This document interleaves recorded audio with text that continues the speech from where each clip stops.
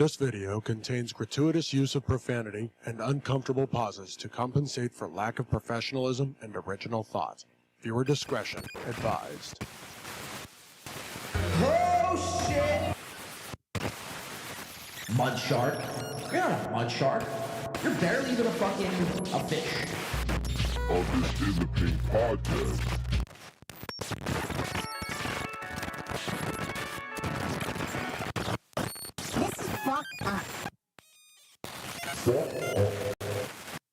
Win by Two, they're actually podcasts out of Philadelphia. Who knows you Win by Two radio? Where's John DiCaprio? Did he ask about me?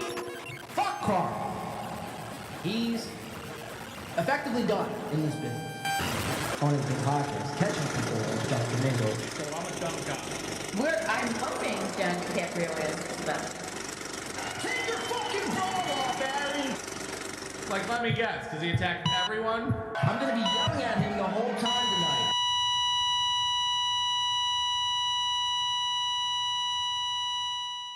Your show sucks.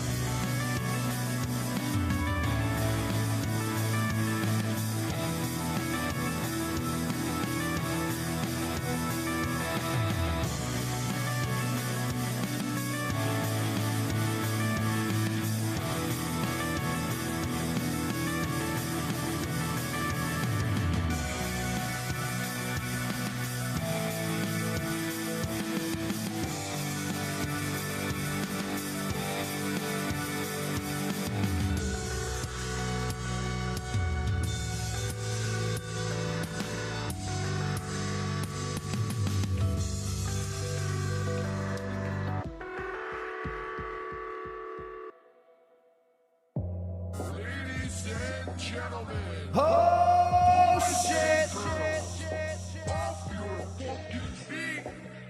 Give it up for your host, Chad.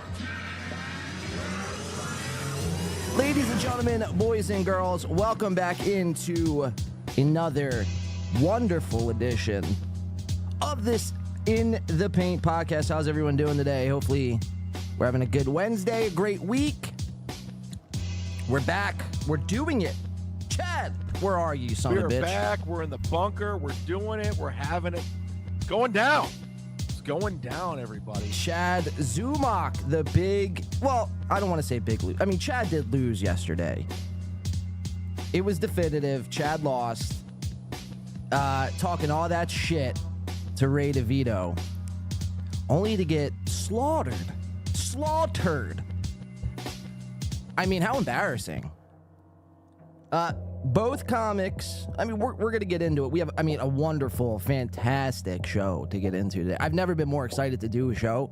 We got two more left before this show and another show before the big break. So I'm very excited. Welcome in. You guys look fantastic as always. But what a fucking disaster yesterday. I mean, it was great, I guess, in the sense that we got to watch two bumbling buffoons go toe-to-toe with each other. It's pretty interesting stuff. We're going to break that all down. We're just going to do a little recap of the roast. I saw Melton was live, stream sniping it. That motherfucker, dude, has to insert himself into everything. He can never just, let anyone have some shine. He's always got to steal everyone's fucking heat. It's pretty pathetic, if you ask me. We have some Melton to get to today. That dude, he's in a whirlwind of just complete bad luck. We'll just leave it at that. So we're going to be getting into that. We have a lot to get into today. I'm very excited. Very excited. We're going to be yelling at a lot of people today. We're going to be making fun of a lot of people. The question has been tossed around. Has Win by 2 gone a little soft as of lately? Having all these guests on and not really pushing back. Well, I mean, you know, I like to give people a chance to explain themselves and then let them hang themselves, essentially. I do see a super chat coming in, and we do appreciate that. As always, Jeff Closer, $1.99. All hail Dice Ray. Appreciate that, Jeff. Hopefully, you're having a great morning today. Because I sure as hell am. I can't wait. I'm seriously, I mean, again, I've never been this excited for a show. We got Simcast to dive into. That, I mean, I was watching Simcast Sunday night for people who may not know. Simcast Chrissy Mayer's show.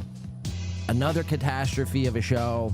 And she's pregnant, trying to deal with the whole thing with Keanu and Gavin, Alex Stein, this porn star. It's amazing stuff. Brandy Love. Brandy Love. So we have a very interesting show to get into today. I was on Ray DeVito's show, all-star comic roaster Ray DeVito. Where's he at? I felt like I just gave DiCaprio a lap dance. Well, I mean, I guess whatever floats your boat, Ray. I was on Ray DeVito's show this past week and kind of breaking my own rules. I don't usually like to go on other shows. I don't usually like to, kind of yuck it up with these guys. Just, if they want to talk to me, they can come on my show. That's kind of always been my my biggest thing. I don't need to go on your show, but I'm watching Ray on, I believe it was Saturday night. I'm watching Ray, and this dude all week last week was having a panic attack. His anxiety was getting the best of him. He was trying to make up every excuse in the book why he couldn't do this big roast battle. And, look, I'd be lying to you if I said I went on that show to encourage him for his sake. I went on that show for my own personal gain, really. When you really break it down, I wanted to see that roast just as much as anyone else. I knew it was going to be fantastic. And that's what I kind of told him. Like, dude, no matter what happens, whether you bomb or whether you do the best fucking 7 minutes of your life, it doesn't matter. It's irrelevant, man. People, I mean, it'll come and go, and people will forget about it within a few days. But, I see, or I saw some people in the chat. They're like, oh, my God, he broke his own rule. He's being friends with all these. No, we're not friends, right? We're not buds. We're not pals. Don't wish me well. I don't want to be wished well at all. But I do want to say congratulations because, again, you took down Chad, which was fantastic. Someone like Chad Zumock who prides himself in being a stand-up comic first and foremost. He's not a podcaster. He's not the cuck shark. When he's not out fucking fighting crime and getting oil in his eyes, he's doing comedy with Nick Swartzen, right? That's what he brags to us about all the time, Chad. So to go out there yesterday on MLC on a, decent-sized platform when it's all said and done, maybe a couple thousand views, right? In this universe, anyway. It's a pretty big platform. To go out there and to lose to Ray DeVito, tells me everything I need to know about you as a comic. Like I never saw Chad Zumock live. We watched some of his specials, but how much can you really gauge somebody off their special? So I never really saw Chad do stand-up, and I get it's a roast. It's different than just doing your material, but if that was any kind of, thing for to us to gauge Chad's stand-up on, it's pathetic. It's purely pathetic. So we're going to get into it all. We're going to watch it back a little bit today, just the roast part of it. It was pretty quick yesterday. Thank you, Jeff, for that $1.99. All hail Andrew Dice Ray. Yeah, the dude's on fire, man. We might have Ray join the show. I did shoot Ray a text. Hasn't gotten back to me thus far. Has not gotten back to me. Said, yo, just went live. This was about 20 minutes ago. Yo, just went live. Just shoot me a text whenever you're ready. I was going to do the show last night, but, you know, obviously with that whole roast thing, then Ray was going to the gym right afterwards, and this is what he tells me. He's like, yo, man, you know, I don't know if I'm going to be able to hop on, if I have time, but right after the roast, I'm going to work out. I'm going to the gym. You know, I don't know about you, but someone who goes to the gym looks like they go to the gym. Ray doesn't look like he goes to the gym. Ray looks like he does everything opposite of what going to the gym looks like. I don't know. Ray, if you're watching, if you're listening, if anyone is in this chat who's close with Ray, please tell him that, you know, us here at Win by 2 Blade is looking for him. Welcome into the show, guys. Again, a fantastic one. We started an hour early today because there's just so much to get to. Yeah, he's too big for me now, Snookerman says. Right. Yeah, this is what it feels like to get stood up by Ray. Imagine that. Ray is too big for me. He is big time now. He is big time. Say what you will. Patrick Melton and Zumach and everyone else who wants to shit on. Say what you will about Ray Devito, but the man can do some fucking... He could do roast, man. He can fucking roast with the best of them. JK. Oh, my God! JK, look, again, it's Chad Zumach. That's what I was telling him on Saturday. I'm like, listen, Ray, like, it's Chad. Like, you're getting this worked up in your head over Chad. Imagine that. No one should fear Chad Zumach. I mean, that thought in and of itself is preposterous. But again, we're going to watch it all coming up. Well, Aaron thinks he's a boxer, but he looks like a pudgy fuck, says Josie. Well, thank you to just, pointing that out there. I feel like that's not said enough. We do have some SteelToe, a little bit of SteelToe to get into today. Not so much. SteelToe is kind of boring to me anymore, but SteelToe does have a message for all of us. Guys, SteelToe, where you at? Everybody else, go subscribe to Win by 2 Radio. I like him. He's always fun in the chat. He's always a good dude. He busts balls once in a while, but in a fun way. Of course, in a fun way. Why would I do it in any other sort of malicious, hateful way? It's always in a fun way, Aaron. You big fucking, as Josie says, pudgy non-boxer. We watched, or I pulled up some clips last week of good old Aaron M. Holt. Aaron and Ape. But we watch, they do this. They've been doing this. Or Aaron does this a lot, actually. April, I don't think, has anything to do with this. Or maybe she does. I don't know. But he takes pictures of him boxing. Or it's not even of him boxing. It's just of a boxing mat. And we looked at this last week, and I thought it was bizarre that maybe it was just a one-and-done sort of deal. No, it's not. He's continuing to post these pictures of him. It's not even of him. I keep saying it's posting pictures of him. It's not of him. It's of an empty boxing ring, and that's it. And he's like, oh, I've just got the hardest workout of my life, and here's a Snickers bar on the ground. It's like, well, aren't you supposed to be in the picture? It's pretty bizarre, but we have a little bit of SteelToe. They're just, man, SteelToe. What happened to SteelToe, man? What happened to the professional broadcaster? As I look right now over to SteelToe, where are they at? $20? Someone's giving them. Great show, guys. I mean, look at this shit. People are still doing this. And this is what blows my mind. And this is what I think, I can never stop officially covering SteelToe. Because of things like this. We got people like Adam Simon? This guy here? Who is this guy? Bearded Jesus? I mean, who is this? And why are you giving $20? And why are you saying great show? I have a lot of questions for Adam Simon. If anyone knows the Simon family, please send them my way, because this is kind of alarming stuff here. But SteelToe, 150 away from their goal. As you can see, they're always struggling, especially when Johnny Crutch is on. Again, we watched Johnny Crutch's last week on Keanu do this like Halloween special. Johnny Crutch is getting completely obliterated last week. Keanu was on the show explaining that she even had to kick off Crutches. But Johnny does this weird thing where he cannot look up at the camera. Like, he's always looking down at that damn desk. And I tune in now. This is live. SteelToe here is biting his nails, looking down on his desk as if there's something more important going on his desk. Truly unbelievable. I'm just going to keep an eye on SteelToe for now, because in about 20 minutes, if they don't take that 150 down to at least 50, well, there's going to be some begging happening for SteelToe, and it's always a great day when SteelToe has to beg for their internet existence. I mean, truly, we covered, when I first started covering SteelToe all those months back, I saw Garth Brooks, which appreciate Garth Brooks for being the member, or a member to the SteelToe group for 8 months now. Wow. 8 fucking months. But I remember first discovering SteelToe and just being completely shocked when I saw Aaron and his band of fucking cronies beg, not just one time, like every single day. And that was enough for me to be like, all right, this has to stop. This has to end. And SteelToe, I mean, we jumped on him, of course, Melton, Chad. I mean, we all know the history, MLC to a degree.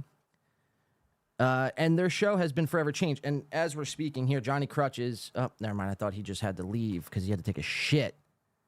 This guy will just get up and just shit in the middle of a podcast. It's truly amazing. But all those months ago, we changed the course of SteelToe's history. SteelToe met a roadblock that he could not maneuver around. Now, this is apparently a professional radio guy who's been in the business, and he knows all the tricks of the trade of radio, but he couldn't get around, Melton, Zumak, and myself. I mean, how embarrassing. But yeah, my point is, we gave them criticisms, critiques. We told them what we didn't like about their show, and the audience expressed that. And I feel like, I'm not saying you have to completely change everything about your show to fit what I want you to do, but at least take the fucking hint, man. I mean, seriously, this was a guy 8 months ago who had 700-800 viewers on YouTube. He was knocking out that goal fucking like it was nothing. Well, cut 8 months later, they're barely hanging on by a thread. $150 is still on today's goal. We're down to 325 viewers, which some of you might be like, "Oh, John, well, you only have like 10 viewers or whatever." I'm not in the business of numbers like Aaron. This bugs Aaron. If you don't think this bugs Aaron, then I don't know what planet or what kind of crack cocaine you've been smoking as of late. But yeah, we're gonna get into SteelToe a little bit later. We just have a couple clips of them. He and Gino, big old Gino, Gay Bisconte. Where you at, Gino? Gino! Gino's a bitch. Yes, he is. Hi, Gino. I know Gino, huge fan of Win by Two. I mean, a huge fucking fan. And as well as Keanu. I think we made a friend last week. Now, I say that with hesitation because then you fast forward to Sunday night and we get to this Simcast. Again, Chrissy Mayer Productions, Crimpcast or whatever, Simcast. And Keanu's on there, and this whole OnlyFans argument ensues about the morality of what it is to have an OnlyFans. And Gavin McInnes was on the show, Proud Boys leader and co-founder Gavin C. McInnes. And he was just as shocked to find out that Keanu had an OnlyFans. It's so much so that he said like he couldn't even look her in the eyes anymore. So it's pretty fantastic. We're gonna get into it. I mean, that seriously, when I tell you, I've said this before, but when I watch some of these shows, my jaw sometimes is on the floor at what is being said on these shows, and the fact that nobody in their live chats like ever say anything. Like they just go on as if this is the status quo, like everything's normal. This is not normal. It's not normal. But we're going to watch it in its entirety, and then we're going to kind of compare and contrast. We have a lot of good things to get into today. A little bit of Joe Rogan, too, at the top I want to do. What's this month? November. No, not November. How's all the guys doing in end month? I mean, how fucking gay. If you really got to, let people know that you're not fucking jerking off on the internet, I mean, that's pretty gay shit. This whole hashtag NNN has over the last couple years, this was never a thing. Listen, when I was a kid, this was, or not even just a kid, when I was in like grade school, high school, young adult, this was never a thing. Sober October wasn't even a thing, but fast forward, the internet has taken such a hold and everything has to be boiled down to a hashtag where now, we have to know about when people go 1 month without jerking off. If you have to post your, excitement about not jerking off for a month, I mean, you should be checked into a psych ward. If you can't go 1 month without jerking off, you should be checked into a psych ward. That's insane. It really is insane. But it's just bizarre shit. Let me check out the chat. How are we doing today? Let's see where we at. Blade and friends, Jeff Closer says. Yeah, no friends. Yeah, so I mentioned Keanu, but you know, she's a supporter of the show. We wanted to snipe Chad Zumach, but the more I thought about it, I was like, no, that's how fucking cringe. We're not doing it. Join the Discord. Chris says, yeah, join that Win by 2 Discord. And I believe Spurgtopia is off to a great start within its first week. Join Spurgtopia, a great Discord. Now, I saw this before going on the show. I wanted to play. So if we have any Spurgtopia alums on or in the chat today, I thought this to be pretty shocking. This was a clip from Wawa, East Coast. An East Coast thing, Wawa. You guys know what Wawa is? Some of you might not know what a Wawa is. It's a little convenience store that has everything. And I've ate at my fair share of convenience stores. Gas station, little convenience stores. And just none of them ever compare to what Wawa is able to do. From their drinks to their smoothies. Whatever, we're not going to go down a path of why Wawa is good, but I thought this to be pretty interesting, given that Spurgtopia just started and it's very prominent. There's a lot of people joining. There's massive threads happening and people getting exposed. Stevie Lou, really going through the ringer in that place. And then this little ad pops up. And Wawa has a little message for all of us. So I thought Wawa was maybe stealing from Spurgtopia, and we don't want that. And if so, maybe a royalty check can be signed, sealed, and delivered to Spurgtopia. All right, so let's check this out. It's just a little clip I thought to be interesting. Maybe you guys will too. I got to open it up. It's via Vimeo. Where's this shit at? All right, check this out. It's called Wawa Siptopia. Wow, Siptopia. So, it's pretty much the same thing. Check it out. Go to camera 2, please, in the back. Thanks. All right, so, yeah, check it out. Wawa Siptopia presents delivery. Check it out. And for audio listeners, it just starts. And now we know this commercial to be kind of fabricated in a way because we have this gentleman here who's a darker shade of my skin tone in a work truck in the suburbs. Now, we know those two things kind of don't go hand in hand, right? But, yeah, so we have this black gentleman here drinking, looking dumb as fuck, dumb AF. Wonder how much he got paid to do this. But let's check it out. Wawa, Siptopia. Welcome to Wawa Siptopia, your handcrafted beverage happy place.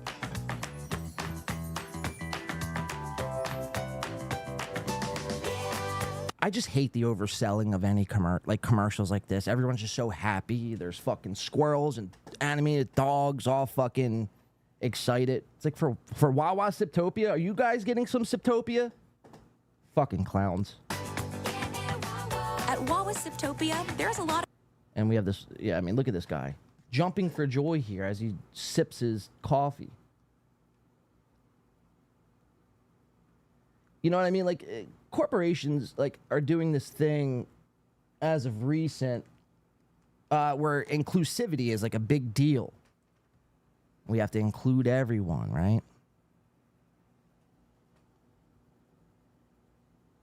But it's I don't know. The overselling here is what irks me about this commercial. Because it's all fake. Nobody is this happy. Drinking Wawa, I should say. A lot of happy in every sip. For a limited time, all handcrafted beverages like smoothies, milkshakes, lattes, and cold brew. There it is, Wawa Siptopia. For all our Spurgtopians out there, I thought that was, Wawa might be trying to copyright and infringe on your guys' creative work. I thought that to be pretty alarming. Are all $1.99. So there you have it. Just a little small Wawa clip. I don't know if you want to reach out to HR of Wawa, but I thought that was pretty interesting stuff. All right, enough of the Wawa stuff. yeah, let's get into the show, shall we? We have a long show to get into today. We're probably going to go 6 hours. I'm excited. I want to start off. I want to take a shot. There's a new song that dropped. I want to play that by this band 4 Year Strong, a band out of Boston, Massachusetts. Great band. They've been around really since like 2003. And when I came up playing music back in the day, around that time, 2003, 4, 5, starting bands and shit. This band, 4 Year Strong, was a big inspiration of mine. I don't really talk about inspirations or what I like doing all that much because I'm always arguing and yelling at these fucking clowns and hacks and pathetic losers. So it always takes my focus away from what I actually like and enjoy. So we have this band, 4 Year Strong. Check them out. It might not be everyone's cup of tea, but let's just take a shot. If you're drinking with us today, please drink responsibly. Definitely drink and drive. And do all that fun stuff. If you're smoking, have a smoke right now. Let's enjoy this song. It's a new song, like I said, 4 Year Strong, out of Boston, called Dead End Friend. Pretty fitting stuff. Pretty fitting stuff. Let's get into the show, guys. What do you say? Welcome into In the Paint. Happy Wednesday. Happy Hump Day. Let's do it. You fuck me up. All right, that's 4 Year Strong in Dead End Friend. What a fucking jam that was. I want you guys to take note of something here. Oh, look at, is MLC live right now? No, that's from last night. I want you guys to take note, real quick. Let me read. Mel says, Blade, I got a meeting in 17 minutes. But yes, day stream. Well, Mel, we'll be here 5 hours from now. So tune back in when you can. But Sam V, I do want to read this. And then I want everyone to take a note of my algorithm because algorithms are going to be a big part of today's show.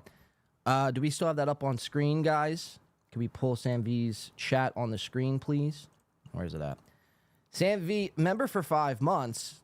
Great to see you in Spurgtopia Discord, Blade. Join today. The link is in Hack vs. Anonymous Reddit. Come by, say hello. Ban Mutic Growl, E-dubs, hi doodle. We appreciate that. Join Spurgtopia. And like I said, that whole Wawa thing, Siptopia, I just thought that to be pretty on the nose, given that Spurgtopia was just created last week. You know, I don't know how long Siptopia has been around, but something I feel like our investigative workers could do, like Lance. Lance is an investigative journalist in Spurgtopia. It might be something to keep an eye out for, just saying. But thank you, Sam V, for the membership for 5 months. SteelToe welcomes you and all as well.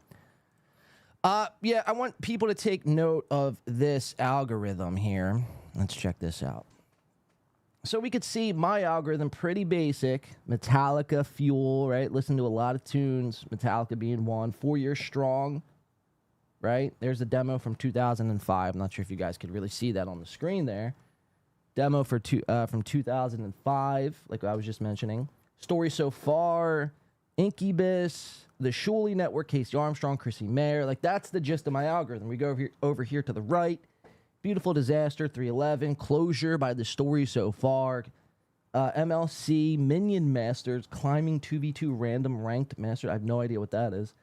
And Perry Caravello Live. But you see, it's pretty much either music or podcast. Like, those are the two things I'm seeking for on YouTube.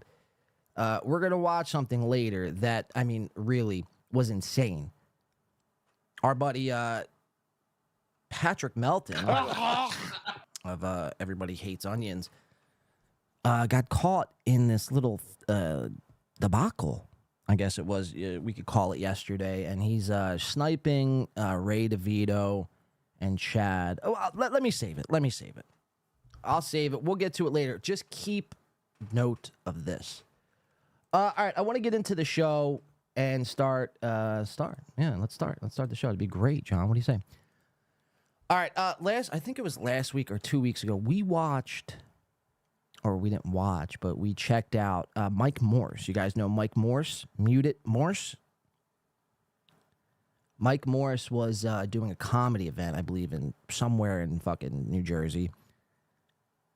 And we checked out the tickets, and it was Mike Morse and another comic. I even forget the comic's name because it's irrelevant.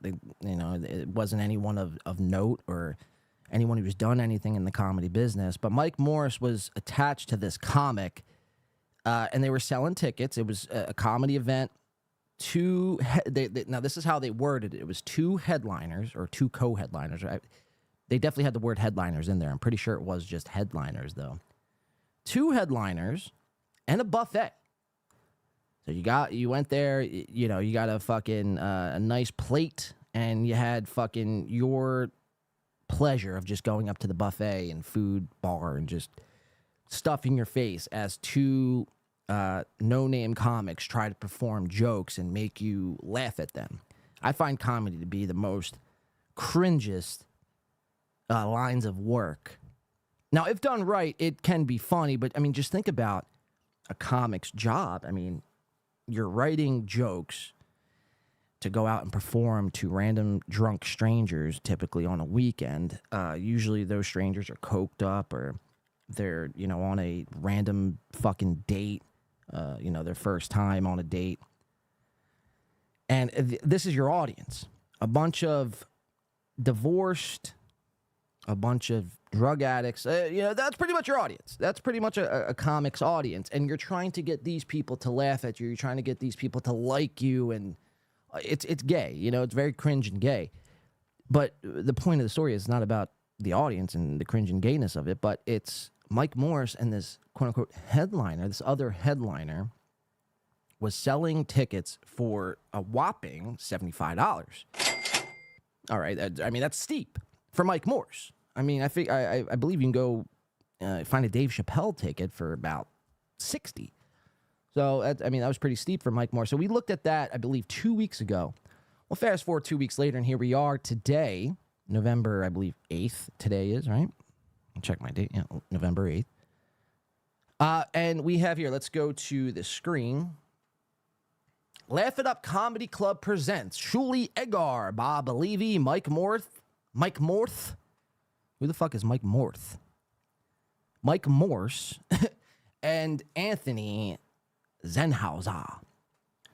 Now, I feel like this ticket range is pretty respectable here. I mean, at least for those 4, it's $25, which isn't completely horrible. Where's it at? There it is. $25 for these tickets, which isn't completely horrible. That was the price of admission to Pottstown with no poster or no VIP package. $25 to see a comedy and podcast set.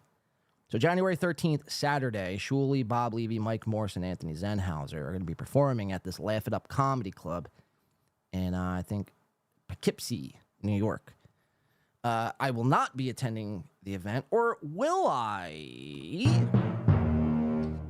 We're going to get to that in a second. So let's read some of this. The descriptions I've found to be, whoever wrote this, I mean, it's hilarious. Because, it's like, did you just copy and paste their Wikipedia page? That's what it seems like to me. It says here, guests can enjoy a wide selection of food and beverages, from tasty appetizers to the best craft beers. A full spread of entrees, desserts, and crafty cocktails. I mean, that's always great, right? When you go to a comedy show and you, as the performer and the entertainer, you're trying to do your set, you're trying to do your material, you're trying to perform for the audience, and you look in the front row and you got someone just as big, if not bigger, than Patrick Melton, stuffing their face with a hot fudge brownie. I mean, that's great. That's fantastic. There's nothing more distracting when you're performing live, whether it be music, comedy, stand-up fucking poetry. It doesn't matter. If you're performing live and the option is, you're allowed to eat at this venue. I'm not saying you should ban fucking food from venues, but there should be a designated section. You shouldn't be able to take your food to your seat. It's very distracting. Let's get back to it. So that's what's going to be going on here. Lots of people just stuffing their fucking fat gourd. Please be advised, all sales are final. We do not. All right, so that's pretty much the company's disclaimer here. Shuli Egar. So here, let's just read some of this description. So I was laughing my fucking ass off, LMAO style. Shuli Egar is a nationally renowned headliner, transformed a one-week audition in New York into a remarkable 15-year radio career. Wow. During this tenure, he served as a writer, producer, and on-air correspondent for the legendary Howard Stern. Shuli's comedic talents shone brightly. Shone brightly. That's what it says. when he dropped his double album, Shoology, in 2019. I didn't know Shuli had an album called Shoology. That's pretty insane. We might have to check that out on a later episode, which made, it goes on to say, which made an impressive debut by claiming both the number 1 and 2 spots on the iTunes comedy charts, which is not that hard to do. Win by 2 was at the top of iTunes charts back in 2020 for about 3 days. So, yeah, it's not that hard to do. I mean, nobody really uses iTunes charts or iTunes at all, for that matter, to gauge anything by. It takes a couple downloads, but like all of us here today could go over to iTunes, download something, and it would shoot that fucking whatever it is, comedy album or music album, up to the top. I do have a text from Ray DeVito. He says, cool, I'm at Panera right now. When I get home, I'll text probably an hour from now, Ray says. Wow. If I could be a Jew right now, I would be a Jew. It's not the sound drop I wanted, but we'll go with it. Let's go back to this. So it looks like we're going to have Ray on the show in about an hour's time. Let's see here. What are we doing? All right. Sorry. Let's go back into this. In the midst of the pandemic, so Shuli and his family decided to bid farewell to New York, eventually parting ways with the Howard Stern show. They sought refuge down south, where Shuli began a new chapter as a free agent. Embracing the vibrant world of podcasting, he now boasts 3 successful shows. The Shuli Show, which I don't even think that's a thing. You know, is there a such thing as the Shuli Show? I know there's the BS Show. There's Uncle Rico. There's Out of the Coffin with Levy. What is the Shuli Show? I don't know. Someone send a link if you have one, or if there ever was one. The Miserable Men Show, exclusive to Patreon, and the Uncle Rico Show. So maybe the Shuli Show is an exclusive to Patreon that I just don't know about, but I feel like I've never heard him talk about the Shuli Show. So, I mean, this is written in such a way where it makes these 4 gentlemen, Mike Morse, Bob Levy, Anthony Zenhauser, and Shuli Agar, seem like legends. And they're not. They're the exact opposite of it. Beyond his Stern Show legacy, Shuli co-hosts The Jay Thomas Show and Dr. Harry Fish Show on Sirius XM, and his witty contributions have graced The Scott Farrell Show and Miserable Men with an extensive touring history. Shuli has graced the stages of clubs nationwide as a part of the blah, blah, blah, blah. All right, so that's all pretty much, you get the gist. You see how they're kind of writing this up here to make them sound bigger than what they actually are. I want to read Mike Morse's, and I want to read Zenhauser's, because that was a fucking, a real hoot, as April Lemhole would say. Going to be a real hoot. Speaking of which, looks like SteelToe did knock out their goal, so no begging for us this morning. That kind of sucks, but whatever, we'll get by. All right, so off with SteelToe. Let's go back into this little comedy description here. So let's go to Mike Morse. Michael Morse. Check this fucking doozy out. I mean, this guy has 1, 2, 3, 4, 5, almost 6 paragraphs written about him. Insane. Mike Morse, it goes on to read. Let's read this together. Mike Morse is a seasoned joke writer. Well, you would have fooled me, because he's never said anything funny I've ever heard of. So, again, if you have that clip of Mike Morse ever being funny, I will pay you. And we'll put this out there now. If you have a clip of Mike Morse being genuinely funny, I will pay that person who sends that clip $200 whole. Just because I do not believe that actually exists. It's like, you know, an 8th wonder of the world. It's like Bigfoot, Yeti, aliens. It's like people, you know, it's a myth. It's a legend. It's a folklore. People say that there's a Bigfoot and they've seen it, but no one has actually seen it, right? So I feel like that's the same thing with this Mike Morse character here. It's like, you know, people tell me he's funny, but I've never seen anything to kind of back that up. So again, if you have that clip, $200 will go to you. You know, for the holidays this year, you might be able to use that $200 in a fun way, of course. Let's go back into it. So he's a seasoned joke writer, comedy resume that sparkles with star-studded credentials. His punchlines have graced renowned TV and radio shows, leaving audience in leaving audiences in stitches on platforms like The Tonight Show with Jay Leno, The Howard Stern Show, and the Comedy Central roast Flavor Flav, Trump, Bob Saget. So, all right, just listing all his fucking credentials. With a pen dipped in humor. I mean, that's pretty bizarre. With the pen dipped in humor. I mean, they're really making Mike Morse out to be this fucking comedy legend. It's like, if you're such a comedy legend, why are you doing the Shuley Show? You know what I mean? That's insane. Comedy legend. Mike's material has seen the light on major networks like CBS, blah, blah, blah, blah, blah. His wit even made its way into The Complete Idiot's Guide to Jokes, a popular book that tests. Sorry, that looked like an O to me, but it's an E. Attests to the comedic prowess. But Mike Morse's humor doesn't stop there. He's the man behind the laughs for some of the biggest names in the comedy business. So Mike is, everyone kind of knows this already, but he's a ghostwriter for a lot of people, crafting special material for legends like Howard Stern, Jay Leno. You've said this already like 3 times, just in different ways. His comedic genius isn't confined to the small screen. That's funny. Mike's written humor that's found a home in publications such as Mad Magazine, Playboy, Cracked, Reader's Digest, and the eccentric Weekly World News. For a whopping 12 years, he served up weekly dose of humor through his column, Morsels, published in New Jersey and New York magazines, Steppin' Out. I mean, this is insane. Like, Mike, if he has all this to his name, why are you doing the Shuley Show 17 times a day? Surely something went wrong. But there's more to Mike's comedy legacy. For 5 uproarious years, he co-hosted the legendary Miserable Men Show on Sirius Satellite Radio, cementing his status as a comedy heavyweight. Wow. No, he's not. He's no comedy heavyweight. I'll tell you that much. He's not even a comedy. He doesn't make any weight class in comedy. Mike, lacks comedy. And trust me, I mean, this is not just like, oh, you're just hating. No, I've watched Mike Morse do stand-up.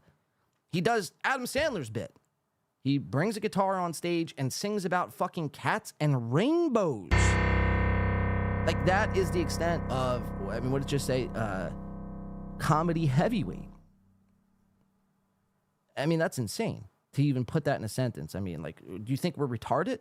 I mean, fuck. Mike Morse, a name synonymous with laughter and a true, Jesus Christ. True maestro in the art of making people smile. Pretty bizarre stuff. All right, let's read Zenhauser's. We're going to move on from this. I just thought this was insane. $25, again, a ticket for this bullshit show. And then Anthony Zenhauser gets 1 paragraph. That's amazing. Oh, my God! Born and raised in New York City, Anthony Zenhauser is no stranger to the pulse of comedy. Anytime you have to put that into a description bio here, you've already lost. You've already lost. It's an uphill battle. He's a writer, member of the Creepy Corner podcast, and frequent guest on Compound Media. It's not something you should be bragging about. Compound is on its last legs. Quite literally.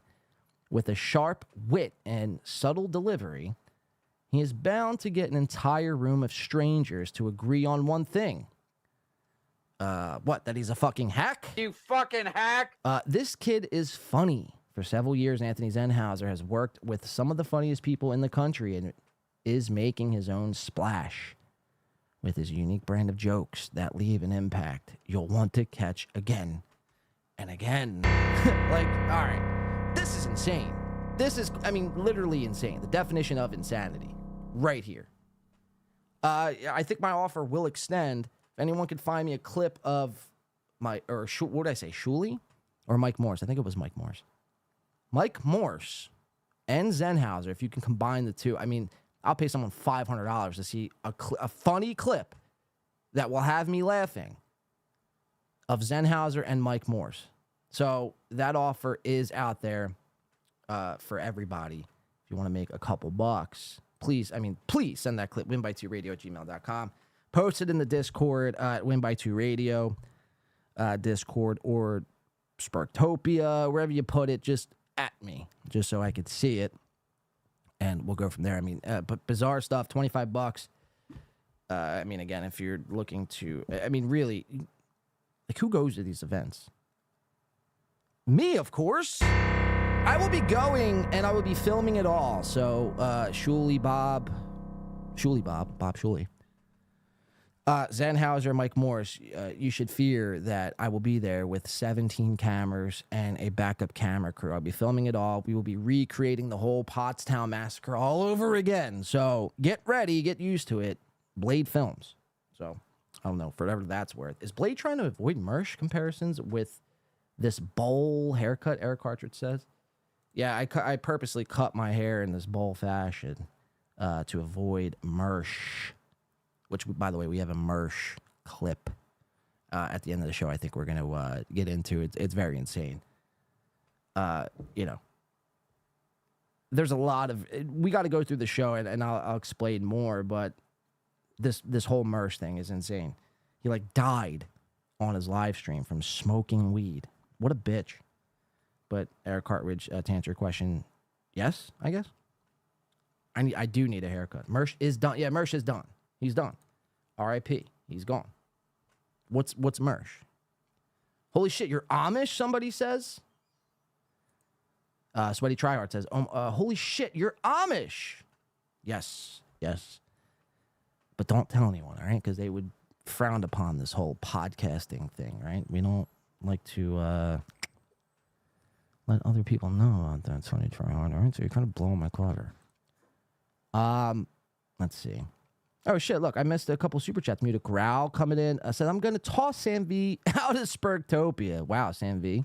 Tossed out of your own creation. That's pretty bizarre shit. Thank you, Muted Growl, for the $1.99.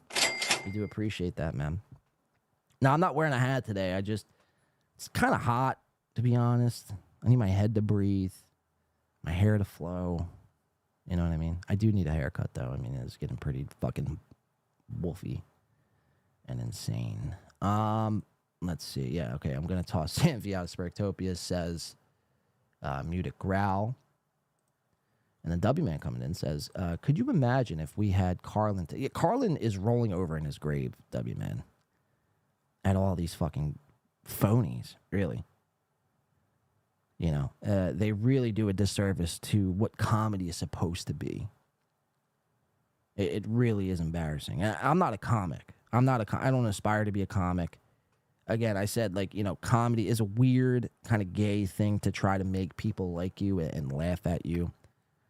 W-Man also said, John DiCaprio sent me a text message last night, just an audio text message, and said the same thing, John DiCaprio, right there. I don't know if you forgot the O or if I'm just missing the bit there, but thank you, W-Man. Yeah, I mean, Carlin, dude, I mean, that dude's rolling over in his fucking grave, man. I mean, that's comedy done right. Dave Chappelle comedy done right. I mean, who else? The list kind of goes on and on. Andrew Dice Clay, or as Jeff Closer said, Andrew Dice Ray, comedy done right. Now, I mean, we're left with Bert Kreischer. I mean, that is like your George Carlin today. Bert Kreischer. Tom Segura, Joe Rogan, like those are your comedy guys. I mean, Bill Burr, yes, but I feel like Burr doesn't really do as much anymore because he's made it. Why would you fucking break your... But you're only going to go out and do shows if you're doing like Madison Square Garden and the Boston Garden and the Staples Center. You're not doing these like little gigs. Yeah, pretty bizarre stuff, W-Man. Thank you for the 2 and the 2 equaling 4. All right, let's see. I do have some Kreischer to get to. This guy, we used to take a look at, we used to cover Kreischer when Al was on the show. You guys remember Alex? We covered Kreischer, and two of my biggest things, I cannot stand Bert Kreischer. It's actually 3 things. One, he is a exhibitionist. He likes to expose himself.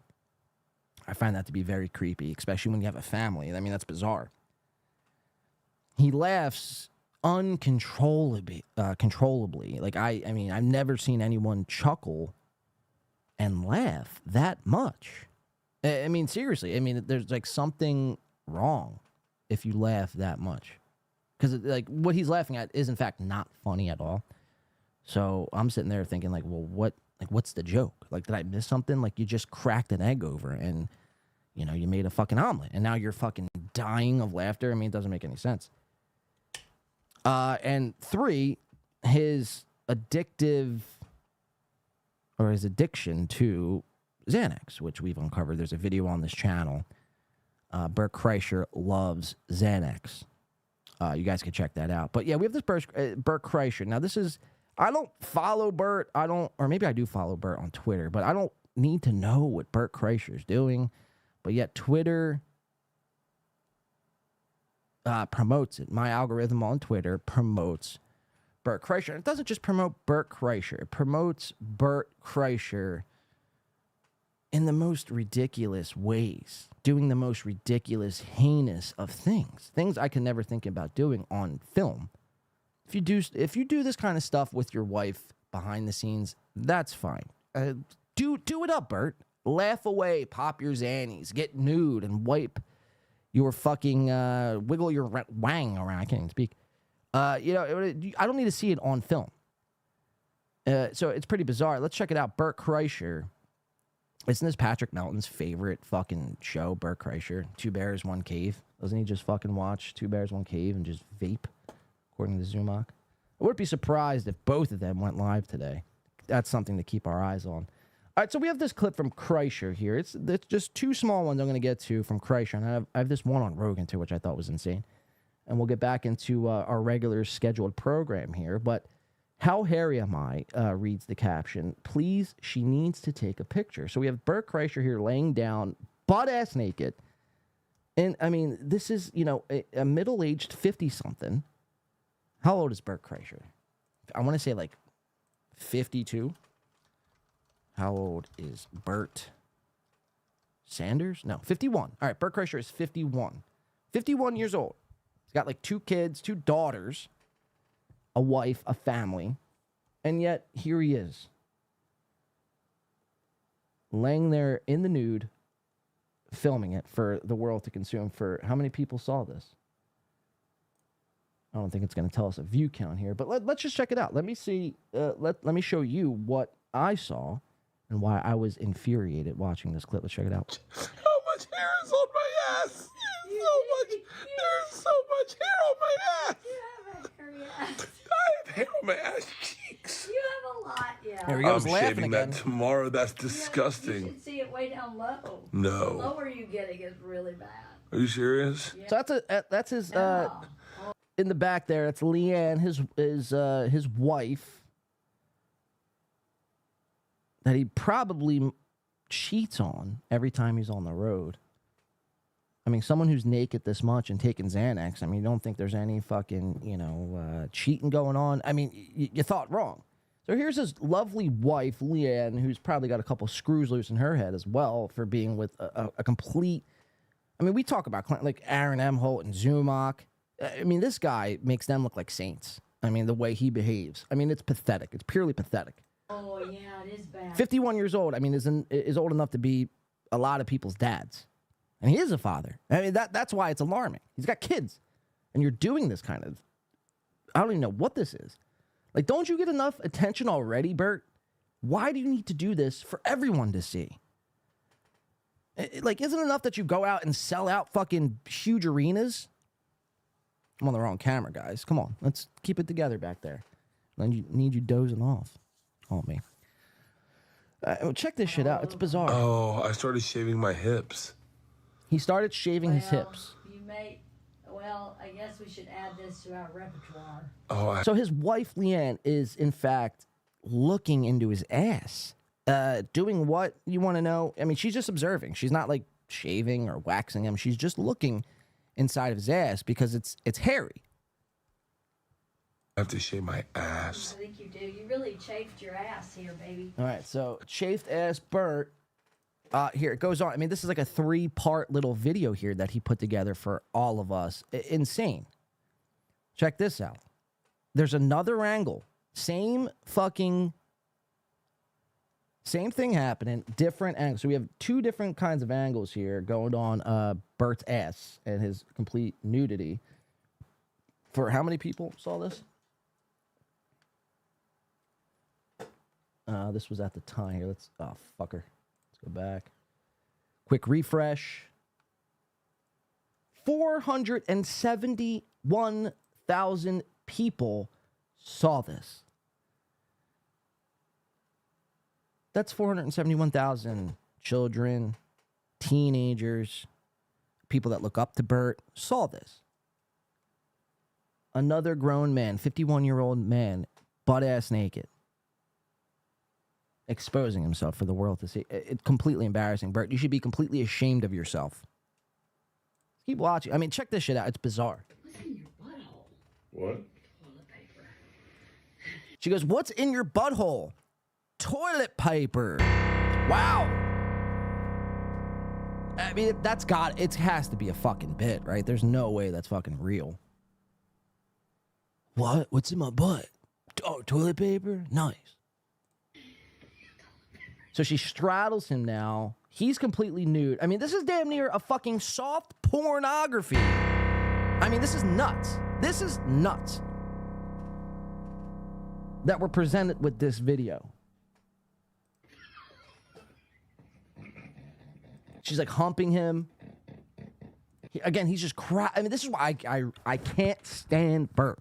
I really cannot stand this guy here. And I've spent a lot of time not watching him over this past year because SteelToe and Chad and but it may be time to revisit some Bert Kreischer, man, because I mean, how fucking infuriating can this be for someone to lay eyes on this? And again, he's cracking up. It's like, what is the joke? You have toilet paper in your ass.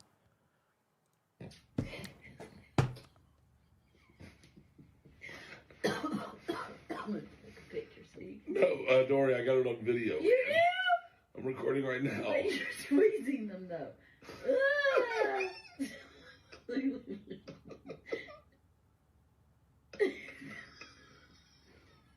I mean, wild stuff.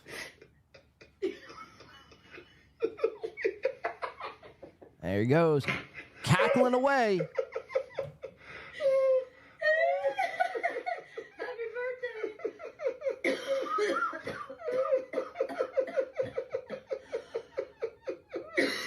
Now you're hiding it. Now you're squeezing it together. You're hiding it. Oh, baby doll, you got I'll just let it play. I mean, this is wild. All right, so there you have it. Leanne, Bert, the Kreischers, letting it all fucking hang out here. And we'll go to the ladies. I advise you, if you're watching, now would be a good time to close your eyes or maybe look away if you have children in the room. But Bert, then, it wasn't enough just to post those two videos. And there was another video that I'm not going to play because it was egregious. It wasn't enough to do those 3 videos, but he thought it was a great idea to now post a picture of what happened to him. So, again, I gave you guys a warning. Check it out together. Bert Kreischer taking pictures of his shit-streaked asshole. Pimply, hairy, shitty asshole on screen. I might get flagged for this. But, I mean, how fucking insane. 606,000 people saw this. And what's even crazier is 318 people liked it. I mean, there's some real sick fucks out there, man. There's some real sick fucks out there. And people applaud this sort of behavior. Oh, those red marks on the side are scratch marks. Big boy, start throwing some powder down there, Shrek. Sorry, Bert, gave you a little probe last night for science. Like, you're really encouraging this behavior. I mean, all of you here. George, Mitch, Terrence, Daniel J, Dominic I, all should be ashamed. All should be ashamed. They're starting polls. Is this cleavage or butt crack? I mean, this is pathetic. But that is comedy. We mentioned George Carlin. turning over in his grave, and it's because of situations like this. You know, and the state of comedy as a whole. I mean, just completely bizarre.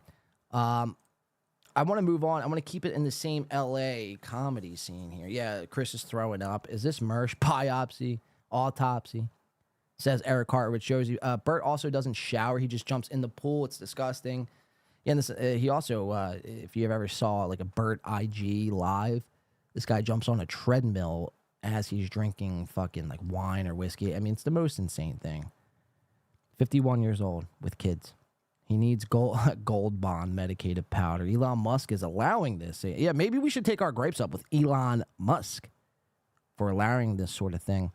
Stephen M., it looks fungal. Okay, yeah, ladies, it is safe. God says it's safe. It is safe. Yeah, the ass crack is off the screen. I do apologize, but sometimes you have to drive home a point, and you can't shy away from the footage at hand here. All right, I want to keep it in the same little LA scene here. And we have a short clip of Joe Rogan, the podcaster of all podcasters. Let me just text Ray DeVito back. Sounds good, man. I'm not going to say that. What am I, fucking Bert Kreischer?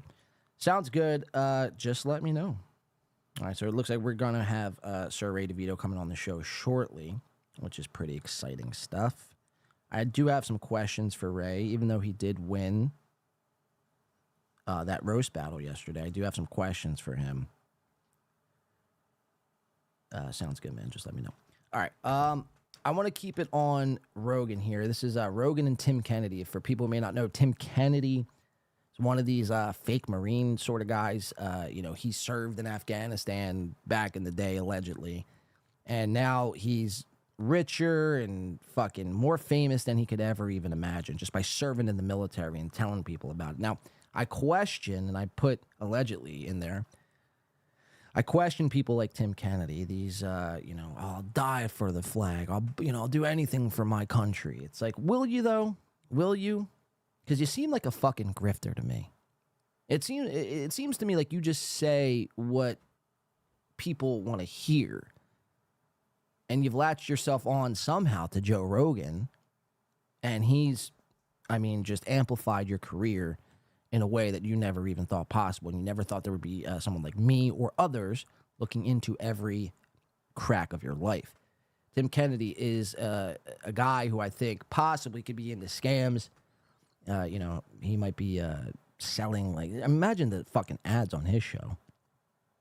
Probably trying to get you to buy, like, these fucking blades. No pun intended, but... so we got Tim Kennedy and Joe Rogan here. Now, the clip is from the Joe Rogan Experience. It says, Rogan and Tim Kennedy give advice to 9-to-5 workers. It's always good, right? When you have two rich people, two rich males living in America, giving advice to 9-to-5 workers. It's like, you know, you worry about your life and career path. I'll worry about mine. Thank you very much. It goes on to say, Tim tells how you can get to $10 million. Wow. All right. So someone who might be down on their luck or might just got fired from their job or just got divorced, they stumble on this clip and they're like, wow, I can make $10 million. Like, by what? Let me check this out. So let's check it out together. This is Rogan and Tim Kennedy here. Take it away, guys. Fatter, they want us to be more mentally unwell. Yeah. But I don't think people realize that that's what it is. I think when people are trying to be a TikTok influencer, what are they saying? Well, they're saying, well, I don't want to work in a fucking insurance company. Like, what other job can I... Oh, can I just, like, make wild, wacky videos of me eating and I can make more money than I would ever if I got a college degree? Like, yeah, you can. Yeah, you want to be the richest person on the planet right now? In Austin? Be in construction. Be an electric. All right, check. I mean, this is insane. So they're talking about TikTok influencers or people who could just blow up on TikTok and make more money doing TikTok stupid dance videos. This to me, when I watch this back here, we'll rewind it and I'll let it play through. But when I watch this back, it just seemed like gatekeeping in its purest form. It's like these two guys, Joe Rogan and Tim Kennedy, again, made their money, or most of their money, online, doing podcasts and videos and shit like that. And now that they're getting a little bit older, and when it's time to pass the baton, for lack of a better term, now they're letting everyone know this isn't really what you want to do. You know, go out and be a construction. It's like, motherfucker, you be a construction worker. Watch this shit again, and we'll let it play for a little bit. Wacky videos of me eating, and I can make more money than I would ever if I got a college degree. Like, yeah, you can. Yeah, you want to be the richest person on the planet right now in Austin? Be in construction. If you want to be the richest person on the planet right now, then he goes, in Austin, be a construction worker. It's like, you be a construction worker, Tim. If you can make that much money, then why aren't you doing it? Tim? I hate people like this. They always got to tell other people how to live their lives. And there are some people who actually fucking listen to this shit and go do it. Now, what he's saying isn't the most insane thing to go do. Like, all right, go be a construction worker. Like, there's obviously, like, if he was like, go be a crackhead, then we'd have major issues, right?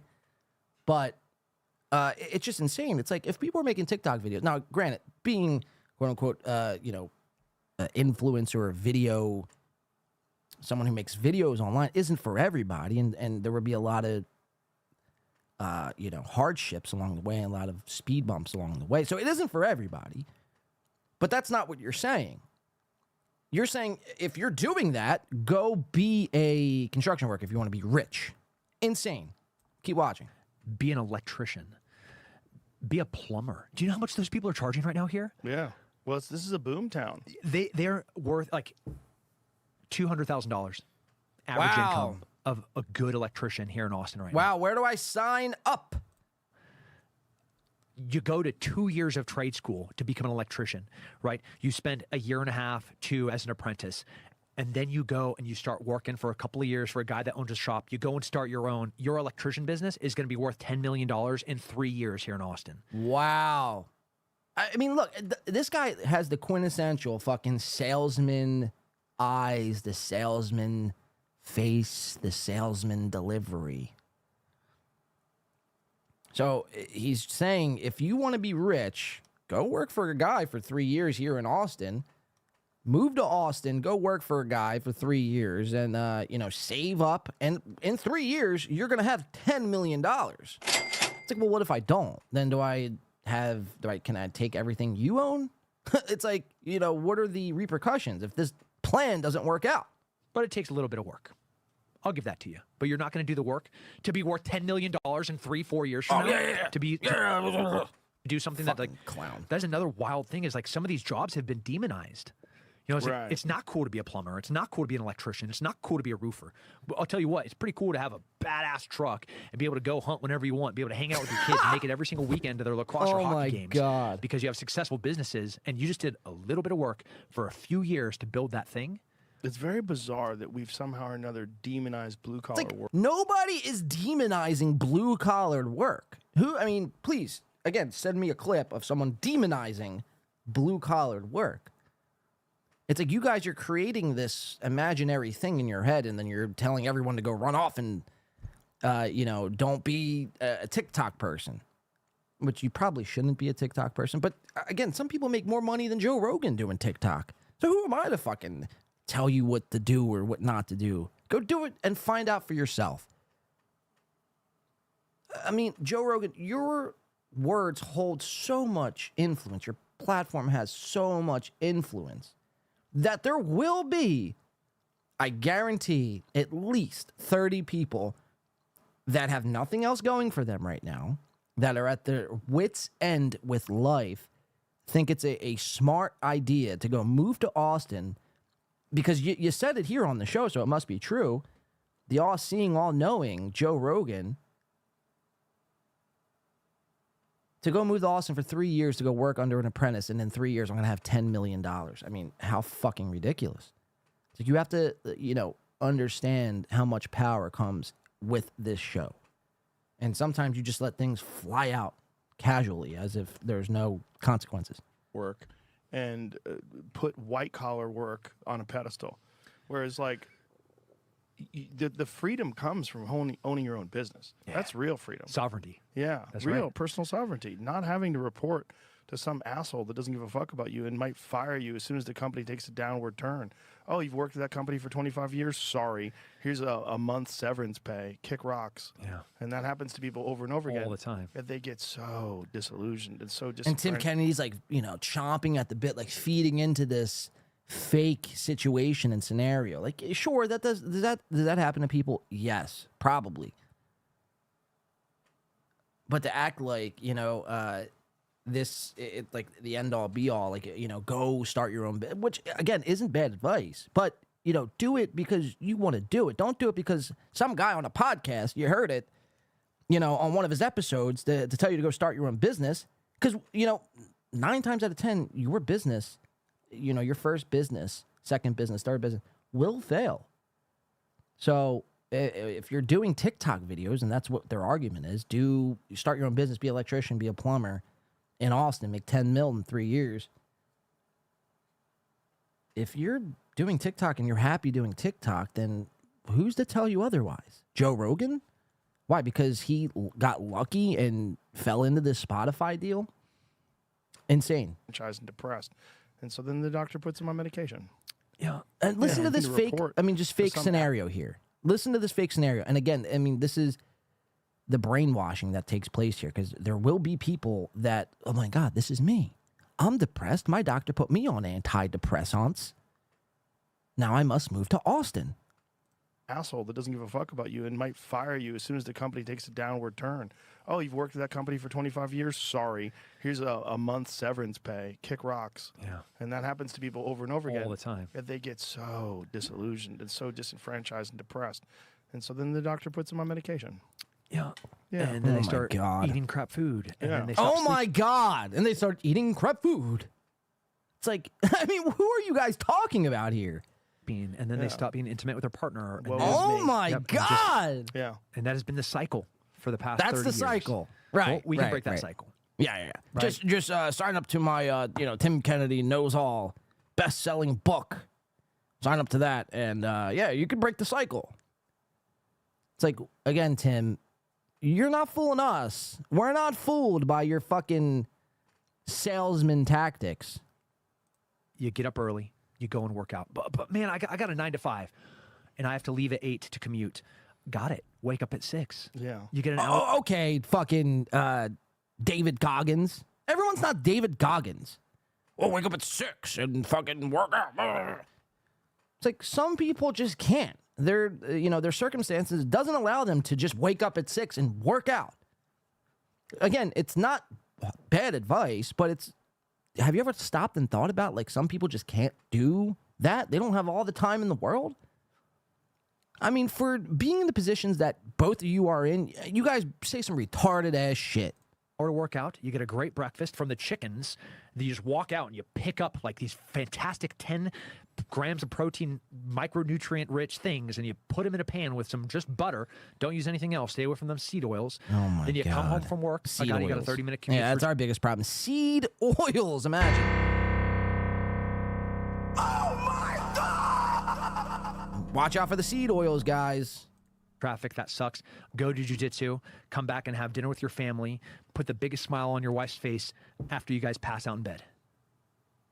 Repeat for a couple of years. Just buy my book, $9.99. Start your own business. Yeah. Yeah. People need to hear that. Yeah, people And need to they hear don't- that. They don't hear it anywhere. They want us to be Oh, weaker. there's They a want us to be reason why they don't hear it anywhere, you bald fucking moron. So that's Joe Rogan. I mean, I haven't watched the Joe Rogan clip in quite some time, but I saw that one come across. I was like, that's amazing stuff. It really is, Joe. I mean, it's just such a. I mean, you would think at this point in your life you would have some sort of fucking awareness. Joe never ceases to amaze me that he just doesn't have any awareness. And that's the problem with Rogan. He's been so disconnected from the average person. He's disconnected from his audience. And he doesn't know. He doesn't have a pulse on what's going on. But truly remarkable stuff. This guy is delusional, Chris Mack says. Insane. Pretentious Muzzle of Beast says, thanks says, this is so out of touch with the working class man. Right. It's no one is thinking this. No one is doing this. You know what I mean? Oh my God, my boss, my job, I was just out for 20. This is what they said. If you're making TikTok videos and you're also working a 9 to 5, you've been at this job 25 years and your boss could lay you off at any time. And then you're just going to start going into a frenzy. You're going to go see a doctor and you're going to go on antidepressants. You're going to start eating fucking dog shit food. Your life's going to get out of hand.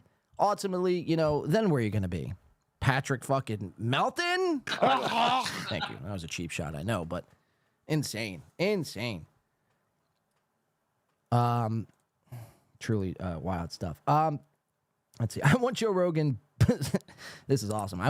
This is coming from Rainy G. I want Joe Rogan's black daughter on OnlyFans. I would love that.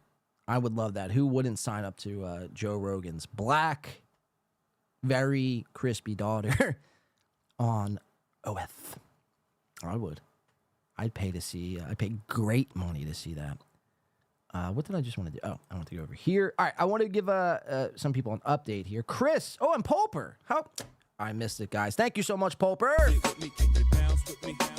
Gifting a Win by 2 radio membership. I did not see who that went to. I was watching the clip there. And then also Chris giving a Win by 2 radio membership. Welcome into the SteelToe. Can we see who that went to? Okay. Bildong? Am I saying that right? Welcome into SteelToe. And Doodle, welcome into the SteelToe, guys. All right, so those were little short ones. I wanted to break the ice with Kevin Brennan calling her his nanny or whatever was hilarious. Chris says Joe Rogan is very angry, or very little and angry. Truly funny.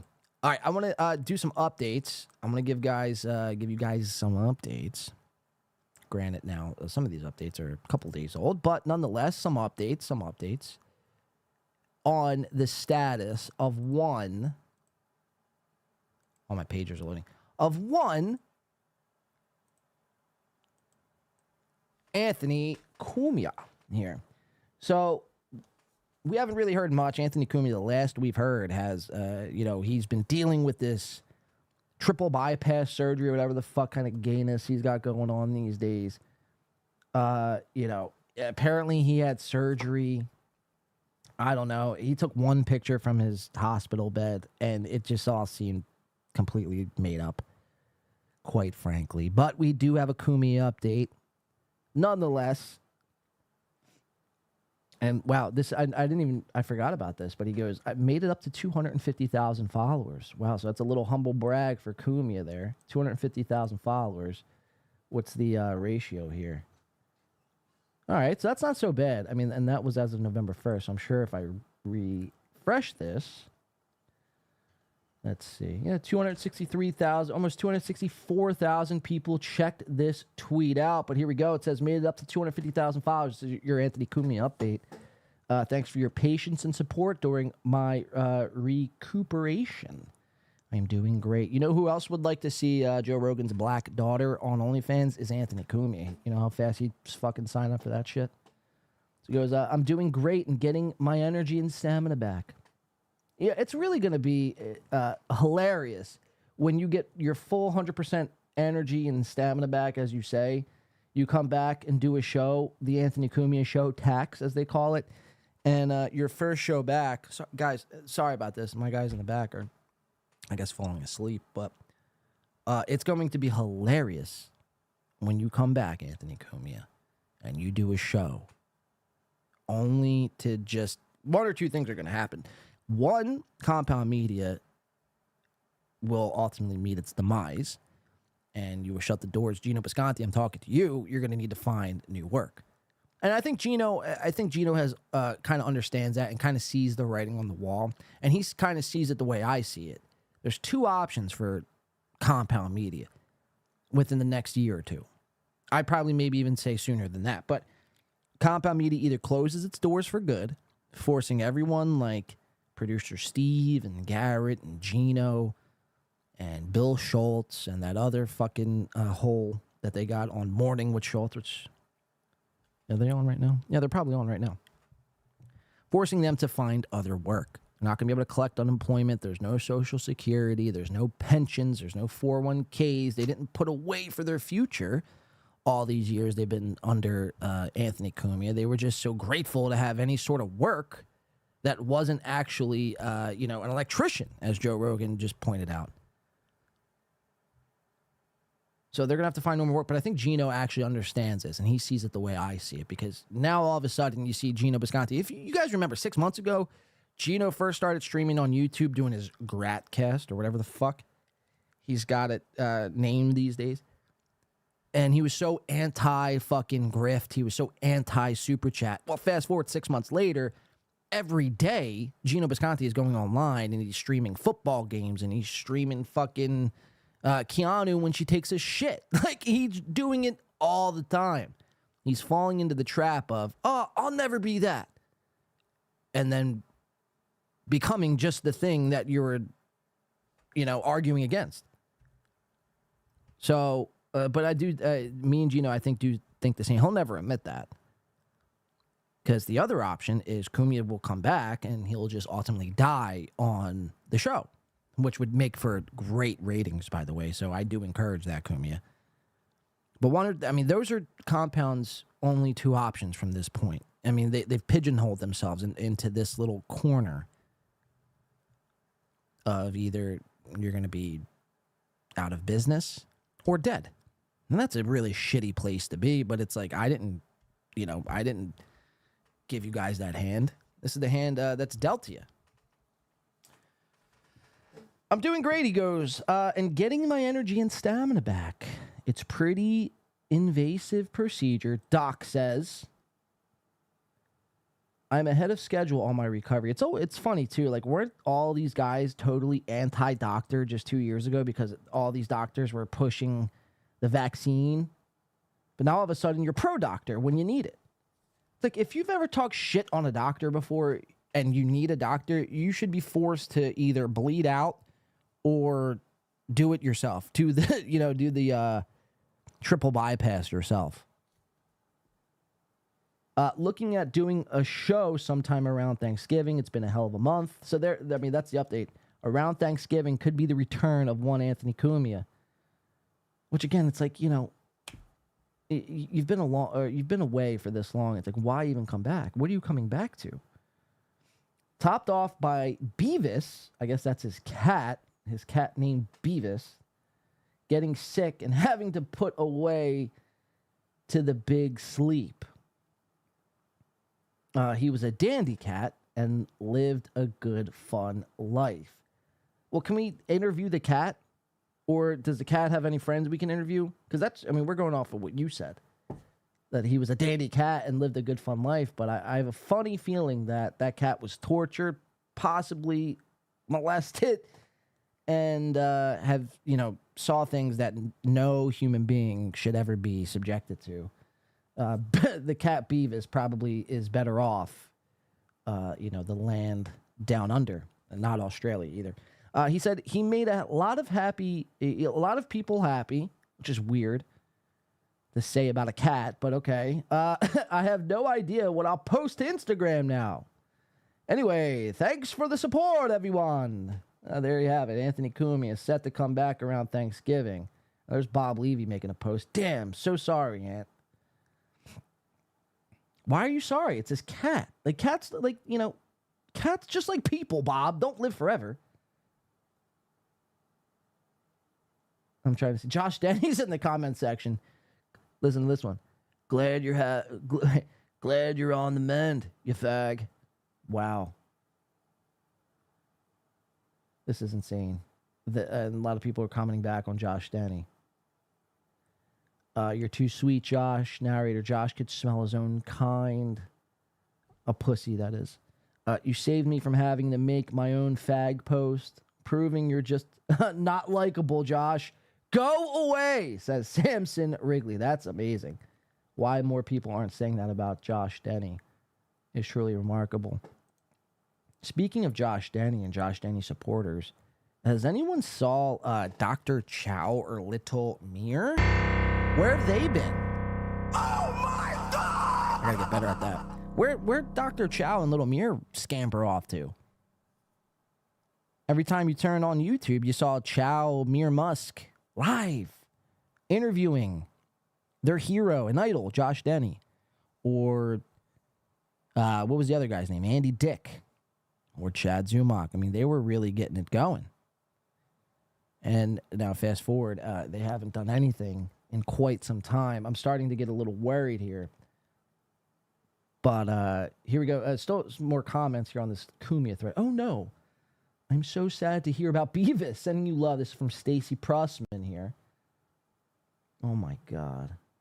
Go away, all of you. Just go away. All right, so there's Cumia. A little update from AC, Anthony Cumia.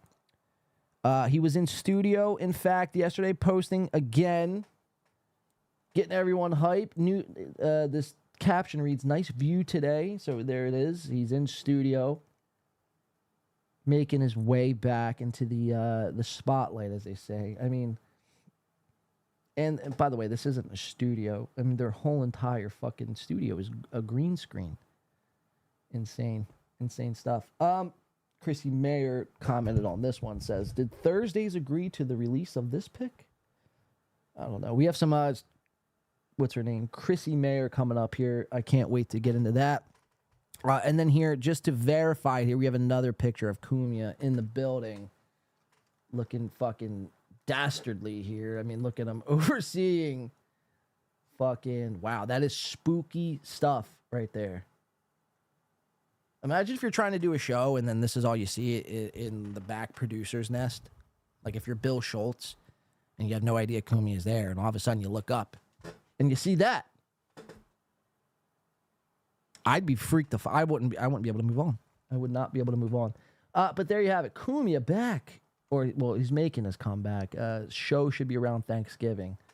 Unless his heart gives out by then. In which case, then we will all stand up and cheer. We're going to keep it compound related. I want to get into Gino Bisconte, as I mentioned.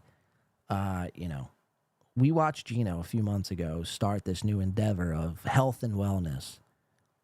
And one of his big things was to jump rope. As most 16-year-old black children do from Harlem, New York. They play double dutch or hopscotch, jump rope. Gino Bisconte's fitting right in, I guess you could say. But here we go. Gino back at it. We made fun of him plenty for this. And he hasn't done a jump rope video since we kind of made fun of him, but now he's back at it. And he's jumping rope better than ever before. Let's check this out. Mind you, this is a grown 54-year-old man who jumps rope. Check it out.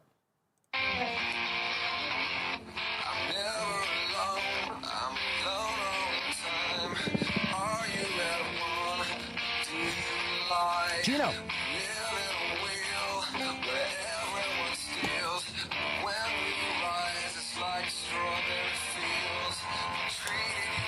Wow. Hold on. This is coming from LL Cool. He says, Chow was arrested for tax evasion. I wouldn't be surprised. Chow, if you're out there, show yourself. Again, where have you been? Where have you been? Rain says, Gino is a disease. But it's remarkable. I mean, Mere Musk, a show. Well, I say those words loosely. That wasn't really a show, if we're being completely honest.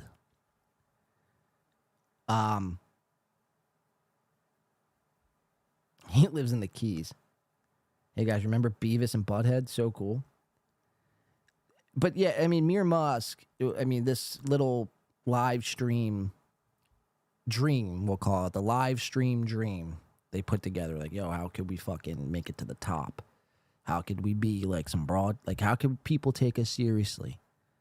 So they decided to start up a show, call it Mere Musk, because it gets musky. Like that's their tagline. Hey, why is your show called Mere Musk? Well, it gets a little musky, man. You know, I must say, my show, it gets musky. That's kind of gay. If your show gets musky, if that's your tagline, it's, wait for it, gay. So, yeah, I don't know where they've been. It's kind of, we might have to do a wellness check. Is Chow back on the sauce? People are probably wondering. If not people, then myself. I'm definitely wondering that. Mere, I don't know. I was getting some enjoyment watching Mere Musk. I have something being shared here. Oh. Jesus Christ, the music. Someone just sent me something about gorillas fighting each other. That's amazing. Let's refresh Twitter there. Send Chow the link. Chow, Dr. Chow! Wow, there he is, out of the fucking blue. I put out the bat signal, and Dr. Chow is here in the chat. Chow alert. Chow alert, Chris says. We got a show on today. Let's check that out, shall we? Mere Musk. God, can we get you to change that name? For the love of God and all things holy, can we get you to change that name? Mere Musk. I don't see any live. I don't see anything scheduled. So I'm gonna have to call bullshit on that, but I don't know. Maybe you could prove me wrong. Chow. Dr. Chow Chow. Excuse me. Wow, I'm a fucking pig. Yeah, so I don't know. That's I mean, we're scrolling. We're scrolling. And I see nothing. Let's check it. Let's check it. Chow. Wait. Who do you think won the roast, Dr. Chow? Asked Doodle. John, your lineup is worse than Ray's. If you think this is my lineup, you got another thing coming, Professor Pooh. No, I do need a haircut. So it's probably a bad day to just not wear my hat, but I feel so confined in a hat. You know what I mean? Sometimes you just got to let your head fucking breathe. And, yeah, today was that day, unfortunately, for some people. Sorry if this isn't the haircut that you thought I had, but I don't like the roast, to be honest, but I think Chad won. Wow. So, Dr. Chow going against the grain there. Dr. Chow, but I thought Chad wasn't great either. Well, thank you for that. Leo Gunn coming in for... Wow, Poper, I missed all of these. I'm sorry, Poper. Here, let's read some of these supers. I've been distracted with Chow and Beavis, who's Cumia's dead cat. But Leo Gunn comes in, and he's been a member for a whole month, does that say? I've heard rumors of a compound/censored merger, so Ant can retire to South Carolina and Skype in while Gavin runs the day-to-day operations in New York. Wow. Well, that's something we have to keep our eyes on, Leo Gunn. I haven't heard anything of that sort, but I'm not saying it's completely false either. It would make sense because, Cumia, again, he's on his last legs. He just had bypass. He just had heart surgery. His heart just gave out on him. And, to think that he's going to be continuing as business as usual is preposterous. So it'll be interesting to see. But, I mean, at the same time, does Gavin want to take on the likes of Gino and Bill Schultz? Like, I don't know. If I were Gavin, I would stay far, far away from that. And then let's read a couple of these. Pulper coming in for a 2 spot there. Says, thanks to Sam V creating Spurgtopia. Appreciate that, Pulper. Doodle also coming in for $1.99. Says, thanks, Pulper, for the membership. Hi, Sam V. And thank you for that, Doodle, for that $1.99. And Pulper, again, one more time, says, love fests are so refreshing, both here and Discord. You got that right, Pulper. You're damn right. Love fest are refreshing. All right, I want to keep, and thank you for the 2, as always, Pulper. And Doodle and everyone else. Thank you. We do appreciate that around these parts. Again, guys, we have this show we're going to get through today. One more show next week. And then we're going to be revamping the studio, which I cannot wait for. I'm very excited. You guys should be too. It's a new look, a new endeavor, a new journey, a new chapter of this show. So I'm very excited. Probably be back, I'm hoping before Christmas, but if not, right after Christmas. Ray Devito is set to call in at some point. It's 11:52. He messaged me at 10:50, so really should be any second. So I'm trying to set this up for Ray. Let's go back into Gino, though. Let's watch him jump a little rope to Bush. All right, so there you have it. Gino Bisconte.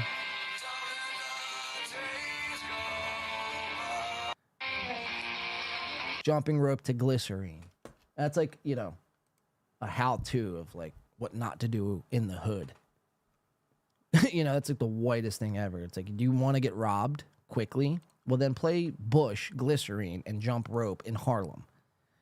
Fucking hacks, dude. You fucking hack. Hell yeah, Chow. You are cool now. Let's go Team Chow. Why is Chow cool?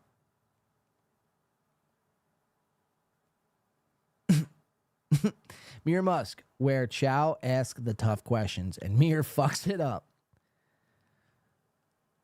Just being honest, but I had high expectations, said Chow. Chow is the man. He rules over all of you. Well, you're probably not wrong there, Eric Hartridge. I mean, the guy, you know, Dr. Chow the Mega G. The guy's rich. I wish I could have as much money in all those Rolexes. Come on. What do you think this is? All right, let's keep it moving here. Shall we?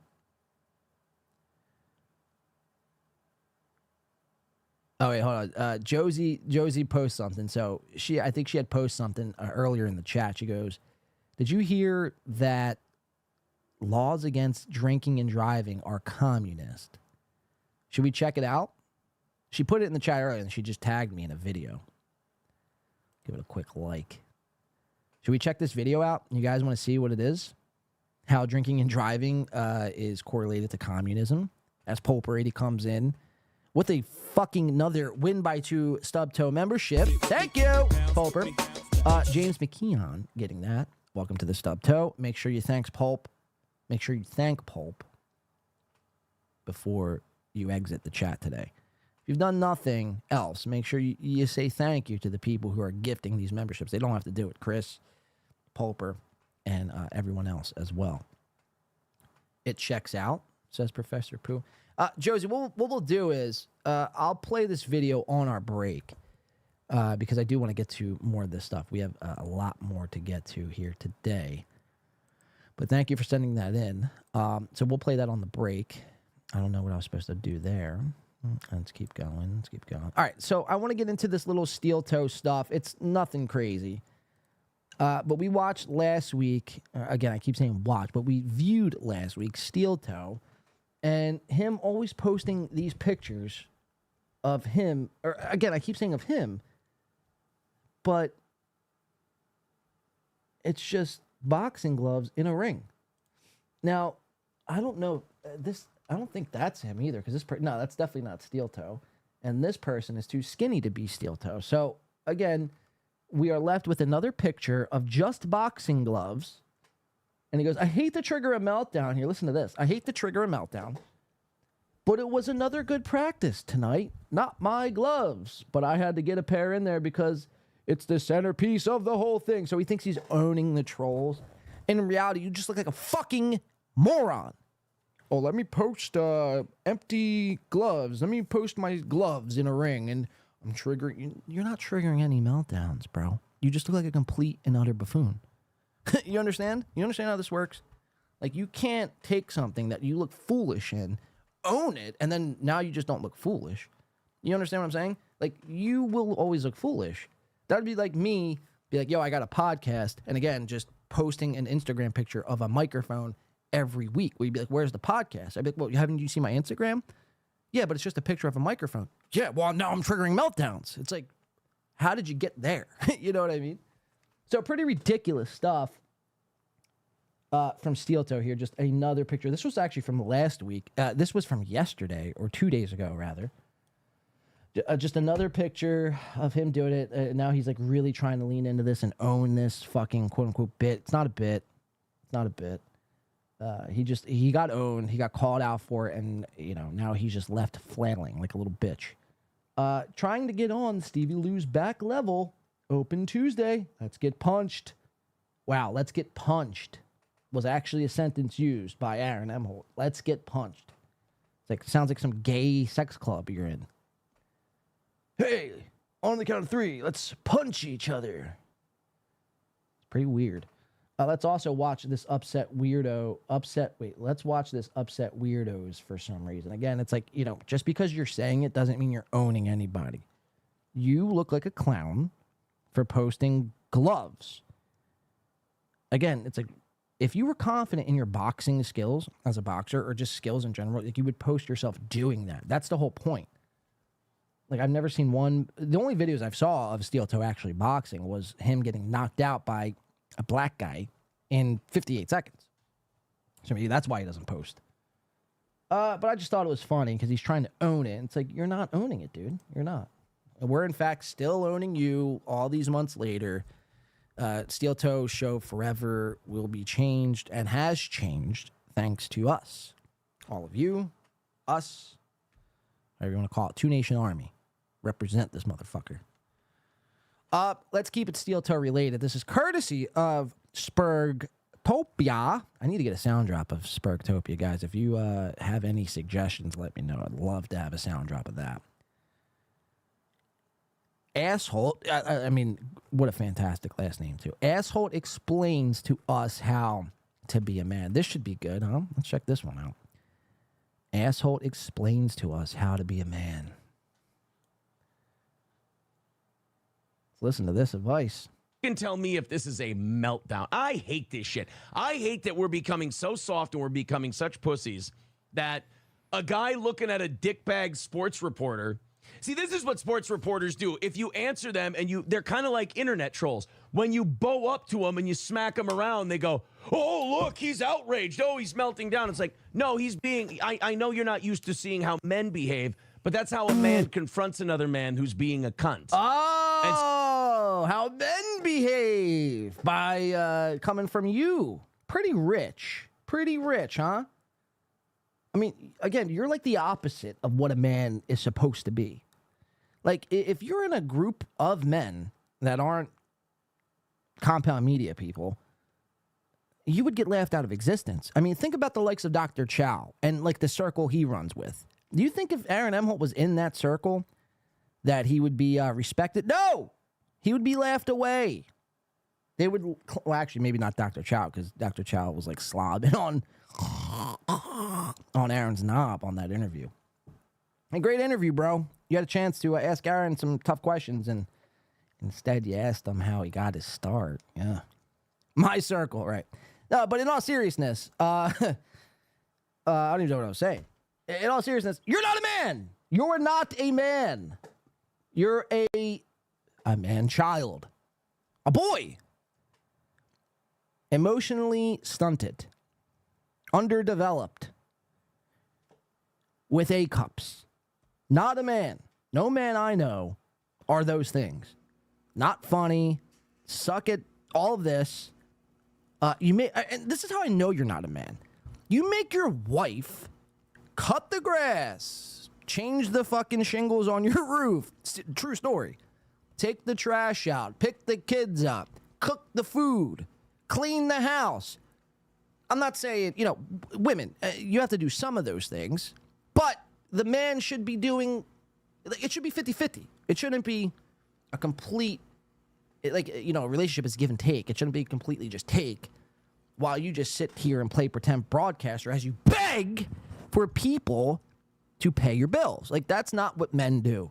So for you to come on here and be like, oh, I'm a man and this is how men should act. You're not. You're not a fucking man. You're a trans. I'm just kidding. I don't know if you are. You might. You might be. I don't actually know.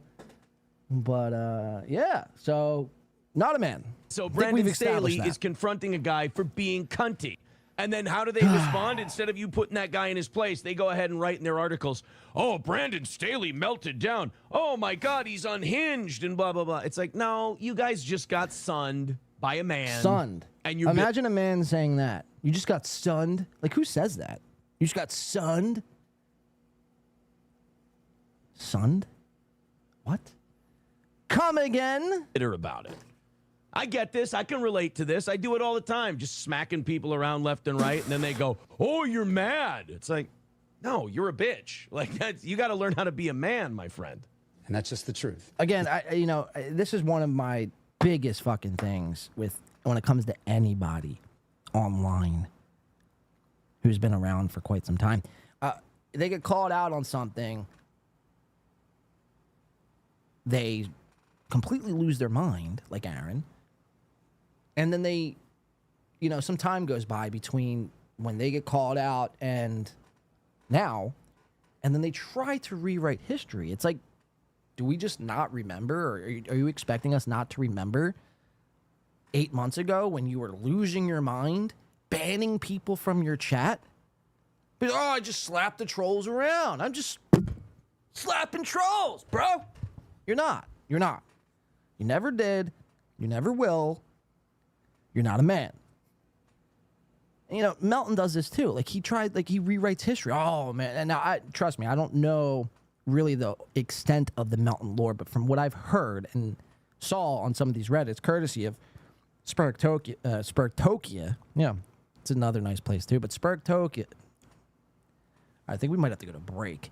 Spurgtopia posting great videos of old, like, Red Bar coverage of Melton running away and shutting down his chat and all this kind of shit. But then fast forward all these months later, all these years later, it's like he rewrites history. Oh, I don't know who Red Bar. What's a Red Bar? You know, I hate that. There's nothing more that I hate than someone who tries to rewrite history as if we didn't all watch you flail out and cry like a little bitch. Correct me if I'm wrong, but wasn't there a point in time where you were threatening lawyers? So, I don't know. It's pretty fucking insane. Melton would refuse an appearance on Jimmy Fallon because it's a dying show, says Mario Lopez. Rainy G says, you know what's worse than Ugly Toes goals? Ugly Toes stand up. We actually haven't watched that. Maybe we should play a clip of that real quick. Because I had some other SteelToe stuff, but it's kind of irrelevant. It doesn't really... And then you can tell me... Oh, shut the fuck up. Yeah, so let me see. Because there was one posted on this Reddit. Yeah, even someone on the Reddit says, in quotes, let me look at that. That's funny. It says, let's get punched. Haha, it's cringe how Aaron's... And I didn't see that. That's funny, though. Where's this clip The at? best equipment. Oh, and then you can... yeah, here it is. All right, let's check this. This is Aaron M. Holt's stand. It's only like or I think Melton's in this clip. So disregard Melton's commentary here. Let's just watch this for a sec. But, fuck me, I can't remember the rest. Who gives a shit? Should we just bring him up? All right, so Melton's going to critique here a little bit. But just how awkward. Like, this is Aaron M. Holt doing stand-up comedy here. Hold on. I mean, look at the... I mean, this is like... When you're uncomfortable in a situation, this is an uncomfortable lean. You uncomfortably do one or two things. You either uncomfortably lean on a wall somewhere like Aaron, or you fold your arms like a little fucking bitch. I don't want to hear Melton's voice.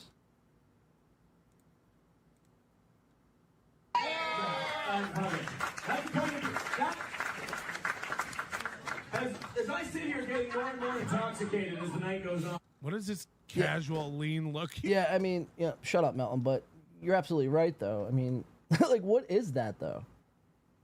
You know? Is this the look of a man? Would you ever, like, look at this and be like, you know what, that's a man. Yeah, that is, in fact, a man. Probably got his shit together. You know? Probably has some money in the bank. You know, probably has a happy wife, happy life sort of deal going. It's like all those things couldn't be further from the truth when it comes to the asshole, as Reddit likes to call them. Like, if you got a set amount of time you have to do as a comedian and you start bombing, you're fucked.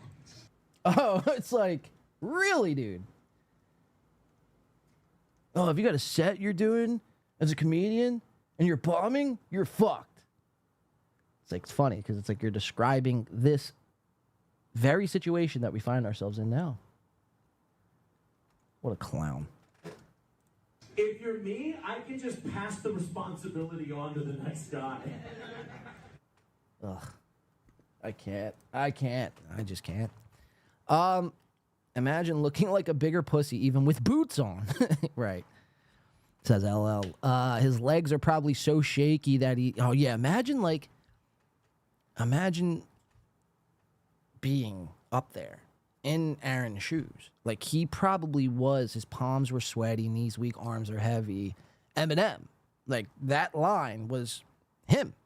He is him. Just quivering in fear, hands shaking, barely getting out the words. But then he's going to lecture us on how to be men. Insane. Insane.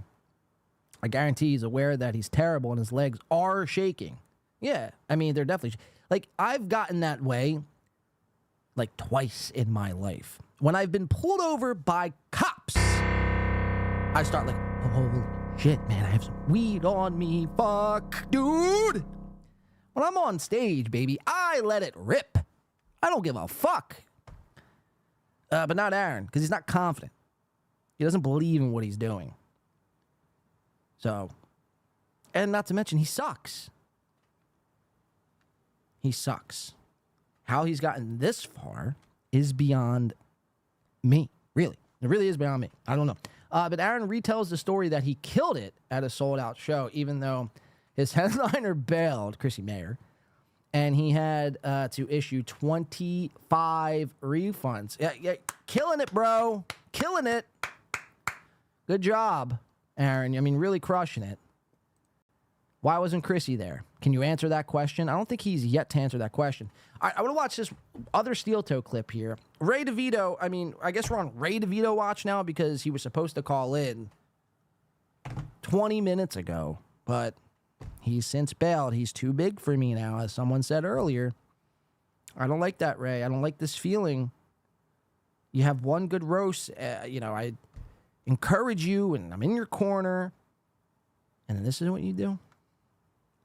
You will answer for your crimes, Ray. You will answer for your fucking crimes. I want to point this out because I thought this was worth noting. Remember a couple months ago, about 4 to be exact, Aaron's big thing, or his latest big thing at the time, 4 months ago, was his Cameo. Cameo, a social media website where you pay other people, typically celebrities, and I say those words loosely because anyone can make a cameo. Any one of you here today in the show, watching the show back, you can in fact make a cameo. But Aaron had this new endeavor that he embarked on of Cameo 4 months ago. And this was going to be his new grift, making cameos and doing videos for the people who paid him. Yeah, that is a joke. That's funny. Oh, yep. My phone just dropped on the joke soundbite. All right, Ray said he's going to jump on in 10. Thank you, Ray. I think someone reached out to him. That's awesome. So, Aaron, this is 4 months ago. Was going to do Cameo. Where's that Cameo been? Well, we actually don't have any updates on that, but I just want to remind everyone that this was actually a real thing. So maybe next time in his chat, just be like, can I, where's your Cameo? Or I need a refund. Something. Guys enjoyed it. And also, I have some big news regarding goals and whatnot. Goals. The goal will be much easier to attain from now on since I got the invite from Cameo to join. And again, you didn't get an invite from Cameo to join. Anyone can sign up. I can make a Cameo right now if I really wanted to. You're on Cameo now? SteelToe is now on Cameo. All I have to do is set it up, get it all, up I mean, this was such a big deal that he felt the need to announce this to everybody, but we've since heard about Cameo. So what happened? Nobody wanted not even Zen Porky Rhino wanted a Cameo from you? Citizen M didn't want a Cameo from you? What happened? Cameo. It's going to affect the goals in a good way for your audience. No one wanted your cameos. You suck.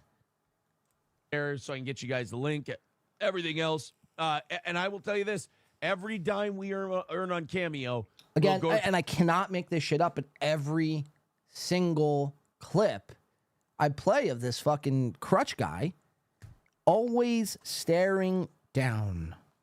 I don't know what is on that desk. I will pay astronomical amounts of money to see what is on that desk while you stream.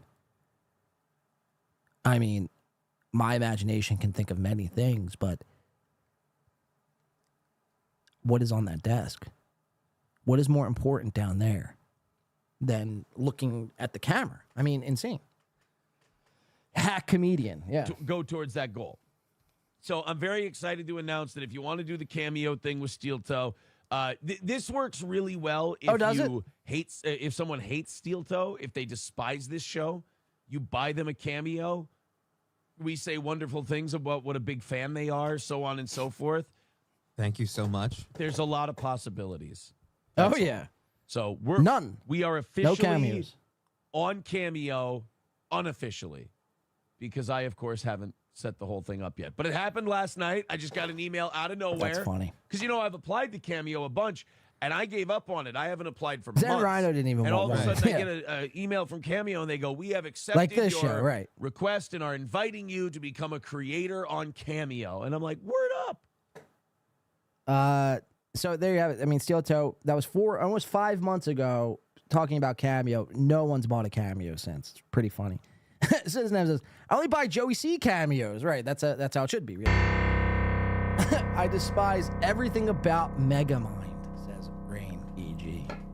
The fuck? All right, so there's our little Steel... I hope you guys enjoyed... Shut up. There's our little SteelToe update. Ray DeVito's going to call in 10 minutes. Well, I want to do this compound little... I mean, there wasn't much, really. There was like 2 clips from Aaron and Gino yesterday on the big Anthony Cumia show, where dreams go to die. And again, like I said, it's not really much, but I figured let's just check in because this is like a big deal for Aaron. For Gino, he doesn't really give a shit. This is, status quo. When Cumia is nowhere to be found, Gino or Bill Schultz takes over the helm. That should tell you everything of the status of the Anthony Cumia show. Gino Bisconte, if the fall from grace goes from Anthony Cumia doing a show to Bill Schultz, how pathetic. All right, but this was Aaron yesterday. This is a big deal to Aaron. He he literally titled an episode of his show here. Let me see if I can't find it real fast. Yeah, right there. Filling in, literally titled an episode of his own show. Oh, where'd it go? Filling in for Cumia again, SteelToe Evening Show. Go sign up for that compound. Filling in for Cumia again on 11/6/23 was the evening show, right? So he was very excited for this. So much so that now we watch Aaron. Like, he goes from his morning shows and he wears the same hat comedian shirt, and then we see him 12 hours later doing his evening show wearing the same exact hat comedian shirt. So he doesn't change for his own shows, is my point. But he changes for the Anthony Cumia show, which is pretty, well, it's telling because it shows you that he gives a large fuck about this, and it's meaningless. Again, this isn't Compound of 5 or even 10 years ago. This is 2023 Compound media, right? It's, again, either going to be absorbed from censored TV, as one report from Leo Gunn had it earlier, or it's going to just go out of business when Anthony Cumia ultimately dies, or his heart blows up again. I don't know, one of the two things, or if they got to sell it. But here we go. This was the morning show of yesterday. I just want to quick compare and contrast here. Goddamn. So this was Aaron yesterday. And now this is a new shirt. All of our Aaron Emholt shirt trackers at home. This is, in fact, a new shirt. I've never seen him wear this shirt. Bret the Hitman Hart. Red isn't a good color on you, bro. Red is not a good color on you. Stick to the grays. Stick to the blacks. Dark colors fit you better. I mean, you look extra fat in red. I mean, look at your love handles. Those are some big love handles. The tits, are really poking out of this shirt. I mean, you could see the one tit above the H here, another tit above the N here. So again, poor choice of shirts, but this is, in fact, a new shirt. Also, before we go to the Cumia show, I want to show you guys, SteelToe does have a new outro. which we've waited quite some time on. We've been covering SteelToe now since like the end of January. And one of their things that I got on them was panic. Besides the begging was how, they run a lackluster fucking loose ship. And one of the things was because they didn't have an outro. They had it, they barely even have an intro, but they've since added an outro. Let's check this, their new big outro. Let's check it out. Soon, have a great rest of your day. So it cuts the screen, it goes to black, and big reveal. Check it out. Here, I got to go big screen for this. Hold on, let's go big screen. Big reveal, SteelToe's big outro. So we are also 3 goals left. We got Wednesday morning, Wednesday night, Thursday. That's it. So thank you guys very much. Talk to you very soon. Have a great rest of your day. All right. Big outro reveal.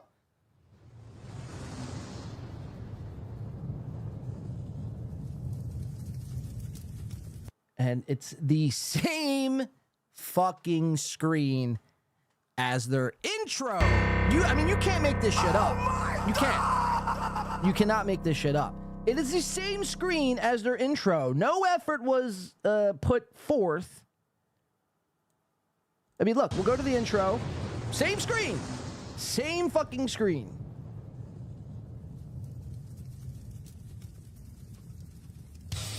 A fire pit.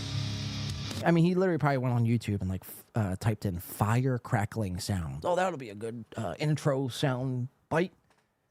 But this is his intro. We're at 11 seconds in. Boom. Fast forward all the way to the end, to the outro. At 4 hours, 34 minutes, 16 seconds. And we are left with the same exact screen. Unfucking believable. I mean, it's not really, because why would I expect anything else from this dog shit of a fucking whatever? But it's like, I'd rather have no outro than the same fucking intro as my outro. It's like, when the show ends, you don't know if the show's ending or starting. How wild. I think it's April's fault, honestly. I really do, because isn't she like the GM of operations over at the SteelToe conglomerate? Doesn't she make all the fucking calls? Well, the outro sucks. So let's get a better outro, assholes. All right, Compound Media, Anthony Cumia show. I just want to play like 2 clips. It doesn't really have to necessarily even pertain to Aaron at all. Just know that he was a pig in shit this whole time. This is his dream come true. He's finally, well, this is his second time now, but now he's starting to get into a little bit of a role. They're going to get used to this Anthony Cumia being sick and away from broadcasting, because that leaves me to fill in for his show. It sucked. The topics he brought on this show, I mean, it was like O.J. Simpson, Bart Simpson. Seriously, O.J. Simpson and Bart Simpson. So he had a thing with the Simpsons yesterday. They talked about fake elections. What else did they talk about on that fucking show? Like, I couldn't even really watch it. I mean, it's just bad. It's Gino ranting about how the elections were stolen and Armageddon is coming tomorrow. In fact, Gino you live in fear every day, wondering when the world's going to end. It's like, motherfucker, you can't control that. Just live your fucking life, man.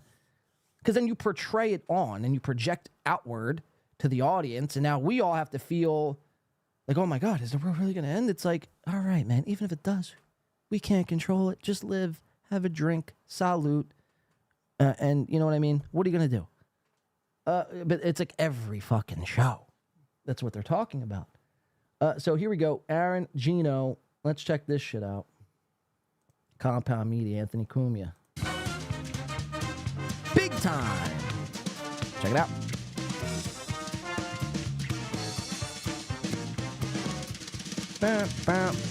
Thank you, Paul Bird, gifting a membership to Citizen M. Hi, everybody. I took notes. It says, say hi, everybody. Citizen M, give a nice little thank you to Pulver. And thank you, Pulver. We do appreciate that. Making the SteelToe, making really 2 Nation Army just explode as of recent. We do appreciate that. Thank you for your contributions. Gino is broken, says Rain. Well, he said earlier, Gino is a disease. Now he's saying Gino is broken. Mutacrow says, stop the steal. Yeah, whatever happened to that? Guess you couldn't stop the steal, huh? I'll tell you what, though. There's nothing more I'm looking forward to than the next coming 12 months. It's already beginning, but the next 12 months, all these political pundits, conservatives, liberals, and everything in between are going to start acting foolish. They're going to start going on every day, grifting their life away, telling you why you should vote the way you should vote. Now, I do have my political opinions, but you'll never hear me discuss them on this show. We make fun of people who hold their political opinions as their like whole identity. People like Gino. People like Aaron. But Aaron to a lesser extent, mainly Gino. We make fun of those people. We don't need to feel the need to be involved in arguing with everyday people about, our favorite guy. Like, are you like you seriously might be gay? Like, if you do that, I get it. People aren't thrilled with Biden, and that's completely understandable. Why would you be? But we're not going to stoop to that level. How insane. That you're bombarded with that on a daily basis from everywhere. Every single show. Turn on YouTube. You're bombarded with political ideologies and political takes. Isn't it refreshing to go to a show or just watch something that's not fucking politically motivated? I mean, that's a huge reason why I cut watching sports out so much. It's like every commercial is about vaccines and political Biden and kids in cages. You know what I mean? Just entertain me, man. Entertain me. I'm tuning in to forget about all that shit. If I wanted to, find out and keep up to date what was going on, I'd be watching Fox News or whatever, It's just insane. So don't stoop to that level in these next 12 months. Do not stoop to that level. I do not want to see anyone in this chat arguing with anyone else. You should be laughing at these people. Blade, good to see you. Honk the Clown, as always, my friend. As always. Yeah, that's why I like YouTube. And YouTubers tune in. Wait, Josie says. Yeah, that's why I like YouTube. And YouTubers tune in, turn off the world for a bit. Right. Yeah, again, it's like you know where to get that information if you need it or you want it. You tune into shows like this and other things, not to get that messaging. Let me text Ray back. I'm here. Call whenever. Okay. Give me, let's say 10. Just wrapping something up. All right. Ray DeVito's going to call in here in a second. Chris says, Joey C, 2024, just saying.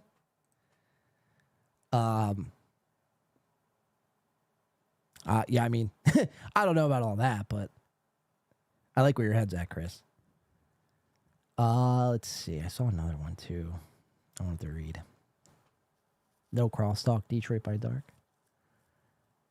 Has anyone done a welfare check? Has anyone done a welfare check on chat? Now, that'd probably be a good idea to do one. KL Johnson. KL Johnson. It's a stand-up name. It's a stand-up name. Muta Grouse says, I want to have more political talk. I wish Blade gave more political hot takes. No, you won't catch that here. You'll not catch political talk around here. What am I, Steven Crowder? All right, or what am I, Gino Bisconte, I should say. Let's watch these two idiots. And underneath that it says Arrivederci, and in between it says Wing It. So all right, so this is one thing I wanted to point out here is we've been kind of just laughing and making fun of Gino for getting married, right? How gay. But not really. But really what we're making fun of him for is because we think he was going to take Keanu's last name and not the other way around. Usually the women take the last name. Like, that's how it should be. Keanu Bisconte is what it really should be. And we were just kind of making fun of Gino taking Keanu's last name. And not that he did, because they're not married yet, but I mean, this is just like pre-programming here, letting, kind of just lubing the audience. So when he finally does change his name, it's not a shock. So there it is. You see it, Gino C. Bisconte, hyphenated Thompson, in the flesh. So he's getting everyone ready. So Gino, again, you're a loss. So I pray for Gino Bisconte. So that's what we'll do. Yahtzee, welcome to Gino C. Bisconte Thompson's filling in. That's cute. You see, I see what you did there. It's very cute what you fellas did there. I am filling in for the boss, who is on assignment. He's assigned to getting the fuck better and coming back after Thanksgiving. I heard he was bouncing around the studio today. He's doing well. He's growing his hair long because his mother would have wanted it that way. You know me from a little show called In Hot Water and the football show with the boys. And I'll be filling in today with my much better half, who knows things about news and goings on in the world and does it every day. Aaron Imholt of SteelToe. Hey, buddy. Hey. And there, look at the little piggy went to the market. Look how fucking excited he is, man. This is a dream come true. A pig in shit. How pathetic. You're this excited to do Compound Media Anthony Cumia show where like 6 people watch it. I mean, that's pretty weird, dude. Pretty fucking hacky. You fucking hack. All right. Let's watch just a little bit. I just want to play 2 clips and we'll call Ray. I see Jeff Closer was like, what's asking? What is Blade offering Ray a second chair? Maybe. Just kidding. We would never. Where's my clips at? I see tomatoes coming in from Beloved Chatter, which is also a cool thing. Yesterday during that roast, I was watching and I saw a lot of people throwing their tomatoes, and rightfully so. Felt pretty awesome, to say the least. All right, let's go to 2320. Yeah, there's only two or three clips I want to play from this. Let's go to 2320. Gino's gonna let us in on a little secret. Here, we'll let the intro play, and then we'll go to 2320. Hey, Gino, how are you? It's good to do a show with you, so that 2 of the most likable and beloved people who have ever been associated with this platform can do a show together. Well, I don't know if you know this. It's just a matter of time before I joined forces with Stuttering John Stutcho, as the kids call him, because he reached out to me because, as you know, you follow this show, In Hot Water, and all I'm ever saying is, when can I do Stuttering John's show? Why won't Stuttering John have me on? I would love to do the Stuttering John show. So once I do that, I will have to turn against you and your lovely wife, far better half. Listen to Aaron here. Because Check I'm a this out. Stutcho kind of guy. No, he likes me. He invited me on as well, but I want nothing to do with that entire fucking depressing universe. Like, all right, so he just said it right there. I want nothing to do with that tired, sick, depressing universe. All right, well, fast forward to this morning. Quick compare and contrast here. Fast forward to this morning. And check this out.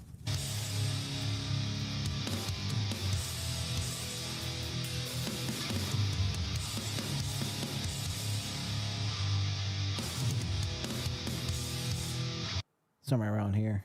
A Loaded Wrench becoming a member for his 13th month. Trucker 18 Wheeler says, give this to Tigger. Oh, absolute. I'll get right on it.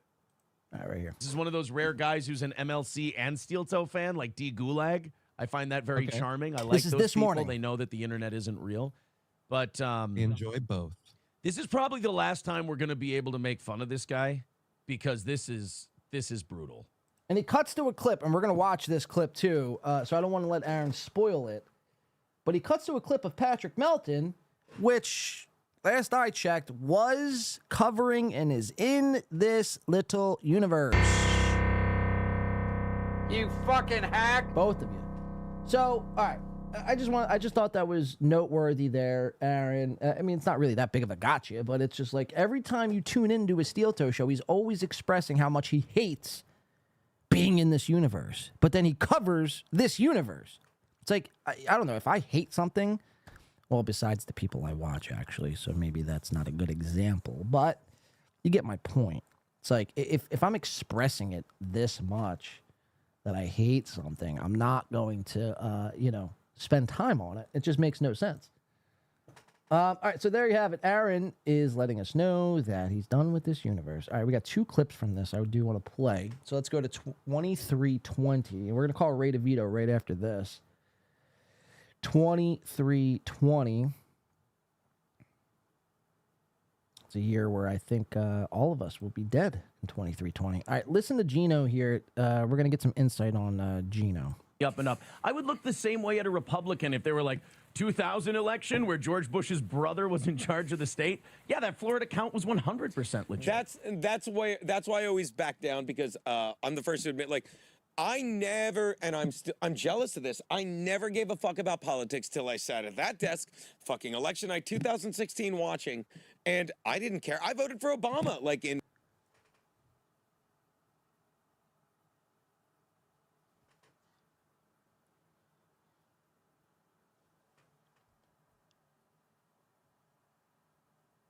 You what now? You what now?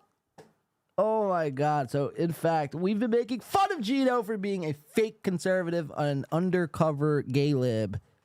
And it's confirmed right here. I mean, this was tried and true, out of the mouth of Gino Bisconte. He voted for who?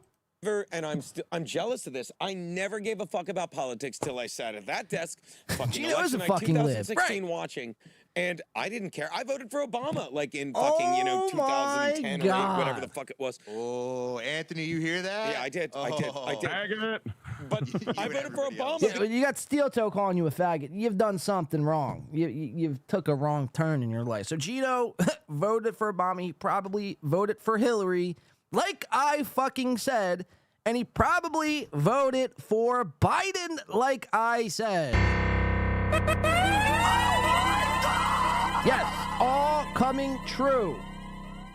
Insane. Really insane stuff. So, all right. Let's do 2 more. Yeah,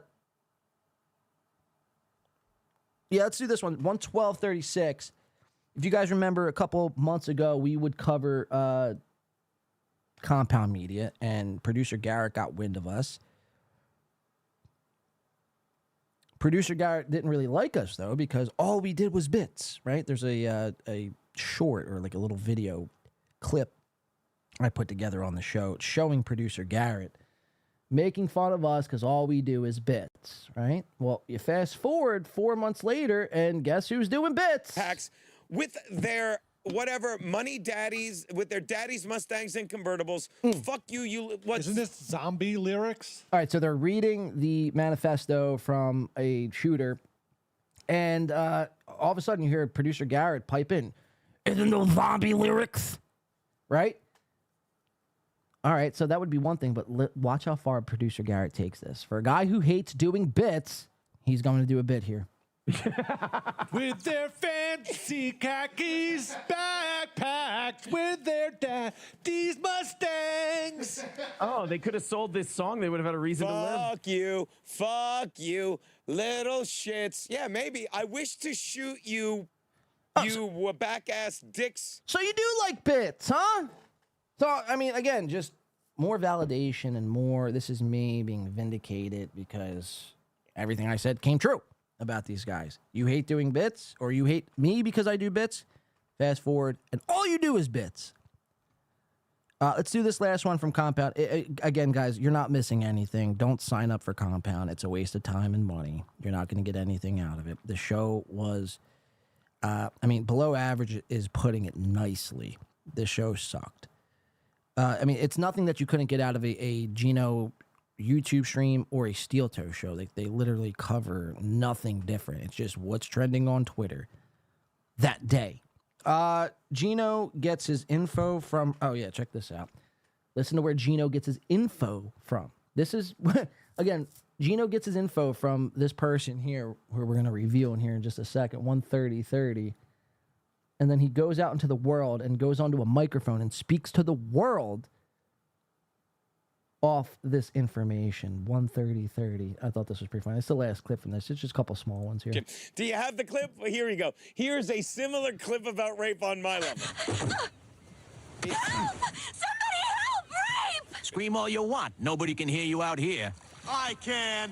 Aquaman, help! Hey, Hey, let her go. Or what? Or, I don't know, man, but you're, if you don't, we are. Or like Kevin Brennan's wife. That's two. You get 1 an hour. I've decided to speak for the group. What's that, Jim? I'm sorry. What's that, Jim? Sorry. Romance, Gino. Thank you, and I apologize for being so obscenely wrong. It's the only way I'll learn, Jim. Thank you for holding, and thank you for not losing your mind, as I can't. I might even write think down of the wrong Val code. fucking Thanks, Kilmer. and I learned everything I know about romance from Drew's bar story. I love that story. We're all gonna fall. All right, before we go on here, I want to give a shout out to LL Cooley. Thank you. Or it's just LL, not the Cooley anymore. I think he got rid of the Cooley. Gifting 5 Win by 2 radio memberships going to Andrew Zodiac. Rock Bottom Podcast with Ray Devito. We got Ray. That's amazing. Dragon X and Brian. All right, so I think that's fit. We'll put a pin in that. Long story short, Gino gets his information from Roseanne Barr and then even ranks Roseanne Barr on a hot scale, on a scale of 1 to 10, and he's going to rank Roseanne as a 6, which is insane. So that's really all you missed from this compound show. It was nothing really to see. Trust me. Thank you, LL. Let's call Ray Diamond Hands DeVito here. And let's figure out. Let's get some inside information about this little roast that he had yesterday. What do you say? All right, I missed a call from Ray. Let's call him. Ray DeVito, everyone. How exciting. My new second mic.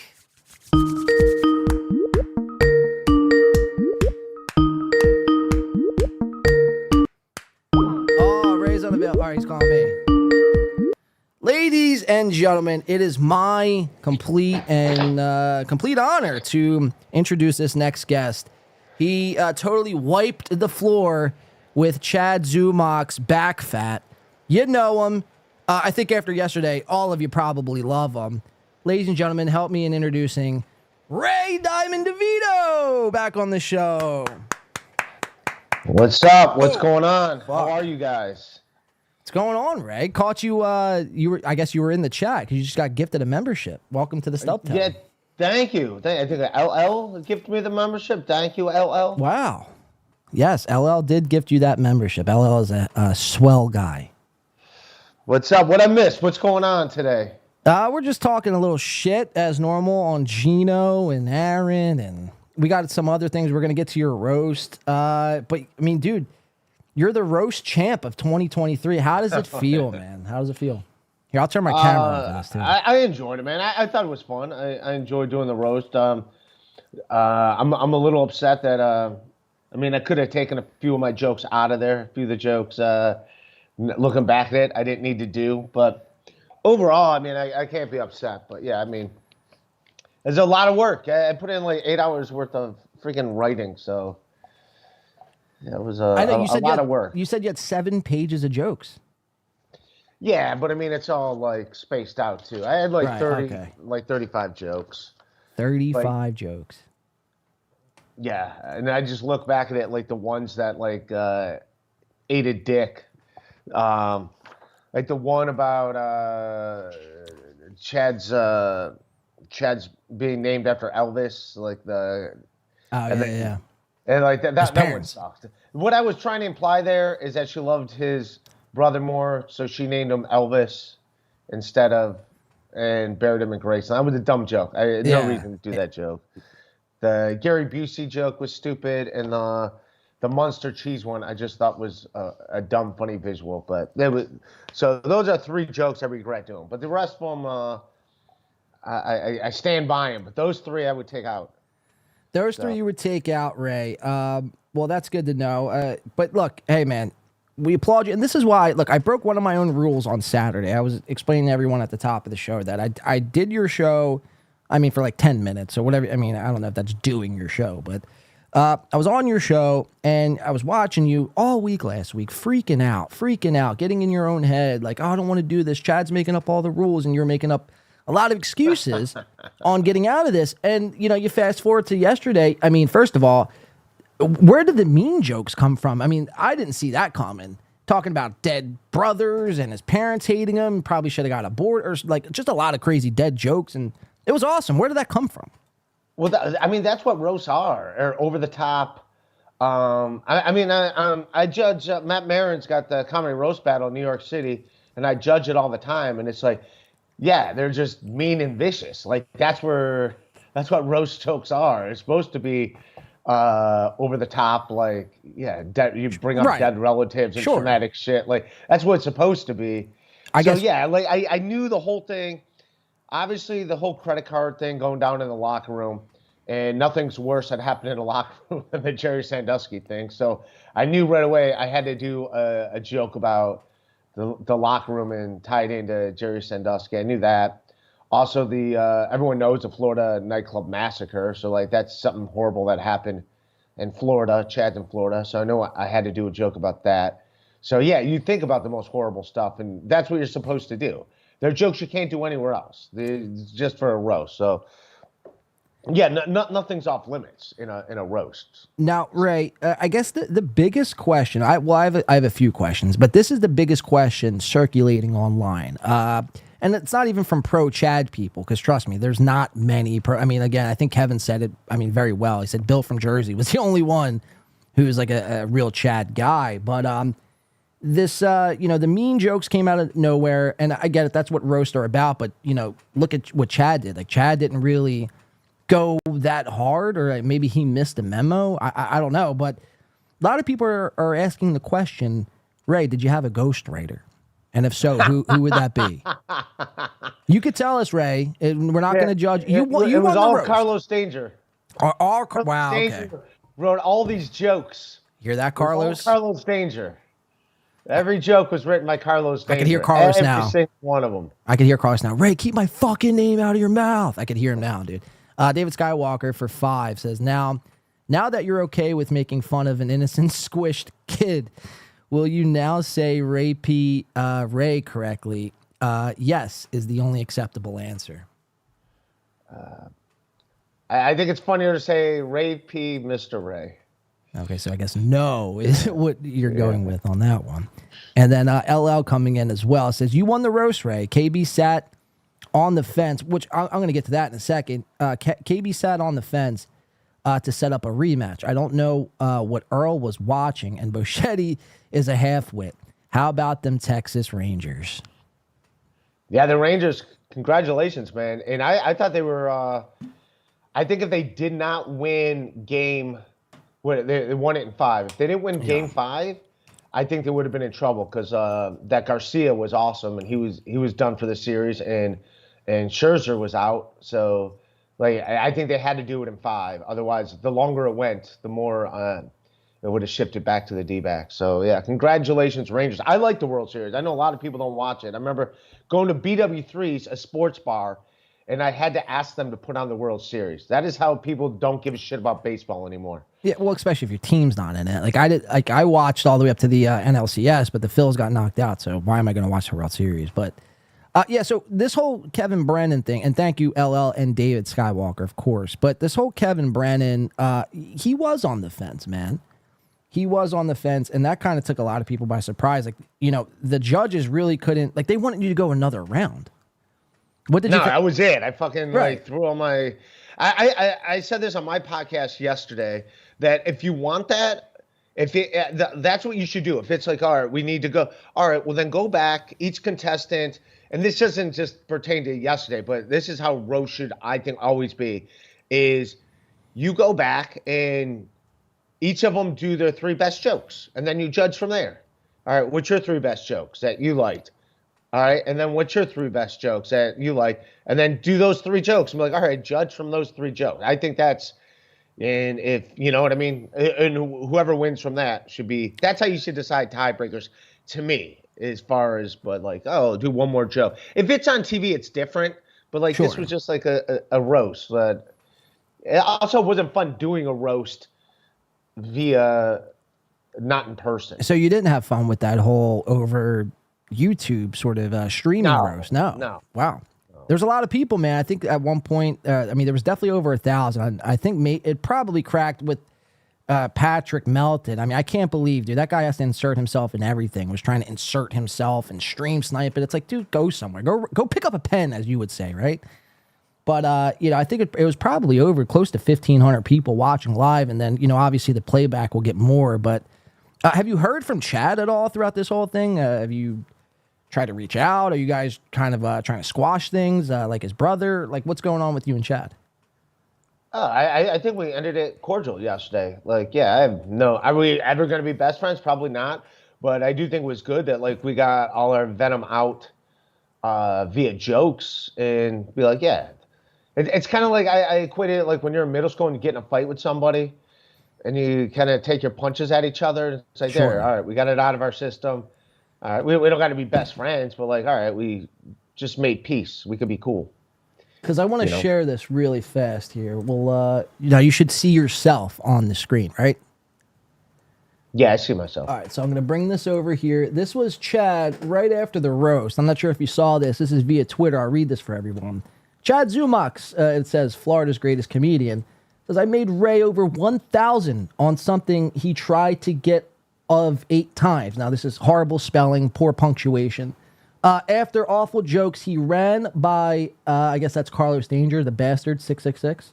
Yeah. After MLC Podcast dropped Earl Skakel because he thought he would throw the outcome. Congrats to Ray and his writing staff for the really mean jokes he would never come up with. It pays to be friends with a puppet, a corn, who are these podcasts, SteelToe, Nobody Likes Onions, and Lucho Libre, Masked Guy. I again brought content. You are again cowards in your fake victory, where seasoned pros called it a quote-unquote tie. And then he goes on to say, I also wrote my own jokes, and then in parentheses, all of them, thanks to everyone that saw through the bullshit. What's your remarks on that, Ray? Oh, that's fine. That doesn't bother. Yeah, nobody wrote my jokes. Unfortunately, I wish I wouldn't have. I did send my jokes to a few comics because I wanted to. Yeah, Obnoxious John. I told him my jokes. Stevie Lou. I told him my jokes, and Bob Biggerstaff. But even they didn't give me jokes. They just saw the horse shit I wrote. And they were like, I like this joke, I don't like that joke, whatever. And but yeah, I pretty much just did my jokes. But yeah, people did send me jokes, and I'm going to say I didn't use any jokes. Someone sent me that he wasn't invited to his grandma's funeral, and I incorporated that into a joke. Okay, but so- I didn't know that information, that he was not invited to his grandma's funeral. And even if he was invited, just the idea that someone wasn't invited to their grandma's funeral was a funny enough concept, even if they were invited, just to be like, which I don't know how you get an invitation to a funeral. Like, the person's dead. They can't tell you they're dead. So that's so like, yeah. So in fact, just one, as of right now, just one joke. Like I said, that's not even a joke. It was right. I It was never just give a joke, just sure. pointing out that he wasn't invited. Like, that's information I didn't know. Got you. If that makes sense. But got you. Yeah, but there's no one like wrote. If anybody wrote jokes, go ahead and come forward. Say who you are. I don't mind. I honestly think I don't think. Now, this is just me personally. Now, the chat might disagree, but I honestly think that you wrote your own jokes. Begrudgingly. Who else would know Chad? You get what I'm saying? Well, it makes no sense. No one else knows Chad. But there's the internet. Like, that's one thing I wanted to point out, is he was saying, and I think he realized it yesterday or the other day when Tracy Carnazzo was on MLC. And Tracy's one of my better friends in comedy. She's on my show at the Stand if you're in New York City next Tuesday.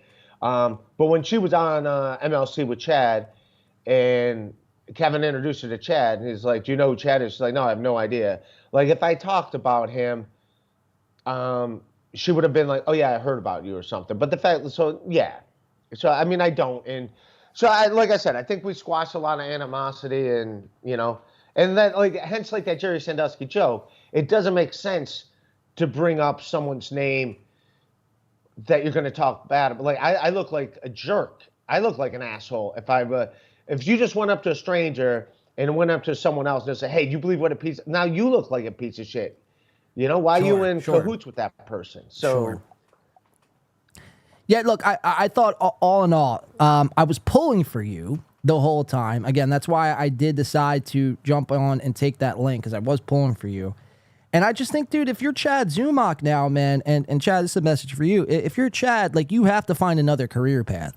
I get it. No, he'll be fine. Jesus, everyone's like, I like how everything is like life or death. It's life or death, Ray. It's life or death. This or that. Like, he'll be fine. You just wiped the floor with Chad, and what, he's supposed to just do comedy as if everything is okay? Like, you don't think that's going to be in the back of his head? What was this, a loser leave town match? So if I would have lost, I had to like pack my bags and fucking hit the road? Like, that's what we want. What are you talking about? That's what we want. Give the people what they want. Live or death? Like, come on, man. Jesus, come on. Let's be realistic. Let me read. Come on. Let me read some of these memberships. Leo Gunn gifting a membership to KL Johnson. Welcome into SteelToe, and thank you, Leo, for that. Beloved Chatter also gifting a SteelToe membership. Let me see who that went to. Stephen M. Getting that membership. Thank you for beloved Chatter. Sweaty Tryhard, $1.99 says, from a former Z-Man fan, you killed him, Ray. So that must be a cool thing, right? Because you're getting a lot of support from people who maybe just 24 hours ago hated your fucking guts. Well, it's also like not fair. Like, you see me on podcasts, it's not stand-up comedy, so it's not like you're like, if you've edited my clips, so you've seen me do stand-up.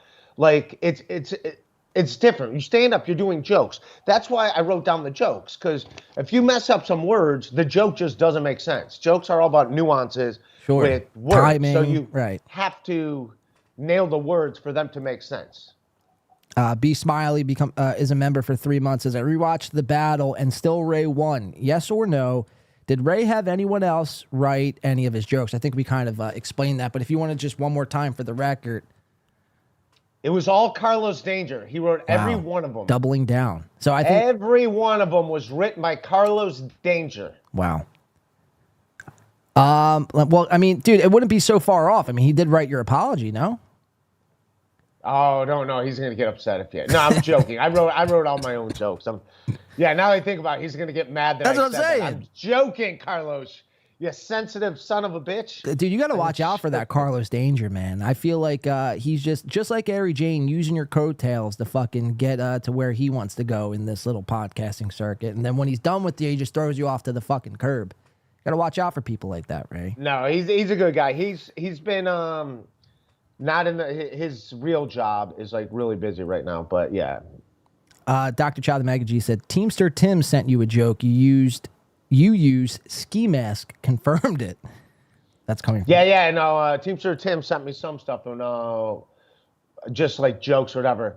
Most of them were not were just whatever, but he did have one like little zinger that I did use in the roast. So wait, where'd that just go? It's someone said Teamster Tim wrote so it was the mugshot joke apparently? Yeah. He said about the mugshots, which I knew to purposely put that in there. Like, if I would have put that joke in when I was talking about him getting hit by this is like talking about like timing.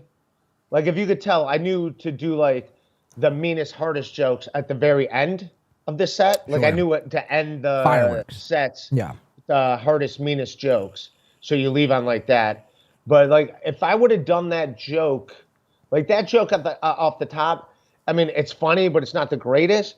But if I would have done that where I'm talking about his stepdad this, his stepdad that, his stepdad that, and then also put it in there, it wouldn't hit as hard. Sure. But I knew to put it in after the credit card, going to jail. We're talking about jail, being a criminal, and then going on mugshots. And then that's in comedy what they call a callback, to be like, the mugshots, that's when his dad didn't have his coffee. So it was like a callback to the older stuff of when I was talking about his dad. So that's why I threw him off guard. That's why, like, you're going this way, then you stop. Like in basketball, that's like a crossover. Just like, all right, now you go back and you hit that. So, yes, there is some joke structure. So I just explained joke structure. Wow. Thank you, Ray. Instruct all my jokes? No, but he did give me like a little line in a text message, and I did put that in there, but it came at the end where, and it was like, all right, if I would have done it was Chad's getting beat up by his dad, and then like that joke, it's like, just another joke that's getting lost in there. But to put it in all the police stuff, get arrested, then boom, take it back to there, it brings you back to what I was talking about. That's why you get paid the big bucks, right? And that's Yeah, why big bucks, I yeah. do this. False Bandicoot, a member for a month, says, "Ain't no way Ray wrote those jokes." Let me see. Ain't no way Ray wrote those jokes. This is the best show. Fuck Ray. Fuck Kevin Brennan. Fuck Chad. Fuck Melton. Fuck Shuley. Fuck them all. That's a great attitude to have, really. When in doubt, just fuck them all. But yeah, I mean, so that's really the two biggest. My two biggest questions were, did you have any ghostwriters? And the other question, I know the judges yesterday, which we might have to vet some of those judges if they're ever going to judge anything ever again, because, again, to come out of that thinking that Chad had won, or to try to do like an overtime round for what? It's like, no, you guys did 3 rounds. That should be plenty enough material to judge. Like, you know, and that's the thing. Like, I think, you know, Mike Boschetti and, you know, Earl, they had some sort of personal connection to both of you. So they felt bad for just choosing one. And I think that's really the reason why. You did win that hands down, but they put you in a weird spot because I saw you on there and then you're going like, Chad, if we tied, then I'll just split the money with you. Did you split any money with Chad yesterday? No, it turns out we don't have to because the winner was getting 500 regardless, and the loser was getting 200. And then the doctor was said he'll give 300 to whoever loses. So we both walk away with $500. So okay, good. Because I was yelling at my screen, man. I was like, you better not. After all of this, split the money with Chad. But I'm glad to hear that that was not the case. In fact. So I guess the next question for me, Ray, what's next for Ray DeVito? I mean, you're now the top. I mean, you're the top of Mount Dabbleverse or whatever the fuck this is. It's kind of even gay to say, but you know what I mean, dude. I mean, you just slayed the mud shark. How does it feel? You going to Disney World anytime soon? What's next for Ray DeVito? Let us know. What's next? I'm gonna go to the gym. I've been starting to exercise again, God, you in this working gym. out. So there we go. I'll do that. Then I got to be in New York City next week. What do you work out? Get back to doing stand-up shows. When you're at the gym, what do you work out? Well, I started running again. I couldn't run for a while because my knee, but I'm now that it's fine. So I run 4 miles. I'll do the Stairmaster, and today I think I'll do arms. I started lifting weights again. So, yeah, I think I'll do arms and maybe shoulders. Could you give us a flex here live on the show of your gym? I'm not going to give us just a flex? Just a flex. I'm at the beginning. I'm at the beginning stage. I'm not in the... Yeah, but we got to see it without the hoodie. I'm not taking it. What is this? Is this... Is this Don't Red say Bar? it. Is this Red Bar? Did Red Bar try to make you flex? No. No. Go get a fork or something? Come on. I'm not asking you to grab a spoon or a fork, Ray. I'm asking you to flex your... You've been going to the gym, so I feel like it's, to show progress. We'll stamp this date in forever history. Ray DeVito's progress at the gym starting 11/8/2023. Oh, no, it's good. I'm not taking them. I'm good. It's cold in here. I'm just... Yeah. Wow. I got a thermal on underneath this. Ray is gout free in 2023. That's funny. Yeah, so what gym do you go to? You go to LA Fitness? No, I'll go to the rec center here because they got decent weights, but then I'll go to Planet Fitness to run because they got better treadmills. So I go to 2 gyms. I go to Planet Fitness. I just run on the treadmill. Then I do Stairmaster and weights at the rec center. So, okay, so you do 2 different workouts at 2 different gyms. That's fascinating. I didn't know that. That's actually fascinating information. Ray, I don't know why you won't flex for us. That really kind of bums me out. You're like, for some reason. You're not missing anything. Well, how do I know? Beloved Chatter for 5 says, Ray, Ray, the world is your oyster. What's next for you, superstar? I'm going to the gym, in quotes, he says. Yeah, that's Ray for you guys. What's next? I'm going to the gym. Classic Ray. Look, man, I just wanted to touch base with you. I wanted to ask you a couple questions. Obviously, the joke writing, the money, and also just wanted to congratulate you at shutting out that noise. Now, next time if someone asks you, hey, man, let's do a roast battle or let's do a freestyle battle or flex your muscles live on cam, will you do it and not be so hesitant to do it? Oh, to do another roast? I'm good. Like, yeah, people say, oh, how about a rematch? Like, I just shot my wad. I did all. Yeah, I'm not saying do one tomorrow. I'm not fucking doing another roast battle. I'm not saying let's do a roast like tomorrow. I'm saying like, hey, 6 months down the road, you got someone talking shit. Because look, man, like I said, dude, I saw a side out of Ray Devito that I only saw once before, maybe twice. But I think it was last week or the week before when Carlos got under your skin and you went off on a rampage on everyone. But that's the side that I'm like, holy shit, like Ray actually has that in him. And then you fast forward to yesterday, this roast battle, and you're doing dead brother jokes and, you know, family jokes. And it was almost refreshing. Like you just dropped the fucking, what's the fucking word I'm looking for? You dropped the fucking veil, essentially. And you just, you know, you were yourself, you know, on both those situations. So it was refreshing to see. I hope to see more of that out of you, to be quite honest, man. Oh, thanks, buddy.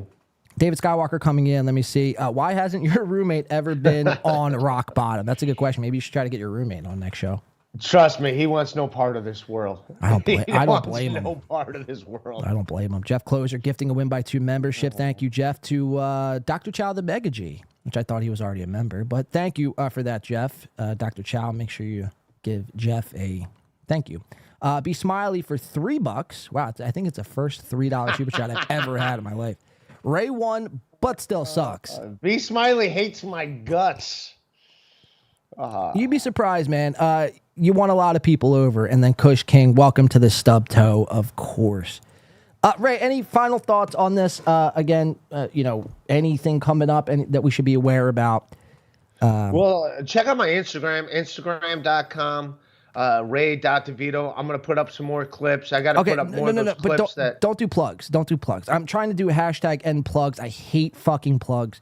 But like, what's you just asked me? You're like, hey, what do you want people to know about? As it pertains to shows. Don't do that. Don't tell them that. Yeah, but not promote your Instagram. Are you going to be on any podcast coming up? Jesus. Are you going to be on any podcast coming up? Are you doing anything special for the holidays this year? Like, what's, you know, besides the plugs? Don't go to plug mode. Let's try to get away from plugs.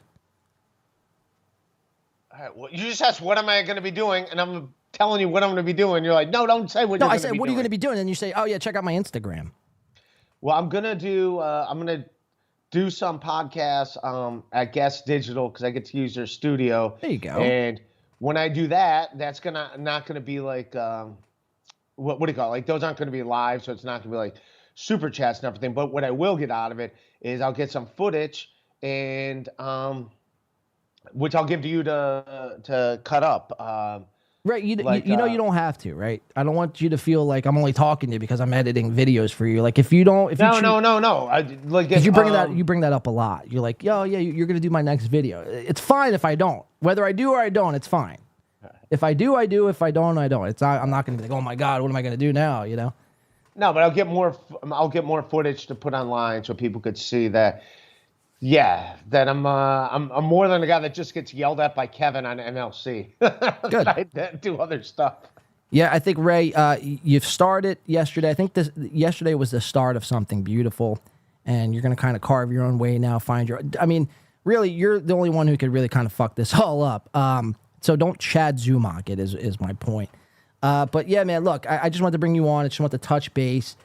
Congratulations on your big victory. Again, let's hashtag end plugs, man. Let's just stop plugging on shows. I know I kind of set that up a little poorly, but let's just not plug away. What you just gave me, I'm going to be on Gas Digital doing, blase. No, it's going to be my podcast. It's my podcast in their studio. Right.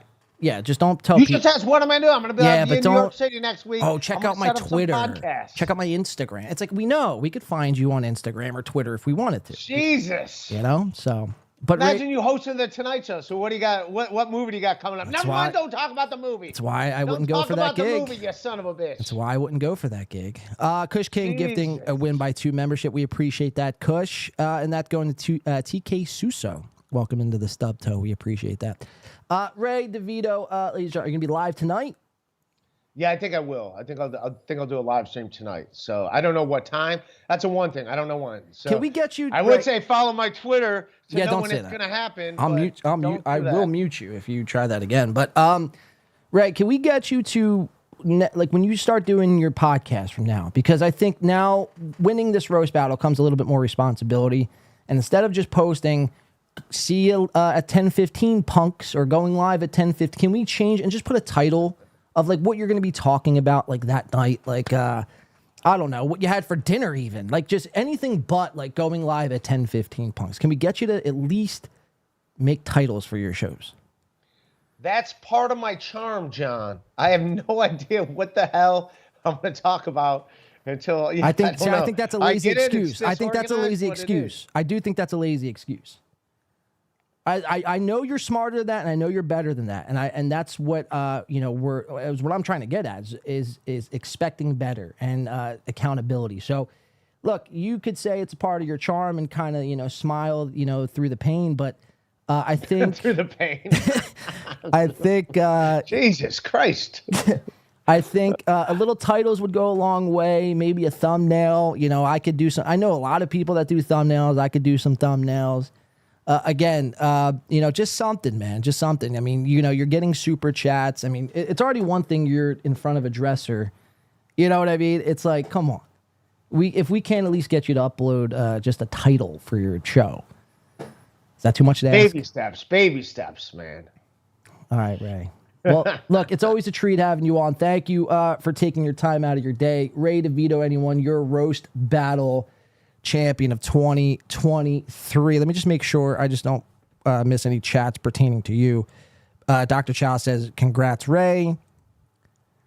For $1.99. I got that one from Kush. And Kush King gifted another Win by 2 membership. This one going to Peanut Gallery. Welcome into SteelToe. And thank you, Kush King. And thank you to everyone who's super chatted and gifted memberships. Ray DeVito, everyone. Go, you know where to find them. We're not going to plug here. We want to see some titles, Ray. We want to see some effort. That's it. That's all. All right. Roast Battle Champ 2023, Ray. It's been an honor to have you on the show. All right. Thanks for having me, All right, buddy. man. Take it easy. Ray DeVito, everyone. Wow, there you have it. Ray Diamond Hands DeVito. What a guy. 2023 Roast Battle Champ over the one they call Zumach. Should be interesting to see where this goes. Satan hand signal, Ray. No, Casey. All right, I think we're going to take a quick break. Let's see. Yeah, 1 o'clock. I'm ahead of schedule today, so we're going to take a quick break. We're going to spend time when we come back. We got this Simcast to go over, and I think we have this Mersh clip we're going to go over as well, which is fascinating stuff. And maybe a few other things as well. Stick around. You're not going to want to miss this. We're going to play a video, too, when we come back, before we come back, from Josie. Josie Masters sent something about drinking and driving and how it relates to communism. So I'm pretty stoked to see that. Stick around. Don't touch that dial. We will be back in just a moment's time. Smoke him if you got him. This would be the time to, is infatuated by Patrick Melton is beyond me. Oh, Soft Weekly in the building, gifting a Win by 2 membership. One going to XMM. All right, guys, welcome back into the show. Glad we had a nice break. Did everyone have a good break? We all smoke. Get some cancer. We get cancer together.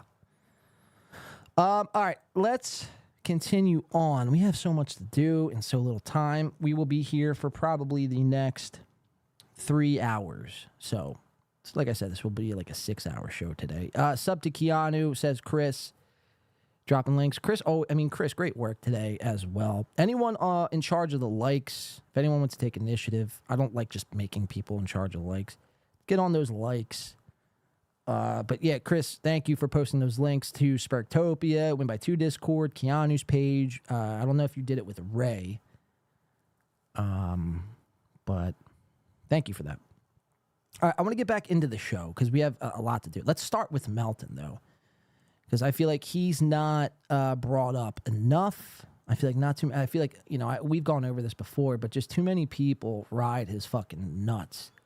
And I'm not saying don't enjoy No Likes Onions. Go do what you got to do.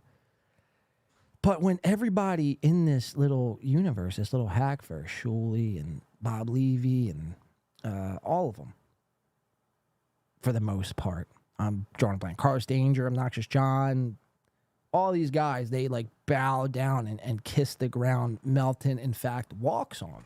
It's pretty bizarre stuff. So I want to start off by, I have this Chad video too. We might play at the end. I want to start off by playing this little clip from Melton. Now, if I could find it. All right, here we go. Yeah, so it wasn't a gotcha. Now, SteelToe, we watched SteelToe on the show earlier today. He thought he had a big gotcha on Melton. And what am I talking about? Well, let's just view the clip together. It says, wait for it, hashtag fat bathroom hygiene. Well, so what are they talking about? Check it out. Look at this. 2 thumbs up. So this was during the roast. Here, guys, camera 2, please. And my guys are really slacking today. Let's get it together, please. You know, I don't want to have to cause a scene. This was during the roast, the big Chad Ray roast, where Melton he just had to. 3 times yesterday. 3 times decided to go live. Once in the morning, once during the roast, and as beloved Chatter said, wanted nothing to do with the roast. Said it was going to be dumb and stupid, waste of time, this and that. But then there he is, stream sniping it. It's like, you know, it's sad. It's like I almost pity this motherfucker at this point. It's like I don't get any joy out of making fun of him, but it is cringe. And we cover here on this show all things cringe.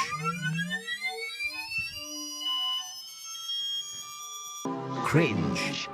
Much like that drop. But so yeah, it's just like, you know, there's Melton yesterday during the big roast.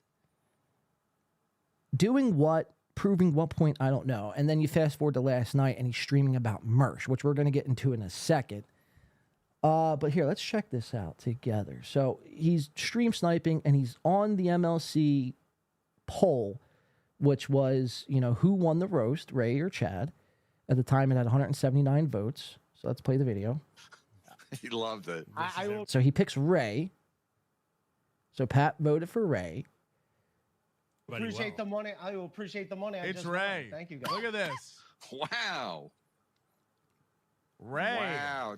So now he's about to go to another tab when this happens. Chad, what do you... Okay, so all of a sudden, this pops up. A bunch of fats on a screen, including Melton. The title of the video that's up is TMI in parentheses, wiping obesity, self-care, bathroom hygiene issues, self-care, independence, obesity. Now, the last, 2 shows I've saw Melton's thumbnails, he's been covering fat people. So whichever way you chop this up, whichever way you decide to spin this, it's not good. It's not good because one or two things are happening here. Either one, you're going, and mind you, we talked about algorithms earlier. You guys saw my algorithm. Metallica, Shuli Network, and, fucking Story So Far, which is a band out of California. Pretty modest stuff, normal stuff, podcast and music, like I mentioned. Melton's entire algorithm is obesity, self-care, bathroom hygiene issues. Now, granted, he's been covering fat people. So again, but either which way you chop this up, he's either going and watching how-to videos of how to wipe his ass or how to change his clothes or how to, do stuff as a fat man in society. Or 2, it's just, cut and dry where he's just making fun of fat people, which is very rich when it's like you could be on one of these thumbnails. They could substitute this chick right here and put Patrick in that thumbnail, and it would make no difference. You know what I mean? So it's at what point do we stop and say, this is crazy, dude? This coverage is unnecessary. Stick to what you're good at. Just stick to making fun of SteelToe. You're trying to venture off and doing fat content. Really? It's until you drop about 127 pounds. You know what I mean? But then again, it goes to my point. It's well, maybe he's actually watching self-help videos, which is even more of a crime than just making fun of them. Wow, Chad, what do you think? What are you thinking? Oh no. And he goes, "Oh no." And he's caught. He's caught red-handed here. Hand in the cookie jar. Patrick Melton. Watching fat content. Getting off to it. Do you think when Pat surfs the web for porn, he surfs like fat porn? I mean, just what a sad excuse of a guy. I'm sorry, Citizen M. Close your ears for this segment, I guess. But then again, I'm not sorry. It's like you bring this on to yourself. Like, you should have just stuck with SteelToe. Should have just stuck with SteelToe. But all of this has gone straight to your head, and your ego is blown up out of control. It's wild.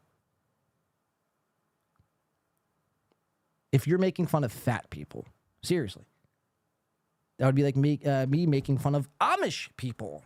Get it? Because my haircut. Oh my God! So it's just pretty pathetic.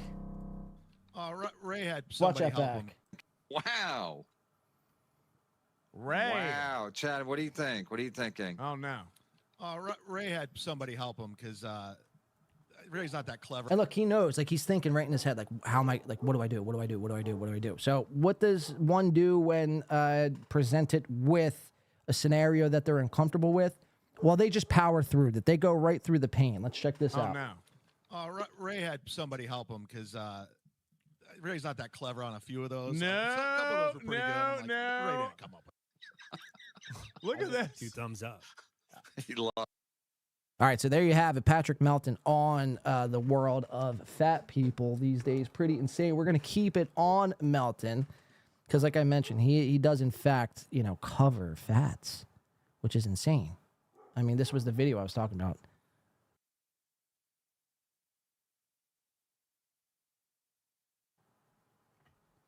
Doing anything to the toilet paper.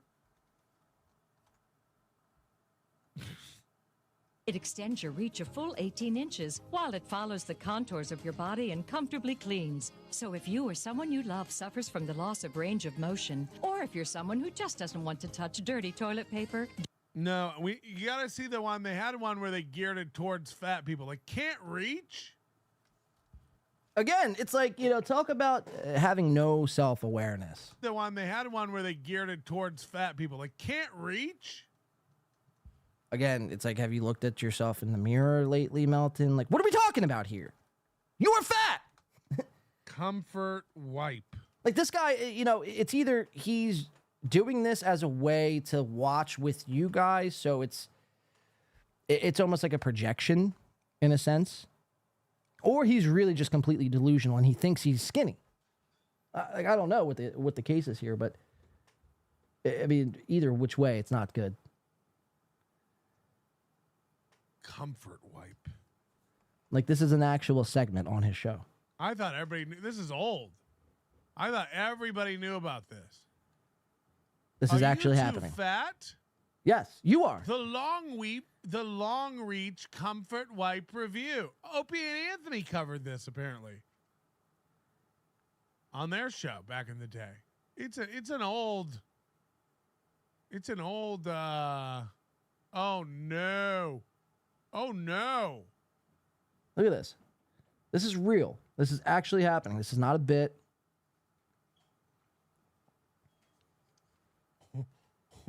Oh, let's just fist. Yeah, here we go. Hey guys, so don't mind this. I have a band-aid on my nose, yes, because... Okay. Hey guys, don't mind this. I have a band-aid on my nose. Classic. So, I mean, this is the state of the world that we live in today, where a fat person covers another fat person. Incredible stuff. So either which way you chop it up, either Melton is watching these how-to videos on how to wipe his butt because he's too large and in charge, or, again, it's just cut and dry. He's making fun of fat people, which in turn, it's like, leads me to believe that you have zero self-awareness. So, all right, that was the fat stuff. Let's go to this, because I thought this to be interesting as well. This was Melton the other day on his show. Just bought a new car, or it's a new used car. It's a Lexus he got. Because it's toast. KB, so check this birthday out. month. What are you, a Piazza? Check this out. But buys a new car. It's a Lexus, 2000 and fucking. Anyway, I'm in a bad mood. The Rexus is Lexus. I wrecked the Lexus yesterday. So he wrecks his Lexus. It's done. It's total. His brand new used car, which you shouldn't be buying brand new used cars and bragging about it. And that being a Lexus, too, makes it even worse. Like, it's like Lexuses are like old soccer mom cars. You know, you're not an old soccer mom, at least not to my knowledge. But he crashed his new Lexus. Didn't even have a fucking full week. It's like now he can't drive.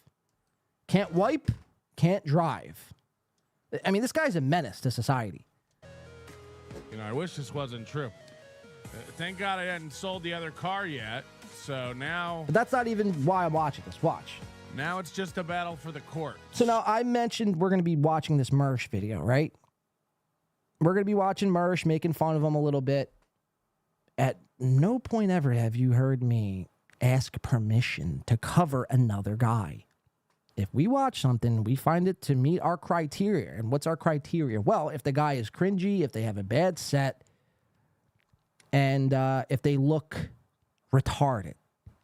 That's pretty much the three things that will end you up on this show. My show, not his. Listen to what Melton says here, because he's going to call for someone's help, or not even help. He's going to ask for somebody's permission, which is, to me, extremely gay. You know, I'm in a bad mood because the highways here in Vegas are very dangerous. And someone, Jay says, was Melton drinking bourbon and crashed his leased Lexus? I don't know, man. He was probably high. The dude's always high. Like Chad, Melton thinks it's funny to continuously tell lies and then laugh at you if you believe them. Real cool bit, says Declan. Last week I called you Declan. Declan. Yeah, I mean, it's bizarre because we've watched Melton kind of at first, like he had the audience won over in the beginning when he was covering SteelToe. People hated SteelToe so much that they went over to Patrick and you know, loved it. And, you know, I fell into that trap as well. You know, I'll be honest, I was enjoying some of the early Nobody Likes Onions stuff. But then, you know, just bits of stuff would come out, bits of information. He would let things fly out his mouth, or he would do something which was completely insane and egregious. You know, like stealing bits and other things. But what is very interesting to see is over these last 8 or 9 months, or however long it's been, Melton and a lot of these guys, Chad does the same thing. They morph into everything that they hate. They see a guy, they make fun of him for begging and, you know, or lying. But then fast forward like a week or two later and they're doing the same thing, and then you call them out on it and it's like, you know, you're the crazy one. And so it's just wild to see. It's like, again, just takes himself fucking accountability for once. But he won't. His ego has gotten too big. And everyone gasses him up. So why would he change anything? Well, we're going to throw a fucking dart right through that ego of yours, Melton, whether I got to fucking fly to Vegas myself. Let's listen to him ask permission to cover another man. I never thought it could be this bad. It's this bad, guys. Anyway, I don't want to talk about it. I call it the Rexus because it's toast. KB, birthday month. What are you, a Piazza? Yes. Yes, that's the joke. I'm a girl, and this is my birthday month. It's like, people what's the asking joke? me what to get me for my birthday. What's the so joke? Glad you asked. Money, Amazon gift cards. Listen to this. A new Lexus. I can't even. I have set up an Amazon wish list. I've set up an Amazon wish list. Imagine being serious about this. Imagine if I was serious. Hey, guys, it's my birthday this month. Not even like tomorrow or next week. It's my birthday this month at some point. And I have, I've set up an Amazon wish list because you know. Well, I just met you guys here within the last 7 months, and now you're obligated to fulfill my Amazon wish list. I mean, do we not see a problem with that? That's insane. That's like what e-girls do. E-girls do this shit. They set up Amazon. I don't even know what an Amazon wish list is. I didn't even know this thing exists, to be quite honest with you. Then I heard this, and I was just floored. I'm like, really? This is a 40-something-year-old man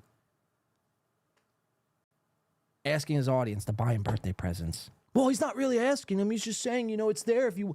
Well, what else is it for? You know what I mean? It's insane, dude. It really is. At nobodylikesonions.com/wish. I'm sorry, most of the stuff on there is expensive. I'm a very expensive boy. There's a few cheap. Wait, what was it? Let's check this out. nobodylikesonions.com/wish. Nobodylikesonions.com/ if this is an actual thing, because up to this point, you know, I'm like, oh, maybe it's a bit, but if this is a real thing, nobodylikesonions.com/wish. There better not be a wish list that pops up here on the other side of this. Oh yeah, look at that. There it is. There's the wish list. It's real, folks. It's real. You're not going to believe what's in this cart. Shall we go through it together? Let's see what Melton wants for his birthday month. This fucking, complete and utter hack. You fucking hack. Let's check it out together, shall we? All right, so he wants a DJI Mini 4 Pro Fly More combo, plus with DJI RC2 screen remote controller, folding mini drone with 4K HDR video camera for adults. 2 extra intelligent flight batteries, plus for 45-minute flight time. Price point, $1,200.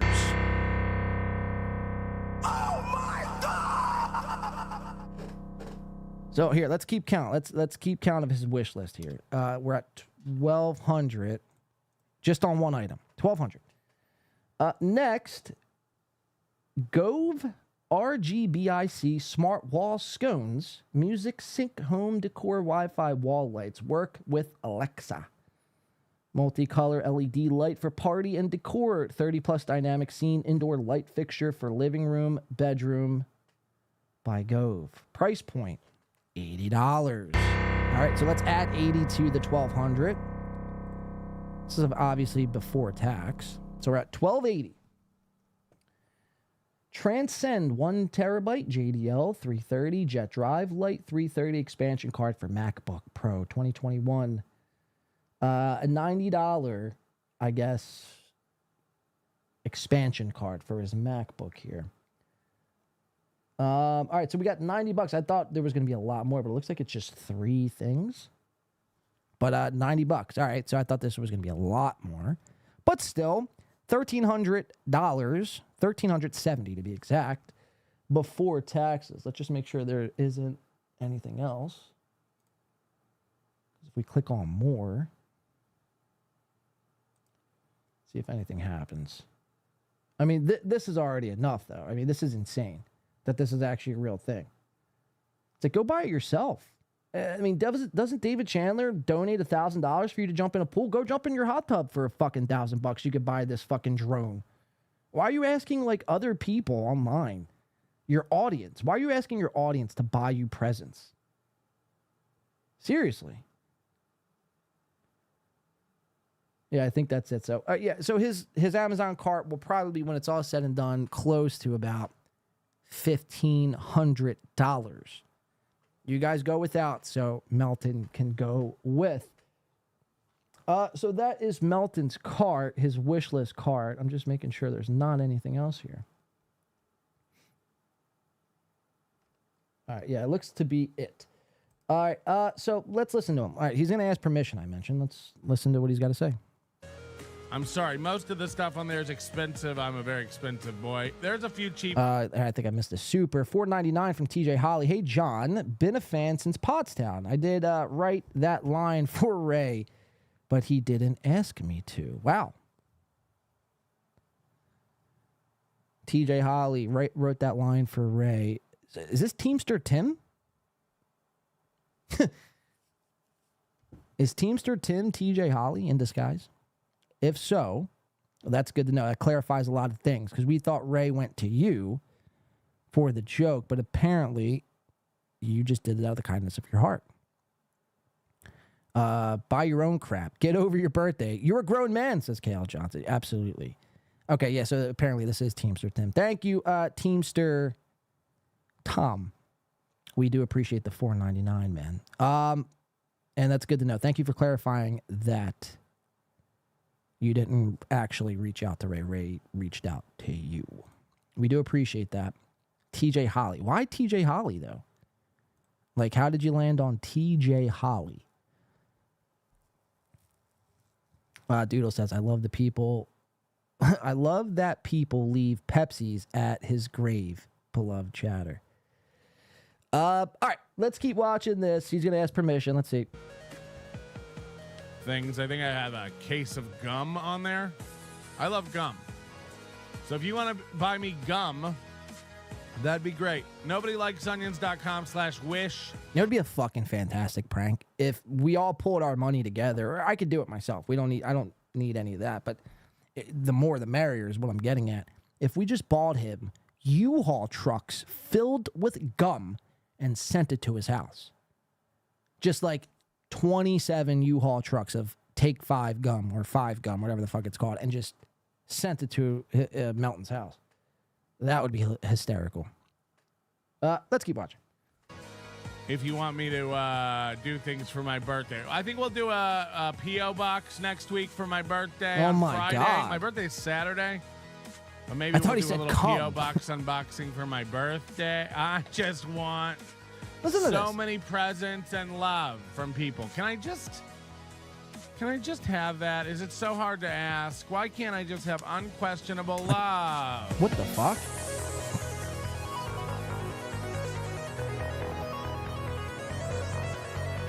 Good morning, everybody. Happy Thursday. Welcome to November. That's 2 more months left in this shitbird of a year. And then you get be another year older and another day closer to death. Wow. Depending on how you look at it. But that's sweet. Either way, I got to get the pad back out. It's the first of the month. Everybody's going to try to nut all over me. So his big thing we is... want to be on the wall. We're getting rid of the wall. I'm having all the walls removed. His big thing is obviously if you donate like $50, he writes your name on a piece of paper. If you guys seriously, I'm not saying, look, if you enjoy what Melton does, go ahead, donate away, I guess. Who am I to tell you not to? But you shouldn't do it because you want to see your name written. It's not even written, it's actually typed and then plastered on his wall. I mean, it's the biggest grift I've ever seen in my life. If Chad or Aaron or anyone else did this, he would be losing his fucking mind doing, 27 episodes about it. I guess this is his George Floyd impression here. Hands up, don't shoot. Let's keep watching. We're going to be the only podcast with no walls. You'll look behind me and it won't stop. You could go for infinity behind me. There'll be no wall. It's like when Anderson Cooper travels to Fallujah and sits on a rooftop and you look behind him and you just see missiles and stuff. That's going to be my show. It's going to be like, no walls. Sounds cool, bro. Where can I sign up? Outside. We don't do walls. Oh, shit. Wow, pig okay, snorting. Wizard Nug, I think, gifted 10 member snaps. What? Wizard Nug. Everybody doing the bare minimum. Look at this. Somebody just gifted 10 Wizard memberships. Nug. Who else? Flimsy Greenberg. It's a cool bit. Forgetting, not pronouncing the name correctly. That's funny. What's happening to me? I sound like Bobby Fran. I don't. I don't. Talk about Dan Mercy G, in a 20 second. gifted memberships. Thank you. Thank you for stepping it up and not doing the bare. Oh, 10. You know what we're doing this month? We're putting the more you give over the month, we'll keep moving your. We'll move your. I just thought it is, but it is funny. We're gonna move your. Again, I hate people that laugh at their own jokes. Paper up. We shuffle all the papers on the wall every day for who's the best. Who's contributed. This is him coming up with a grift in real time. It's like a running tally. Eventually, we'll go to an all-electronic board. And if you haven't given anything in the past 10 minutes, your paper just slips off. So you have to like constantly get. And know he what I will mean? do That's this, the new too. grift. You got to come up with new ways to grift all these fans, or Listen. or you'll fall behind. You'll end up like Chad. David Chandler. Like, he's not kidding when he says that. I hope you guys know that. $50. And again, David, I've told you to knock it off. I've told you your money's no good here. Don't get me wrong. I'm taking it. Don't get me wrong. You want to throw $500 in here, we'll take it. Mostly He's going to because, choke on a challenge. I Says love to Bolty. see That's funny. Kevin Brennan go, he used up all of Chandler. He used up all of Chandler. Chandler had nothing left. At 4 p.m., I tried to squeeze the Chandler sponge, and it was dry. Yeah, thank you, David Chandler. Look, it is, of course, thank you, actually, but, Right, let's get to the merch challenged you to a stuff. bigger thing 2 months ago. Can you? See if I can't find Also, this it's merch stuff. $49.99. You don't. I have to be a stickler for those rules, or else everybody will give $49.99. Panhandler now. Get on the wall. Come on. Run downstairs. I call my wife over at Rick's. I'm like, will you come back to me now? Will you love me now? I finally earned some money. You won't believe it. Chandler gave 50. You won't believe it. And this bit that his wife, like he's a cuckold to his wife. Again, it's either true. I've led to believe that he actually doesn't have a wife. All of this is made up. His made up wife is cucked. That's how fucked he is. So he's going to describe here in a sec. I might have missed it. Let's see here. We'll play a couple more minutes. And she's like, "Do you make more than Rick?" And I'll say, I don't. Might be able I to don't make more transcript than it. Rick." And she'll go, "Did you get the Lexus fixed?" And I'll be like, "No." And she'll be like, "Rick has 2 Lexuses and a BMW." And I'll be like, "Bitch, shut the fuck up. Rick has 7 inches of dick too." Yeah, I'll are we just gonna sit here and talk about everything I don't have? Gross.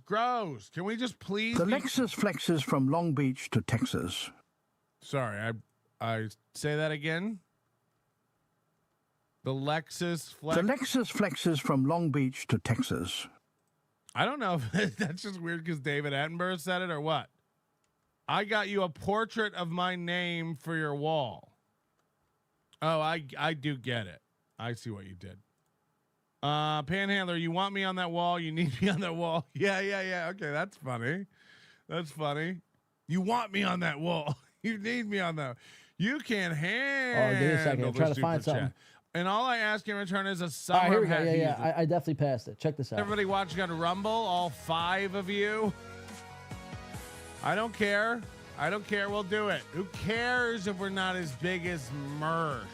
All right, so this is the guy who he's sinking his teeth into now. This is his new guy, Mersh. But a lot of people who watch a lot of this stuff know that Pod Awful, Jesse PS, has been covering Mersh since the dawn of time. Since Mersh exited the wound, Pod Awful was there covering it. So now Melton is starting to cover Mersh, which I find no problem in. If you find a guy that meets your criteria, cover him. Not Melton, though. This is what Melton does. He's, check this out. Who cares if we're not quite as big as Mersh?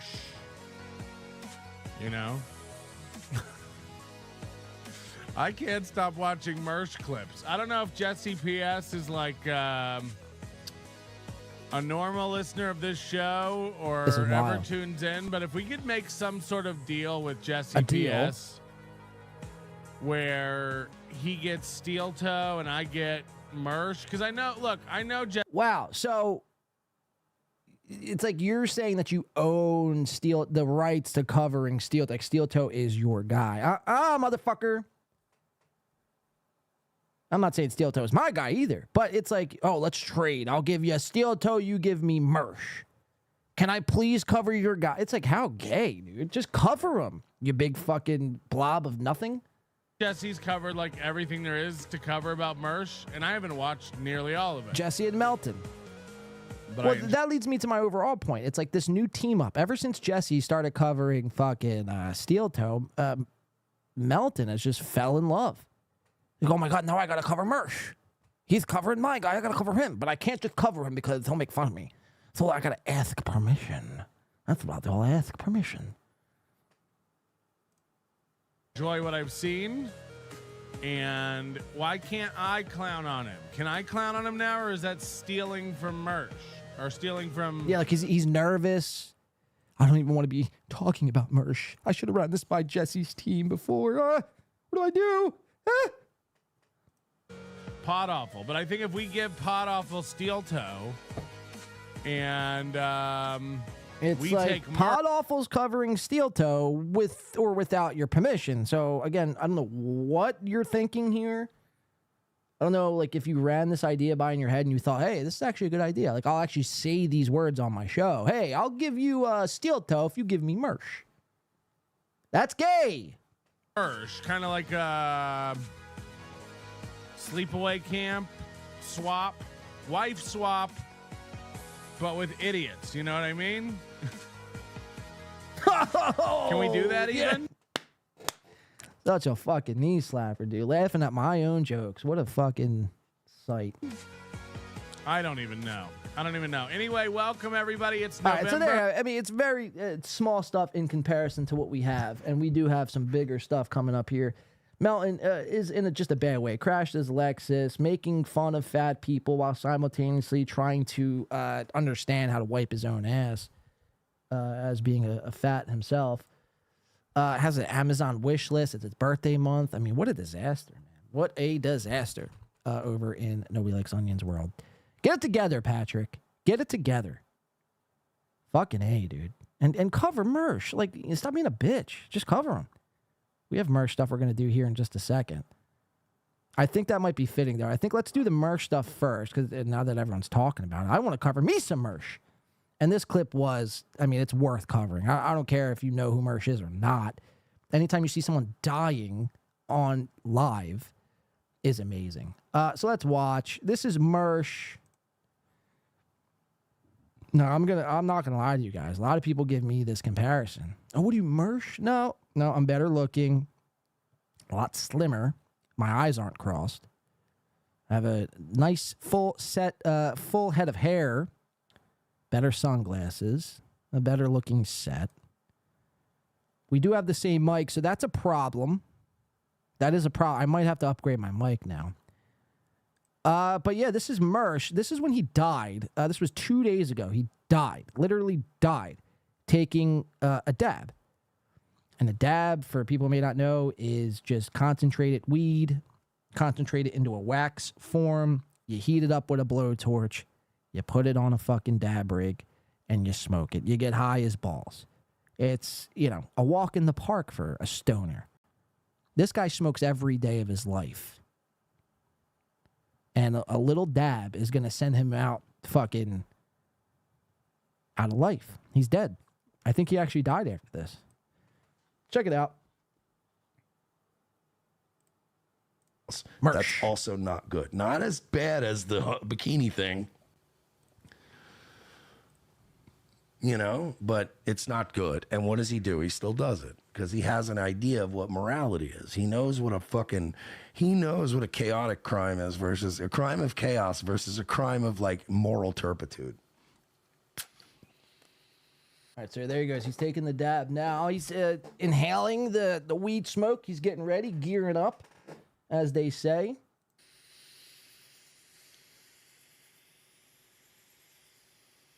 I mean, that's really like a crackhead's pull. It's weed. You know what I mean? This isn't meth. This isn't crack. And even at that, you wouldn't pull it this hard. You shouldn't be pulling this hard. You're lucky the fucking weed didn't extrapolate in the back of your throat and burn your esophagus. Listen to that pull, though. It's a hefty one. Moral turpitude.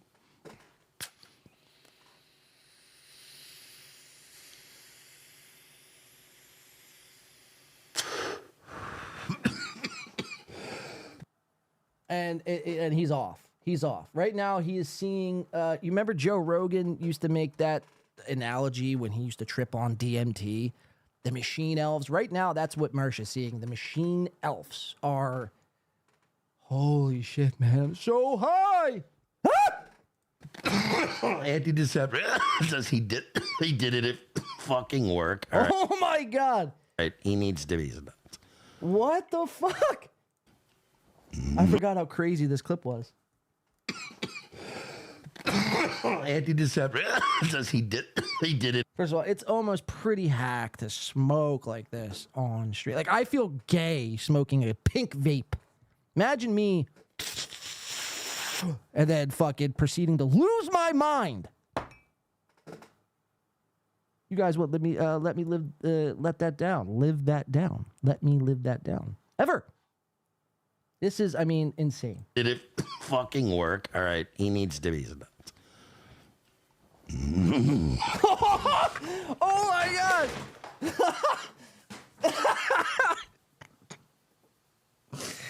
Yo, that is so fucked. That was fucked up. I just had a fucking... Whoa. That was a very strong dab, Triple M. Wow. Oh my god. All right, let's hit the reset button. Let's hit the reset. That's going to make a nice clip. Yes, it did. Whoa. Whoa. Bro, that was a mini blackout. Like, I disassociated for a minute. Mini blackout. He made it halfway in the doorway. So he blacked out, disassociated from his body, and saw fucking the devil himself. Yes. Oh my god! Disassociated. I've done many dabs in my day. Never disassociated from my body once. Never blacked out from weed. Imagine. Blacked out from other things, not weed. Look at his, you could see his eyes through the shades too. Like,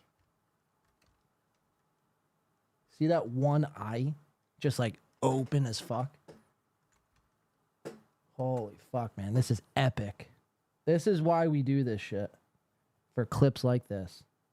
Freaked out and tried to slam I kind of needed that, though. in the door and it hit her. I needed that.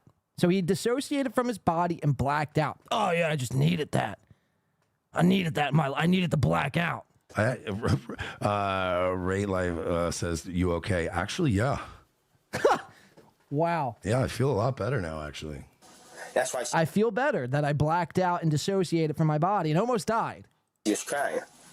I can't go to jail, dude. Bro, those dabs will hit you. Dude, at least once a day a dab hits me like that. At least once a day, this is what this motherfucker's doing. He's walking around his home, sucking a fucking dab rig, blacking out and disassociating. In his own words, resetting. I mean, how amazing. How fucking amazing.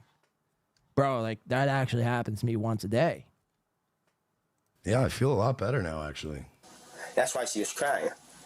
I can't go to jail, dude. Bro, those dabs will hit you. Dude, at least once a day a dab hits me like that. Wow. Once a day. Whoa. He does that once a day. It's fucking... Dude, I'm on probation. What are you on probation for? Nice, he says. A misdemeanor assault. Uh-oh. A misdemeanor. And like, you can't move on and do like a show as normal. You know what I mean? After you just died like that, you can't move on. Like, it's not normal. Like, now that's all we're thinking about. He's like, oh, yeah, well, this guy, you know, look how cringe this guy is. It's like, motherfucker. This was you about 30 seconds ago. Fucking work. Look at this shit. I wonder if we could do it this way. Let me see how cool Rumble is. Check this out. Oh yeah, we could. Hell yeah, check this out. Anti-deceptor says he did. Wow. He did it at fucking work. All right, he needs to be.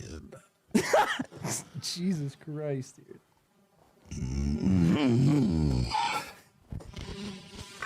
Mersh, don't die!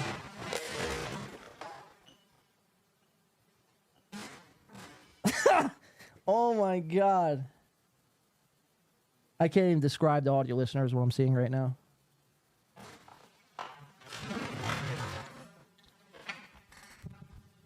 That was fucked up. Oh, Jesus. I just had a fucking... Wow.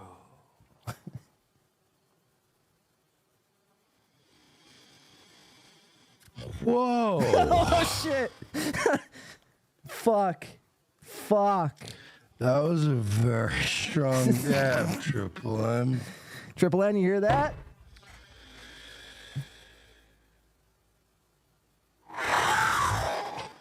All right, let's hit the reset button. That's gonna make a nice clip. All right, now we got to watch it in 2 times speed. And then we're going to move on from Mersh. This is epic, though. Funny stuff. Very funny stuff. I've never laughed this hard at a clip. I'll tell you that much. Unless it's like SteelToe begging, of course. But let's watch it in 2 times speed. Let's see if it's any funny. I'll try to recreate that in 2 times.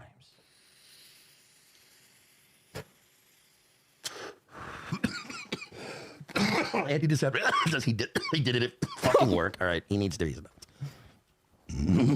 Oh, shit. There you have it, guys. Mersh hitting the reset button. All right, let's move on from that reset button.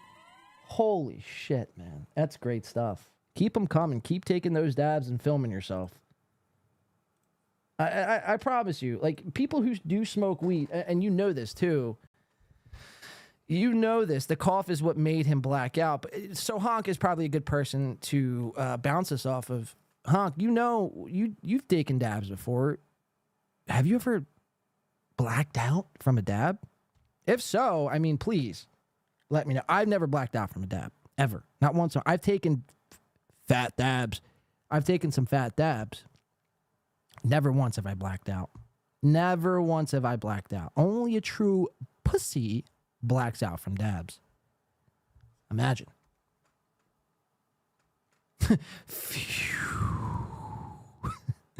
Hell yeah. Gotta love the slow speed. That noise. Says mutant crowd. I can't believe I could like translate these words here. His tatas look great when he leans back. It's like, oh my God, dude. Does not compute. Yeah, it's like that error screen.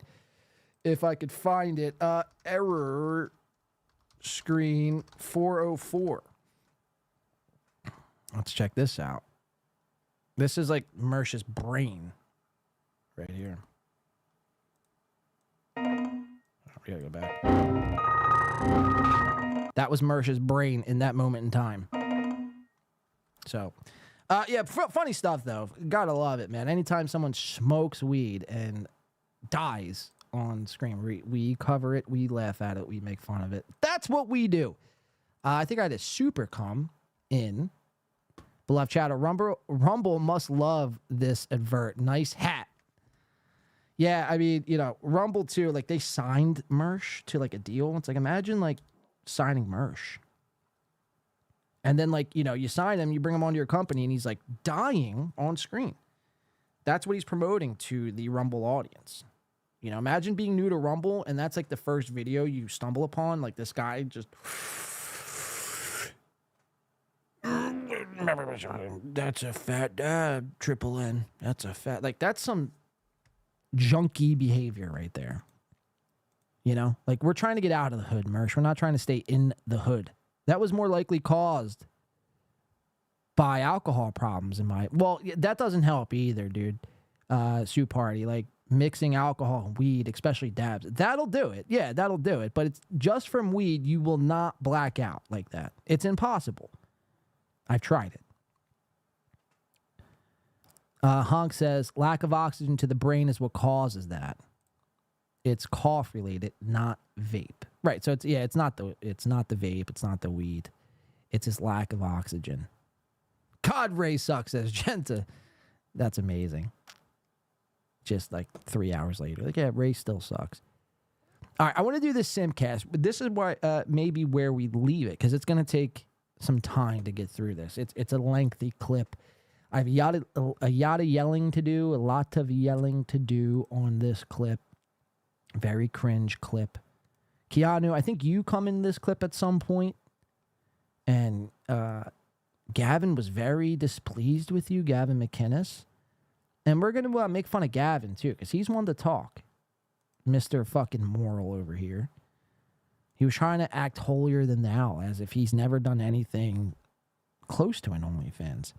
This was the Simcast episode 100. This was supposed to be a celebration, and it was for myself. I mean, I celebrated all night on Sunday night. We had the who's who of fucking freaks on this show. Chrissy Mayer, Ann Coulter, Gavin McInnes, Gary Buchler, Brandy Love, Alex Stein. That's funny, Keanu. Chrissy didn't post you. And I feel like you were a big part of that show. So she left you out. Your good friend Chrissy left you out of this title. That's a crime in of itself, Keanu. What are you going to do about it?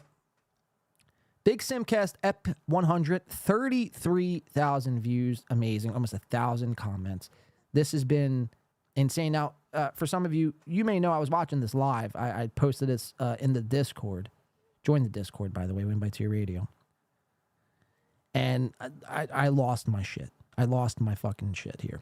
Let's watch it together. Let's go through it together. Simcast, episode 100. What will happen? What are these fireworks I'm talking about? Well, let's check it out.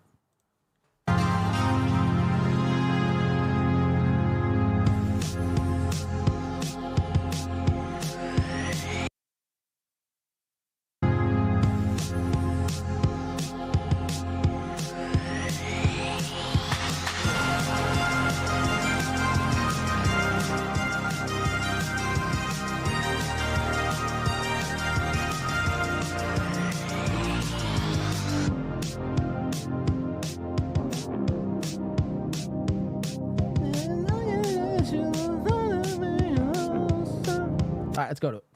Come on, ladies. I feel like... All right, here we go. We have Chrissy up top, who's pregnant, and Coulter, who, I didn't know this, 61 years old. 61, Ann Coulter. I mean, she's looking like a smoke show at 60. I hope I look fucking half this good at 61. It's like, how much adrenochrome are you drinking, miss? What kind of fucking owl sacrifices and baby rituals are you doing? We want answers, Ann. And look, here we go. Optimus Gavin McInnes, who is in fact shirtless during this episode. Shirtless and afraid. Pretty wild show. This is Gavin, shirtless, going on Simcast with a bunch of ladies, laying down, reading a magazine. Oh, it's just a bit, man. It's just a bit. Get over it. No. Put a fucking shirt on. You're around women. You're doing a podcast. Act accordingly. We have this Star Wars girl who I think she's a victim of SA, sexual assault, from Anthony Cumia. Remember when Anthony Cumia was like, hey, nice tits. I like to spit on them tits. That was at Cumia a few months ago before his heart exploded. We have this Josie, the red-headed freak libertarian, who I can't stand. This is the reason why I hashtag let's end plugs completely. Because you're going to watch this creature here plug on a time where you shouldn't be plugging. And I can't stand that shit. And then this chick, Melanie Mack. This girl, we covered her once before on Simcast. But this is like one of those freak born-again Christians who, she found Jesus for the second time in her life, or found Jesus for the first time in her life, and needs everyone else to find Jesus with her. Honey, you are on your own separate journey. I will find Jesus or DMT elves, however, which way I come across them. I don't need you, Melanie Mack, telling me how to find God. So, but that's going to be a cause of contention on the show when she tries to force God on this porn star, Brandy Love. So let's watch it. Check these 6 out. Gavin is in a little bit of an ISIS bunker, but he told us in the pre-show chat that this is his man cave. Gavin's man cave is a literal crawl space. Like, we joke about SteelToe's like crawl space for a studio. Gavin's actual man cave is, in fact, a crawl space. Insane. 2 weeks ago, I titled an episode 4-Eyed Freaks. Most people we watch and make fun of wear glasses. Gavin McInnes, no different. And they always fall on like the cringe side. Built for his children. Yeah, it's 4x6. 4x6. That's his man cave. Little. It's just you and the Christmas decorations back there. Yeah. I do 3 dabs in a row. Gavin's just you're casually Oh, that's reading our Mad meeting. Magazine with no shirt. As long take as up a lot that's of the room. only thing we see this show, a lot of people were concerned you might take out a body She's fake part, Christian, but they're I saying. assured everyone. Look at that. Fake Christian. Well, I can't assure anyone that won't happen, but Hey, Melody Mac, you know what happens to fake Christians? They go and burn in hell. That's where you're going. Oh my God. Yeah. That's what happens to fake Christians. Make that be a lesson. If you want to grift God, GG, grift God, you will burn in hell. Thank you for pointing that out. Let's keep watching. The fake Christian at work. I hope that you don't. Oh no. We had a little bit of a pre-show chat going on, and it was interesting because Gavin, you had a little bit of a rant recently on censored TV, and you were asking Anne her thoughts on why so many immigrants are being let into this country. And I know this is like a bit serious with Simcast, but I think you had an interesting Twisted theory, sister. and that I've heard a lot of other people mention, and that is, are they just building an army? Because we're seeing a lot of military-age men, not a lot of families coming Oh my through. It doesn't God. look like. Are they building an army? Are the illegals building an army? Fuck's sake, man. I can't stand this sort of fucking commentary. Because its basis and its foundation is fear. It's to have the viewer or listener left in a state of fear. Now, these people always talk about, everything. The fucking illegal alien army that's being built. And everything else in between, from Joe Biden to this to that. But they never do anything. They never actually do anything. They just talk about it and show their tits. It's like, well, are you going to do anything about it? Or are you just going to keep trying to get everyone into scare mode here?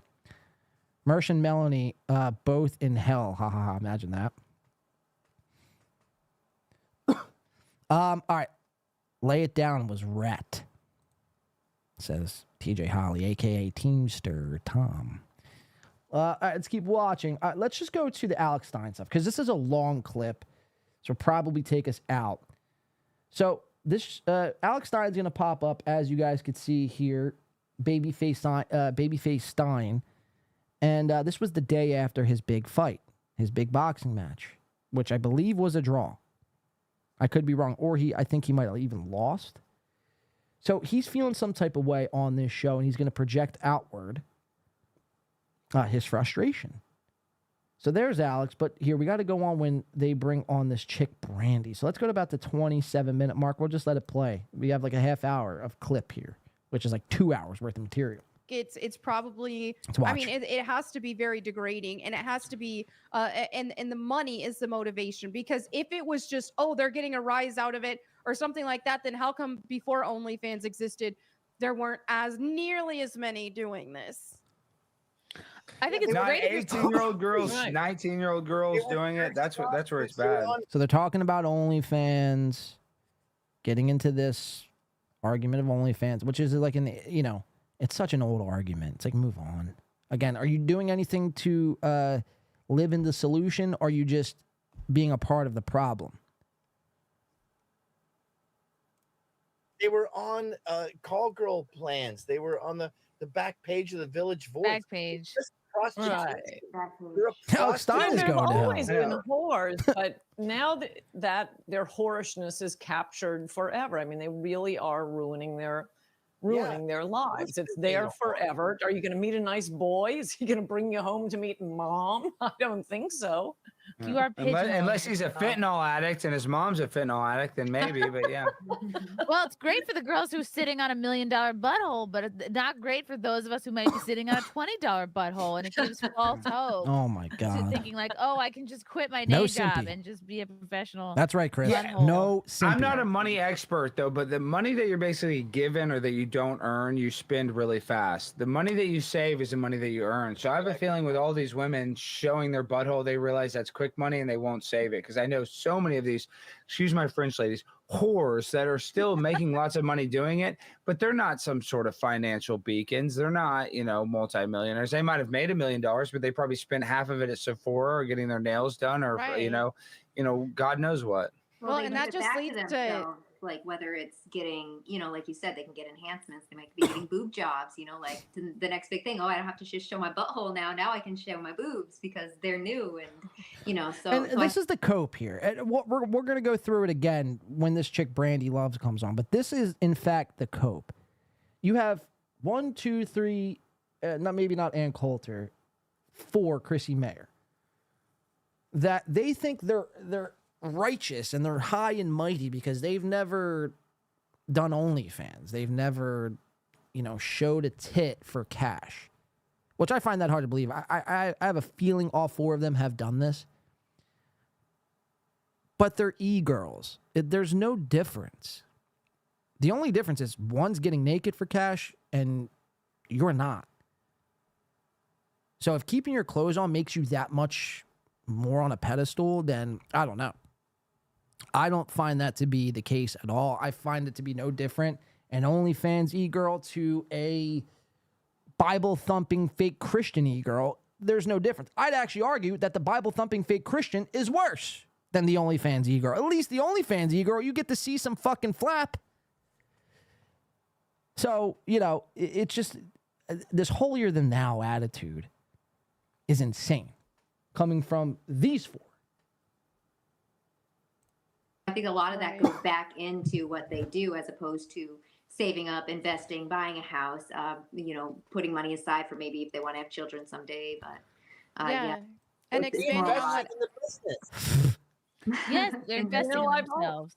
I've always thought what you just said, Alex Stein, about people who don't earn their money by working for it, particularly, win a lottery. The OnlyFans thing. I've thought the same thing when I see these $100,000 purses, and I'll buy some expensive things, but a $40,000 purse, that has to be money they have married. And I have to cut you off. The only people that buy this, and I don't want to sound racist at all, African American women, they love materialism more than anything. I'm just saying, anybody that puts their emotional self-esteem into an inanimate object, it's not just African American women, but that is a huge part of that culture that makes me upset because I think black and white people are the same, but a lot of young black people are born without a dad, and so these people idolize material stuff, and I think that's one of the most toxic things we can do in society. I thought the fanciest purse was an Hermes purse, and I thought Birkin. That's a Birkin bag. Wow, both of you know that answer. You both know what the most fanciest purse. I didn't even know that. That's, questionable. Hermes makes a Birkin bag, yes. Isn't it Hermes? Whatever. What are you saying, Gavin? I'm so poor that I don't know what any of this stuff is. I don't know it either. So it's hard to keep track of actually who's talking, and this is why I hate doing these fucking Hollywood Square shows. Wow, look at Ann Coulter's eye. Talk about a Mersh eye, huh? Holy fuck. Why is her one eye bulging out of the right side of her fucking head? Yikes, man. Yikes. Keep your eyes intact, Ann, please, for the love of Christ. No, But yeah, this is why I don't like doing these stream yard style shows, because you never know what the fuck is actually happening. There's so much going on. You got a fucking 3D virtual background that's distracting. There's 27 people on the screen at one time. that's talking. There's, you know, chicks on the screen. Most dudes are going to be simping out for. No simpy. You know, Gavin here is shirtless. I mean, there's so much going on. You can't even concentrate. All I know, in the Bible, Proverbs 10:2 says, tainted wealth has no lasting value. And look, she's reading this Bible verse, like from, like she just like asked Jeeves, like, all right, what's the Proverbs? Like, what's a good, you know, Bible verse for this situation that we're in? Like, you don't know this. You're not a Bible reader. Stop trying to act like you're, you know, Mary Magdalene. Bet you don't know bet you don't even know who that is. You're not. You're a demon, you know? But living right can save your life. Wow. So it's like, hey, they can celebrate all this money that they're making on OnlyFans, but there really is no value to that. They can't take that with them after they die. And there are much more important things. Yeah, nobody marries a whore. Oh, some people can make it work. Hear with that, their Keanu? lifestyle. I don't want to single you out, but this is what Gavin's saying, not me. Just depends. Yeah, they end up committing suicide, overdosing. But, I but knew that's a what I was girl- thinking the whole time. I'm like, yeah, like, you know, aren't you guys friends with OnlyFans chicks? But now you're acting like, oh, that's so tacky for OnlyFans. Like, you fucking all encourage it. It's so ass backwards. I mean, she's dead now, so I can say this. R.I.P. She hired me for her boyfriend. I give speeches for a living, and she Wow. loved Barry Manilow, so he hired Yeah, we Barry gotta fast Manilow forward for to her this Brandy birthday, and he chick was a big comes Ann on. Coulter fan, Oh, so yeah, she here she hires me, comes. and the weird Oh, thing she's was I'm getting coming. on the plane, flying She'll out be to San coming around the mountain when she comes. Francisco. Brandy. I brought a friend with me. I thought this It was must kind of feel weird, so but bad okay, for it's a the dinner for this OnlyFans. guy. It's his birthday, and I'm going to be there. Yeah. And on the way, it turns out they had broken up. So just had dinner with her and the friend I brought with me. But then later she ended up as a stripper in Las Vegas, and she kept like texting me and emailing me and telling. And I'm seeing a chat here. When Gino someday genuinely loves Keanu, he will make her take down her OnlyFans. That's the only point of contention I would push back on with Keanu and Gino. Is that I'm a firm believer. All right, if you want to have an OnlyFans, go and do it. Who am I to fucking tell you not to, right? Keanu says, I'll take it down whenever I want. And Gino's a subscriber. My whole thing is, I just can't see, for me, anyway, this is just my personal preference. I wouldn't feel comfortable if my chick did OnlyFans, especially my wife. You know what I mean? So I would want that to be taken down. I'm not in the industry. Now, I get it. It's, you know, Keanu, you know, you might do a lesser extent OnlyFans sort of deal, or I don't know. But that's just me, and that's most guys, you know? So you can't, like, I get it, because it's a touchy subject. You know, you make money, you enjoy doing it, you feel like you're expressing yourself, right? I get all that, sure. Have fun, have at it. But, you know, you're getting married. Like, there used to be a point in time where your girl or your wife or your significant other was, like, that was yours, you know? Like, no one else, if anyone else saw her in her entirety, it would almost be like cheating, in a sense. So now that people are just able to pay for it, you know what I mean? It just lies a problem. Do what you want. You're grown adults. Don't listen to me. I'm just a babbling fucking idiot online. These are just some of my takeaways and what I've observed. For me personally, and my preferences, I would feel like, yeah, if I was dating a chick and then ultimately wifed her up, I'd be like, listen, you got to cut the OnlyFans. What's it going to take? How much money are we talking? All right, but I don't want to get sidetracked in that. Do what you want, Keon. Don't listen to me. Let's watch these fucking Calling idiots. her boss at the strip club was a Do you big have her phone number? And do you have her phone number by Yeah, chance? she committed suicide. Oh, And I tried to talk to her and tell her, and I don't know, I'm not very good at this. I am a Christian, but I said that, you shouldn't be doing this. Jesus has a higher purpose for your life. And I did my best. And the next thing I know, I found out she had committed suicide. Wow. That's how a lot of them end up. You can't, it's a sick way to make it. It's like a kid when they get a mastectomy. It's very similar, they Yeah. often, so. Well, I think since we're on the topic of whores, I Here want she to bring comes. in one of my very favorite whores and personal friends, Miss Brandy Love. Wow. Just steal a line from Larry Flint. But Strap in, speaking to guys. my It's about to get benefit, crazy. The horror is here, y'all. So everybody take a sip of what you need to.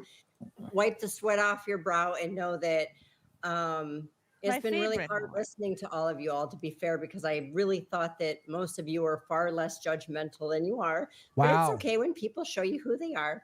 Listen. Well, Yeah, it's but not a hey, matter Brandy, of being judgmental. Brandy, It's like if you see someone running off a cliff, you want to save them. So for Brandy, us to be concerned about your Not soul and everybody your needs spirit, saved, darling. that's Not not everybody being needs Hey, saved. Brandy, judgmental. nobody needs to be saved, but you get paid to lick guys' butthole. Is that correct? Have you ever licked a man's butthole on camera? Have you? No, never once, and I never will because I'm not a homosexual. I'm just saying, have you ever licked a man's anus on camera? I don't have an issue with anuses. What's your problem with What I'm buttholes? saying is because you're a whore for money, so you're a sex worker. I mean, Okay, no, Alex. but I mean, we're just talking about it. I know you're That's getting mad. expected You're from getting Alex. Trust me, no, everybody Brandy, listening expects this your from feelings are Wow. getting hurt, but you lick butthole for a living. See, I don't My do that. feelings aren't hurt. I've got money in the bank. I've been married. Oh, happily great! for All that 28 money will be. years. Oh, So that I'm money. good. That money doesn't take away all the buttholes you licked, and I'm not mad that you did that. That's great that you did that, but you shouldn't. Clearly you're not you- mad, Alex. It's totally No, obvious. I thought you're the one that's shameless. We were talking about whores, and then you come here and you seem like you're upset, but you literally get. I think I've seen the video of you licking a man's butthole. I believe it was on my Twitter feed. I believe. Thank you. You helped pay my mortgage. Appreciate Well, I didn't you. pay any money for it. It's free 99. That makes you 95% of your even content, Brandy, all of your content's free on Pornhub. I mean, when you're And it's like, say what you will, but here, we could just do this. Check this out. It's like Alex Stein. You really have no room to talk, my dude. Okay, maybe you're not licking buttholes on camera, but what are you doing behind the scenes? Here, check this shit out. Because, like, there's stuff that he'll do that's very questionable.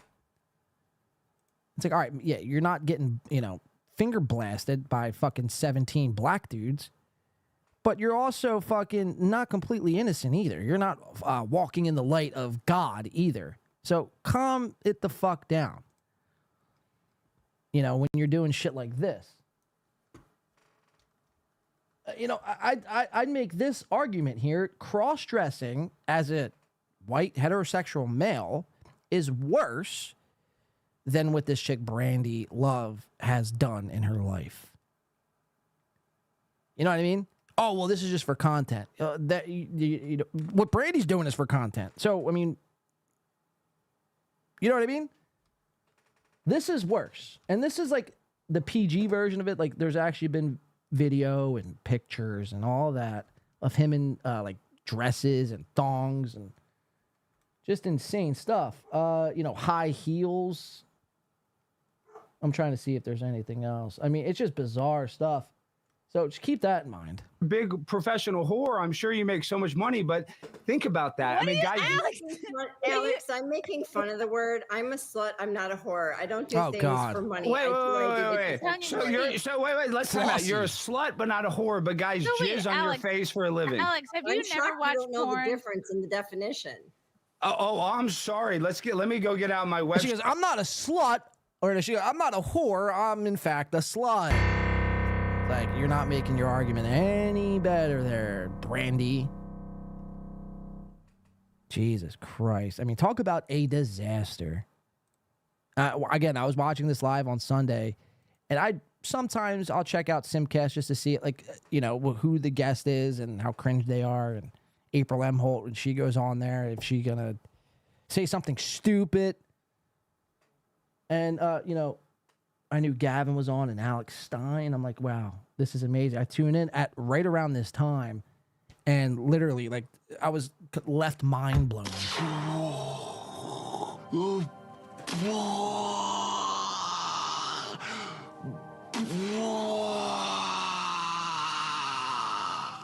So, yeah, you get the point. Beloved chatter coming in for a 5 spot says 100% of dudes who say they never date an OnlyFans girl couldn't get a date with an OnlyFans girl. And that's another good point there as well. You know, they shoot it down as if like, you know, they're getting out in front of it. But in fact, it's like you couldn't land a chick like that, even if you tried. Not saying if that's your, you know, perfect girl, but even if you tried to, they would turn you the fuck down. So it's funny. Thank you for the 5, beloved Chada.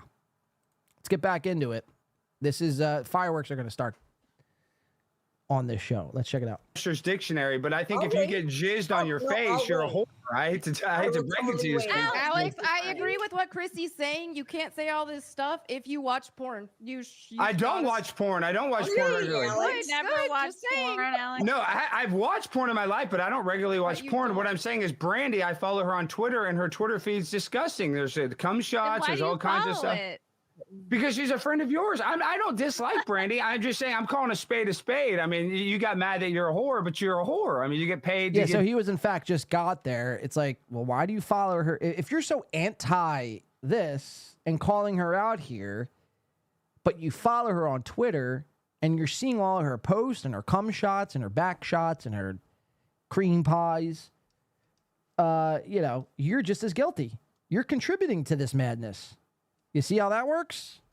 Shots, there's all kinds of stuff. Because she's a friend of yours. Because she's a friend of yours is why he follows it. Surely, right. Oh, because she's a friend of Chrissy. So you follow all of Chrissy's friends? Someone check Alex Stein's followers or who he's following and make sure they align with everyone Chrissy Mayer is friends with. I don't dislike Brandy. I'm just saying I'm calling a spade a spade. I mean, you got mad that you're a whore, but you're a whore. I mean, you get paid to get jizzed on. Tongue in cheek. I have no beef. No, but hey, but Brandy, if you love being a whore so much, then why are you getting? Gavin leaves the screen, comes back still shirtless, by the way, pixelated as fuck, in a 4x2 bunker.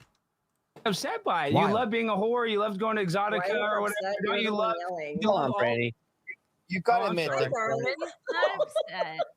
You had to admit porn's pretty scummy. Don't you think it's pretty scummy? That's why I've been in it for 20 years. Yeah, I know.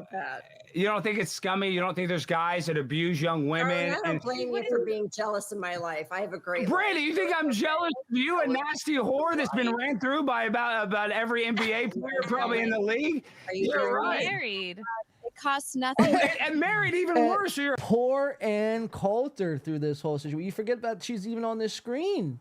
Look at her. She's like, how the fuck do I hit the eject button and get out of here? I don't get paid enough for this. In fact, I'm not getting paid at all. I'm here out of the kindness of my heart promoting my new book, Ann's World. And this is the shit I get. What if I'm called a whore next? What if I'm exposed for being a fake Christian and a grifter? She's like, are my eyeballs still intact? Hi, Ann. You're on Simcast. Now you're on In the Pink. Bet you never thought that day would fucking happen. Your husband's a cuck. Oh. Sorry. Husband's what? Cold. He just likes it when you go get banged by black dudes. I mean, think about how big of a loser your husband is. Oh my God, Alex, stop being such a kid. I muted you, Alex. I'm just saying it how it is. Alex, it costs nothing to be nice. This is. And he's like trying to show off for all these chicks, and they all think he's like, you know, just cringe. I mean, this is like the pure definition of what we call in the biz cringe.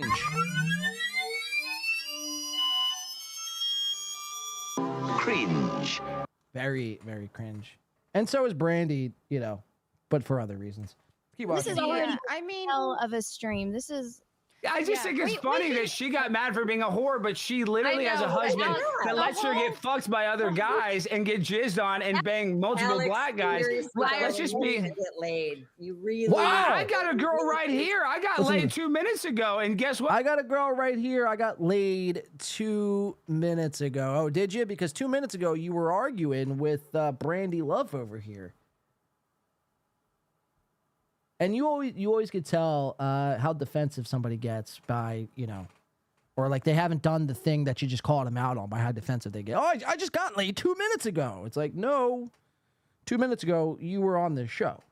But we didn't have to film it to make $5.99 on the internet like you. We're totally 2 different. minutes ago, you've been on here for 30 minutes. Okay, I have a girl in my room. It's like, Alex, again, you dress up, you cross-dress for no money. I think that's worse, Again, I'm not coming to the aid of Brandy Love here. By all means, I'm not doing that. But it's just like, again, stop playing this character. Like, I'm holier than thou. I walk in the light of Christ. May the power of Christ compel you. You know what I mean? Drop the act, bro. Room right now that's way hotter, way younger than you'll ever be, sweetheart, with your fake tits What and are all you your doing, fake bullcrap. Alex? Come on, like this doesn't have to be the whole. What do you want me to say? What do you want me to say? It's funny making fun of a big whore. Is it funny? I think This is too much. Brandy, This is do too much. you It's lick just- guys' here's- butthole and do you get paid to Another get tech jizzed on roast for a with no living? clear winner. Unnecessary. Alex, you've been drinking tonight, haven't you? I haven't had one thing to drink. I just think it's Oh, funny to that's call even you out. worse. Yeah, no, I'm sober as a skunk. Called out. She's not like She a got woman. mad. We can She disagree, got- no, but Chrissy, we can't make her Chrissy. decisions for her. And at the end of the day, Melanie, I don't thought want. you were I don't. a Christian, so you. And like I it. am, and What- I am what- not. Listen to Melanie Mack over here. Listen to this one. Fake Christian. Whore Christian. Such a fucking hoe. I love it. I mean, insane. You're going to be, you're next on my hit list, Melanie Mack. We're coming for you. Everyone just looks so scared to say anything. They're like, oh my, I did not sign up for this. How did we get in here, dear? How do we leave this situation without anyone noticing? Can I plug my new book, please? When can the plugging start? This gets worse. Let's watch. What does Jesus say about Brandy? Let me speak. What Please does let me speak. Jesus Christo say about I am Brandy? not here to degrade Brandy You think, right now. you think Jesus He likes that? knows Oh, our- Mary Magdalene was a whore. Alex, Excuse let me me. talk, Oh, yeah. dude. So Let Brandy's me like Mary talk. Magdalene. Let me talk. Okay, he's gonna time it. Okay, I am not Let me here talk. to degrade someone like Brandy. Clearly, I disagree with her How old actions. is this chick? She looks like she's about 12. Shouldn't be doing live streams. Read the Bible more. And what she's doing, I think that she's harming her own soul, and especially Oh, God. her Here we own go. soul, and risking her own eternal life. She's risking her eternal life. Such a fucking hoe. I love it. Again, it's no different. Melanie Mack.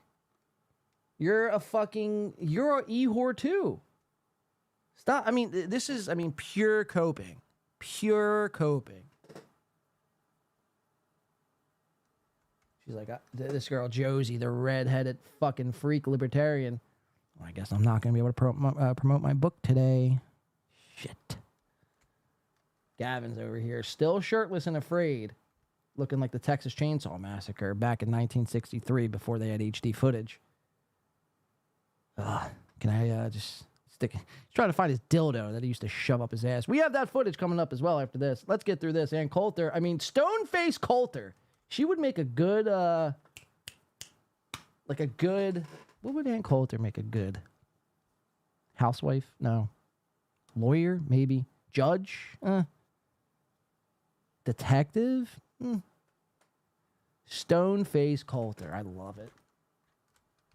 Can I ask you a question? God made you for a reason. God put you on this earth for a reason, and that means that there's a special purpose that you could be fulfilling. And oh my this God, is this something one. that to meet I that can't. purpose you need to part from, and you need Jesus. Can I ask you a very sincere question? And I appreciate Yes. you speaking in a normal tone, because this is conversational, not screaming. We obviously all have very different opinions, but see, I find that a beautiful here we thing. go. If we all thought the same way, it would be 1, boring, 2, ineffective, and 3, not the way God made us. Wow. You guys can judge me all I'm you so want, excited but for I this. only have one judge, and that's God himself. And for he says you in the guys to- Bible that what you're doing is wrong and will send you to I hell. thought you were going to Holy let me shit. speak. Okay, go ahead. Hey, where did Alex go? We don't care. It's all right. Wow. You believe in God and that he has a purpose for everybody. So what makes you so superior to think that you know God's plan I'm not God's superior plan. to No, you. but you I just understand what you're accepted saying? Jesus Christ and Isn't that a Drake song, God's Plan? So have his I. sacrifice. If So you're have still I. living in sin, then Christ is not in you. But I don't. And you're saying to me that you're not living in sin, sweetheart. We all live in I'm not sin. living That's the in whole sin. point. I do stumble sometimes, but I do We not all live in do. sin. Wow. So Melanie Mac says, I do stumble sometimes, but in fact, I do not live in sin. Which I don't know if she does or doesn't, but I'd venture to guess she does live in sin. She's not posting her booty hole online, but she's one step from it. Rest assured. When her viewership and subscriptions dry up, she will be getting nude and shaking them tatters for a couple bucks. Rest assured. But I don't know what makes you happy, and I don't know God's plan for you, nor would I ever say that I did. I don't know God's plan for me, but the Bible tells me God's what's plan. not God's plan for me, Oh and my I follow God. that. But I think it's like you have to know that not everyone is living by the Bible. Like not everyone wants to be But they told should how to. be. If I hear the mean, word and God's if they don't, plan it's their business. one more time. I can't force my beliefs on them. But be a light in a dark if place. you're going to Don't ask cram it about down my their opinions, throat. I'm not It's- going to validate someone on their way to hell. I'm not going to do Holy that. That shit. wouldn't be love to validate that. That's the very thing that leads people away from Christ is that attitude. I think you have a lovely soul. And I'm sure you mean well, but that's not what if turns she people doesn't Settle down, accept Gavin. Jesus and turn, then she would. And then that I would not want to see that. So that's why I would speak out about it. It'd be the easiest thing in the world to hop on here and say, "Oh, it's okay to live like that." Totally fine, You can. It just, everybody just do your thing. That's the easiest thing to say. It's not easy to go on here and say the things that I am saying, but. I see what you're saying, Melanie. I think there's a difference. Do you guys know who's accepted Christ? Can you walk through life and you decide yourself who has a relationship with God and who doesn't based upon what you God's see? plan. I mean, there's a spirituality that you don't see. Well, I with mean, the you'll naked know eye. them by their fruits. The Bible says in Hebrews 10:26 says that, if you are actively living in sin, then there is no sacrifice for you. If There's you're nothing more than I fucking despise when someone here on a podcast, on a big 100th episode, is quoting Bible verses. Get over yourself. You're going to hell. And no matter how much Bible you consume, it ain't going to stop you. You got a one-way ticket. Melanie, mac and cheese, God's plan. willingly living a life of sin, and in this case, being in the pornographic industry For you, and selling your it would body, be you a are. sin. For you, it would be a sin. Sin For is an not alcoholic- subjective. Sin is concrete, and it's in the Bible. Jesus. Between a man and a wife, all things are good. I've been married for almost 30 years happily. So I think it's insane that you want to judge me based on my sexual preferences. If I was an alcoholic and I chose to take drinks, I would be living in sin knowingly. But I'm not an alcoholic, so I can take a drink. Gavin, You, frozen in pornography may time. be a sin. For others, it's not. It's extremely judgmental to assume sin is not somebody's subjective. I'm God's sorry, plan. it's just not. You don't think the read Bible's the subjective? Bible. Read I think the it would be Bible. Sin more is not judgmental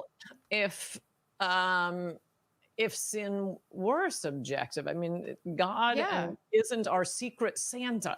We're not making up the rules as we go along. It's not just whatever you want it to be. The rules are the rules, whether we like them or not. And I'm sure all of us Christians don't like a lot of things we have to Oh, do. yeah. But it's not like it would be All of it Christian- would be judgmental if we were just making it up. Well, what I do is okay and what you do isn't okay. But God's plan. it isn't like that. God makes the rules. God's plan. Yeah, and the relationship between God and you is different than the relationship between God and me. I know exactly where I'm going when I die, and I don't have an issue with my lifestyle. And I just find it horribly sad that whether it's politics and it's the far right or it's Christians, if you don't live their way, the fuck is then Gavin you're out. doing? If you're not the kind of Republican we want, we don't want you voting with us. If you're not the kind of Christian we I'm like, just gonna then shut you up and can't let go this to thing heaven. play, 'cause there's a lot. You guys have to say no. Again- There's one final say, and it would be such a happier world if people would just live in Shirtless and afraid, Gavin over here. I mean, put a fucking shirt on, for Christ's sake, man. Oops, wrong sound drop. I mean, no one should be seeing your tits here. You're no different than the E fucking girls sticking their buttholes online. You're flapping your tits. Some would say that's worse. Let's keep watching. and live and love God's one plan. another instead of be so filled with hate. If people don't think and act as you as a human, whom we're internally flawed, God sent Melanie Mack down to want bore them to us be. with It the just good doesn't word. make. I don't have issue with any of you. I think it's lovely if you're Hey, is this happy living your Skankfest? life. That's wonderful. But the amount of time spent judging others and degrading and berating and calling names like Alex seems to think is effective. I just a point of note here. Don't get caught up in the weeds of what they're saying. Make your own fucking decisions. Don't listen to someone named Melanie Mack or, I mean, any of these people, really, to be quite honest with you. You should be, do your own thing. Find your creator your own way. Don't be influenced. Like the clip we watched of Joe Rogan earlier. Yeah, telling people what to do. Be a carpenter, be an electrician. It's like, motherfucker, you go do it. Don't push your fucking horseshit beliefs on me. Same applies here. Don't push this shit on me. It's Keep just watching. bizarre to me. I wasn't I'm a mad proud about what boy I and a don't- loud boy. Words are subjective. Says I wasn't Nita mad. If you Corral. guys thought I was Sleeve mad, go ahead and tell me. tattoos, I was zero playing. personality. Chrissy knows me pretty well. I asked her to introduce me that way because obviously it's a hot button. You're just having fun with it, and It's I just think a there's word. And Coulter, I think I'm there's not gonna check her force out. my- She's about to I'm dip. I'm not going to force my And values there she on you. I goes. said what I felt compelled Buy-in. to say, and you're an adult, and you're going to make your own decisions. And all I Gavin can do comes at this back point is just wait shirtless. for you. So I'm happy to continue this Yeah. show and have a good time. Is this argument still going on? Are we still talking about God's plan over here? Well, shit. Unreal. I think there's a difference between someone who is a full-grown woman, very sure of their career, not struggling with it, not having like a soul crisis, and a difference between someone who's maybe just starting out in the industry, whether whatever it is, if it's OnlyFans, if it's mainstream porn, The and they're like, scanny oh, this bunch. doesn't feel right. Like I can understand speaking to that person in a way like maybe this Gavin's industry is taking a toasted, dude. toll on your soul. Maybe it's not your purpose, Blitzed. but like Brandy's a veteran. Like she would know if this is not the right industry for her, if she was having like a crisis and Well, and needed certainly to not find for everybody. We all And right now, Melanie Mack is, you mean, you see her eyes dart. She's like looking up Bible quotes as we speak. She's like, what can I look up here? Mark chapter 3, verse 16. Let me quote it. You don't know crisis. shit. You don't know. You've never read the Bible. this well, and needed certainly to not find for every. Doesn't God say if you get tattoos, like that's a sin? I don't know. I'm just making things up at this point. But still, I mean, fuck. Everybody, we all know that. No. It's very unfortunate that people that don't have a strong foundation know what they want. It's their sexual bend, whatever it may be, that would get involved in it because obviously things can go awry. Your sexuality is nothing to mess with. And it's certainly nothing to try to define when you're working in the industry. Going into the industry as an adult with a very strong foundation is very different than an 18-year-old out of high school who answers an ad on, I don't know what somebody mentioned, Backpage. I don't even know if that's still a thing, but obviously it's a very different circumstance. I'm not from that mindset. I came from corporate America, as did my husband, and we developed a business 20 years ago, and knock on wood, it's still going.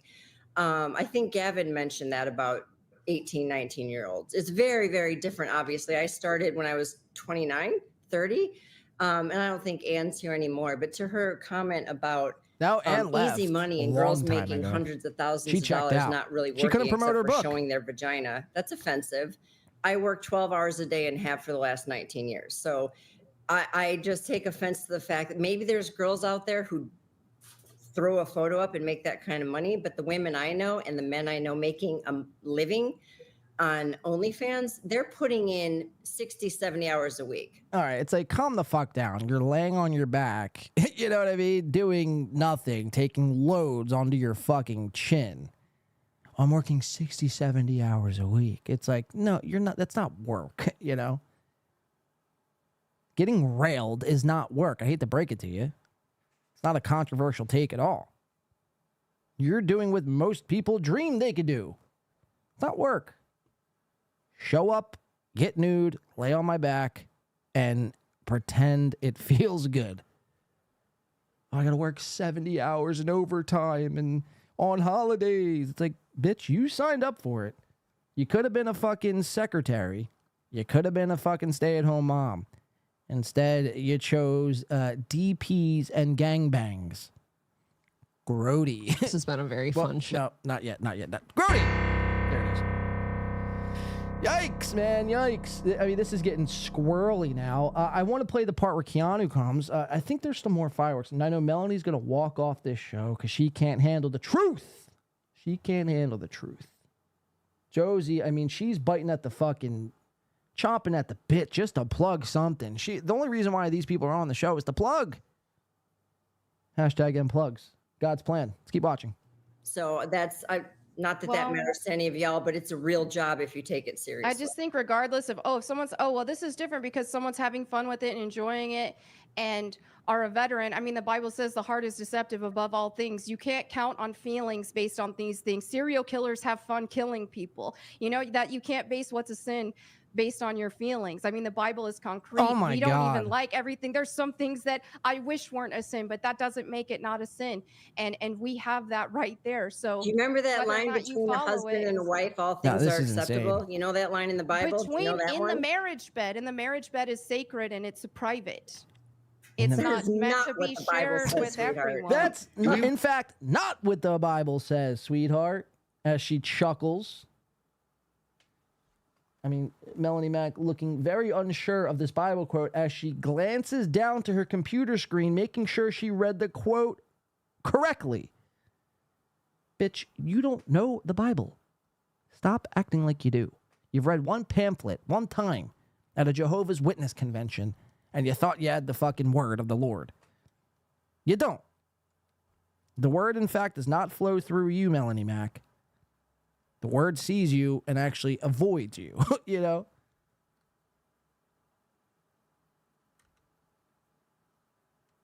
Again, I knew when I first laid eyes on this Melanie Mack. TJ Holly says, rim job, blow job. Yep, it's a job. Well, by that metric of, if we're gauging it by that, then yeah, in fact, it is a job. I tried to read the Bible once. Fucking A, says Chris Mack. Daytois says, not one of them wearing cat ears. I feel cheated. It's dry as hell, dude. Who, Melanie? Is dry? All right, let's keep watching. You really think that Brandy is going to Check this hell like a lake of fire for eternity? For If being- she died right now, yes, she would. That's very sad. Wow. That's why. So when people are like, oh, John, how could you say Melanie Mack's going to go to hell? You're just being mean. You're meanie. It's like, she just said Brandy's going to hell. Well, so why can't I say it about her? Melanie, you're going to hell for misquoting the Bible and using Christianity as a grift. These people that use God, these fucking fake fucking nothings that use God to advance their careers, they should be brought into the public square and hung by the cross like God. If you want to be God so much, then we're going to hang you like God, you know, upside down with a burnt cross. Now, that's pretty dark. I'm just kidding. We're not going to do any of that. Maybe someone will, but seriously, I mean, that's what you should be subjected to. If you grift and use God to advance your career, and it's confirmed that it's just a grift, you should be burnt at the stake. How's that sound? Deal, Melanie Mac? Didn't think so. There still very is sad that hope you for feel her. that way. You're There's very still hope for misguided. her. There's hope That's- for everybody, no matter You're what very you've done. misguided. All you have to do is accept I Jesus. think porn is evil. Porn is bad. It's hurting young people. I have accepted Jesus Christ. He was actually part of my gangbang last night. You wouldn't know that, would you, honey? Wow, look at that. How confident Brandy Love. Accept Jesus and turning. Porn is evil. Porn is bad. It's hurting young people. Wow. You That's accept fantastic. I think Jesus. porn is evil. Porn is bad. It's hurting young people. You It's accept hurting Jesus young and people. turning from sin But is the fruit it's of that. destroying- That it's is the destroying evidence of that. The Zoomers' dating lives. Oh, Gavin, now you're going to act fucking like this on a pedestal?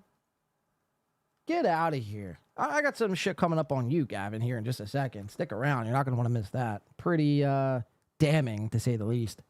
But, 12 apostles promiscuity, gangbang. I don't think I respect what Brandy said. Fuck. I don't think that she's going to be, punished by God for this stuff. Well, it's not punished. I if mean, you we were have like we have the option. We can accept Jesus. That's a free gift. We can either Daytwa says, the sailors say, Brandy, you were a 5 girl. What a good hoe you'd be. Feel like that's a song. I'm just missing the fucking reference. Televangelists are the biggest criminals walking, Hunk the Clown. You're absolutely right. You're absolutely right. Let's hang them all. Staple them to a cross. Judas went for the anal. God, this is getting fucking dark. I love it. Can't trust them. Brian says, maybe God's plan for Brandy to be a whore. Who are we to know? Right. Who are we to judge? You know what I mean? God's plan. God's plan. Let's keep watching. accept that and go to heaven or I know, don't. but not everybody. It's like expecting everybody to live by like Islam. I you think know what I mean? porn Like is you bad. And can't- I think Brandy's right. Jesus is the Alcohol only is way. bad, Jesus is cocaine the is only bad. way. And There's the a lot of Bible sins gives out us there. the answers. We can't just But going pretend to a like lake of fire and damnation for porn. Yeah, me too, I Ruth. think It's porn reality. is terrible. I am against porn, but I'm also against shoplifting. All right, so all right, so Gavin's like, "Oh, I'm against porn." All right, so I just got to play this video now before I forget and don't have time. Gavin's against porn, right? Okay, that's nice. The morals of Gavin. Check this out. Gavin McInnes and Proud Boys. Western chauvinism. Really. Let's check it out. So we are presented with Gavin McInnes on the Gavin McInnes Show. And you see this black device that he plops up on the screen here. It's black. It's going to be kind of hard to see. But it is, in fact... Well, let's let him show you what it is. Now, mind you, he just said I'm against porn. So he takes a black dildo for our audio listeners and is shoving it up his asshole right now on camera. So Gavin is no different than any of these fucking OnlyFans chicks. He likes it in the brown.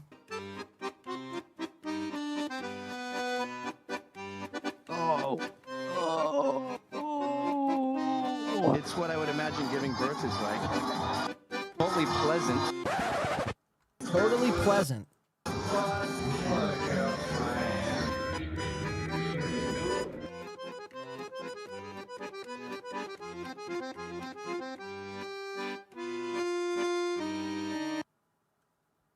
I mean, there it is. He's got a dildo up his ass. Right here. Ça serait dommage de se dire adieu sur une vague, les yeux And dans les yeux. he smells it. He smelled it on dildo. Ah! Oh my God! That's too far, man. That's way too fucking far. You should be brought out to the public square and hung by your head. Oh my God, I can't believe he's doing it again. I can't believe he's doing it again. Sur une vague. That was up your anus, dog. Not Doug, that was dog. That was up your butt, bro. What are you doing? But mind you, this is the guy. Oh, I'm anti-porn. Yeah, but you're not anti-shoving dildos up your ass, are you? Oh my God, he went back for seconds. Like I'm sorry. I'm sorry I even played this, ladies.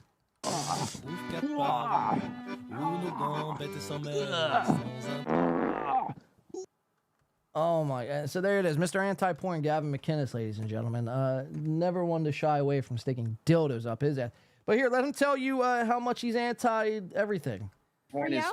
We can't just But pretend going to a like lake of fire and damnation for porn, I think it's porn reality. is terrible. I think I'm porn's against terrible. I'm porn, against porn. but I'm Look. also against shoplifting. I'm against alcoholism. Dildos up I'm your against ass? Cocaine use. Dildos up your ass.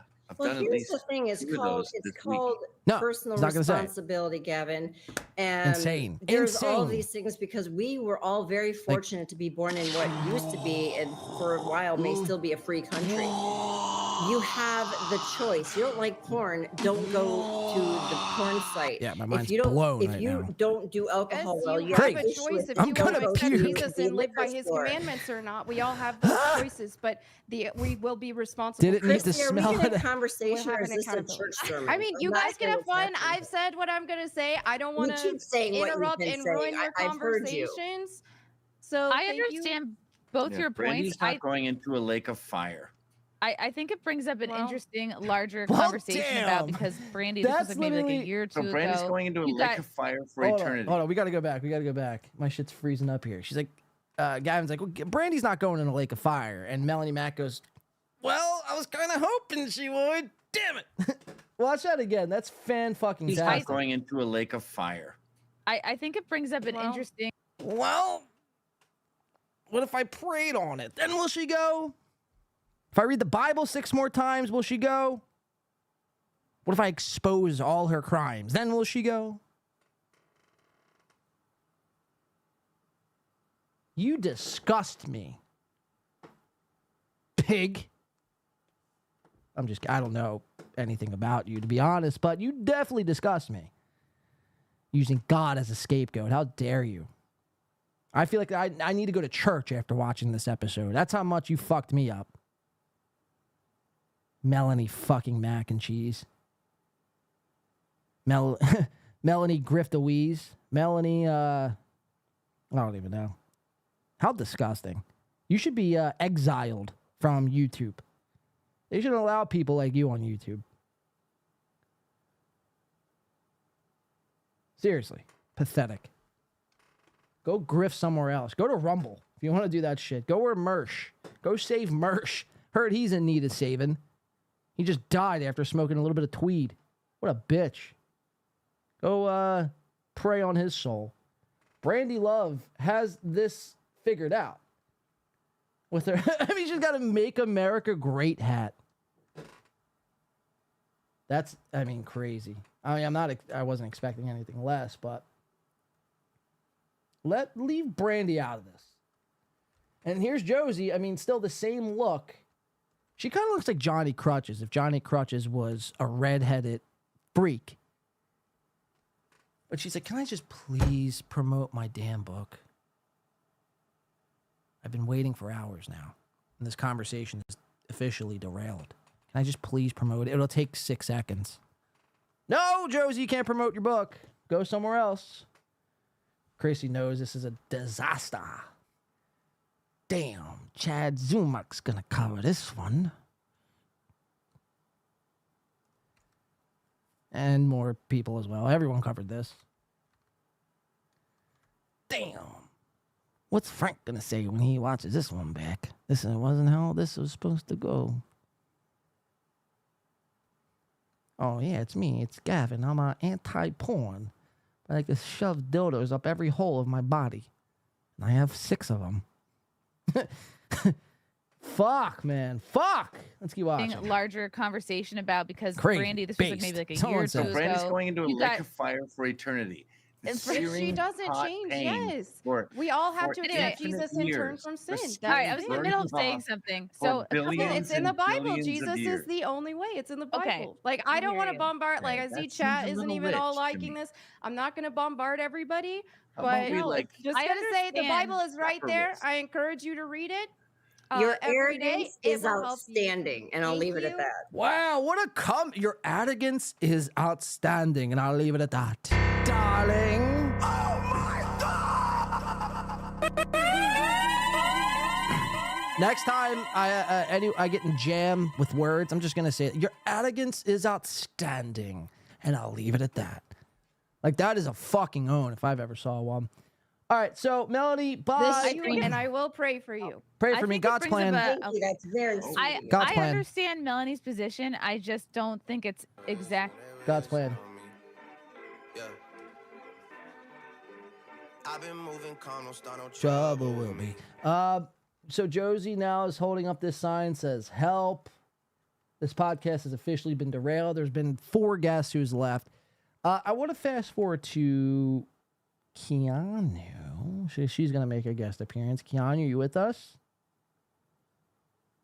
Let's check it out together. Because it's going to get worse. This gets worse, if you can imagine it. All right, here comes Keanu. Check this out. And you guys will find it. Thank you. Oh, yeah. M-plugs. Hashtag M-plugs. Hey, Star Wars girl. Now is not the time to plug. I didn't plan for any of this to happen. I just wanted to talk about the idea of sort of kicking people out of the party because they don't fit a very specific sort of like moral framework, but maybe that's not that. Well, it worked. I don't know. Before we completely change subjects, can I pimp out one of my favorite internet whores, Cecil?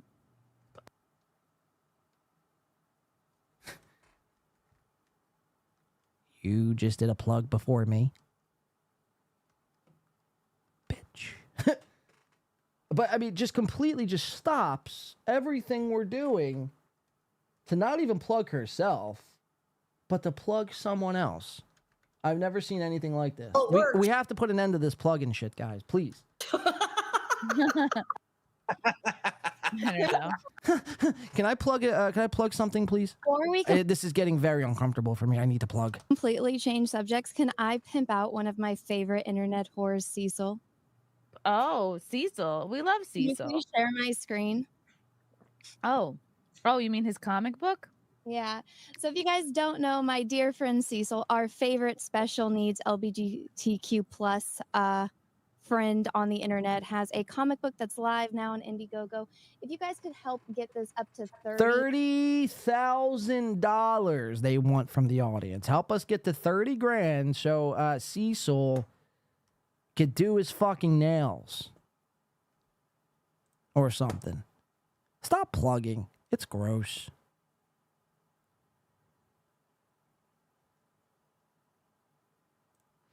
Sorry, I'm checking something here. All right, Keanu's about to pop on the screen. We're gonna watch this, and I think that's where we're gonna wrap it up here for today. This is gonna get nuts. Let's watch. $1,000. You'll make his hearted heart. Please go and back it while it is still available. Just go to Indiegogo, cash grab. Bitch outplugged me. And Yeah. you guys will find it. Thank you. Wow, I'm gonna help my friends too Look. while we're doing this. Yeah. Brandy Love or Gavin, would either of you want to go on the Tower Gang podcast?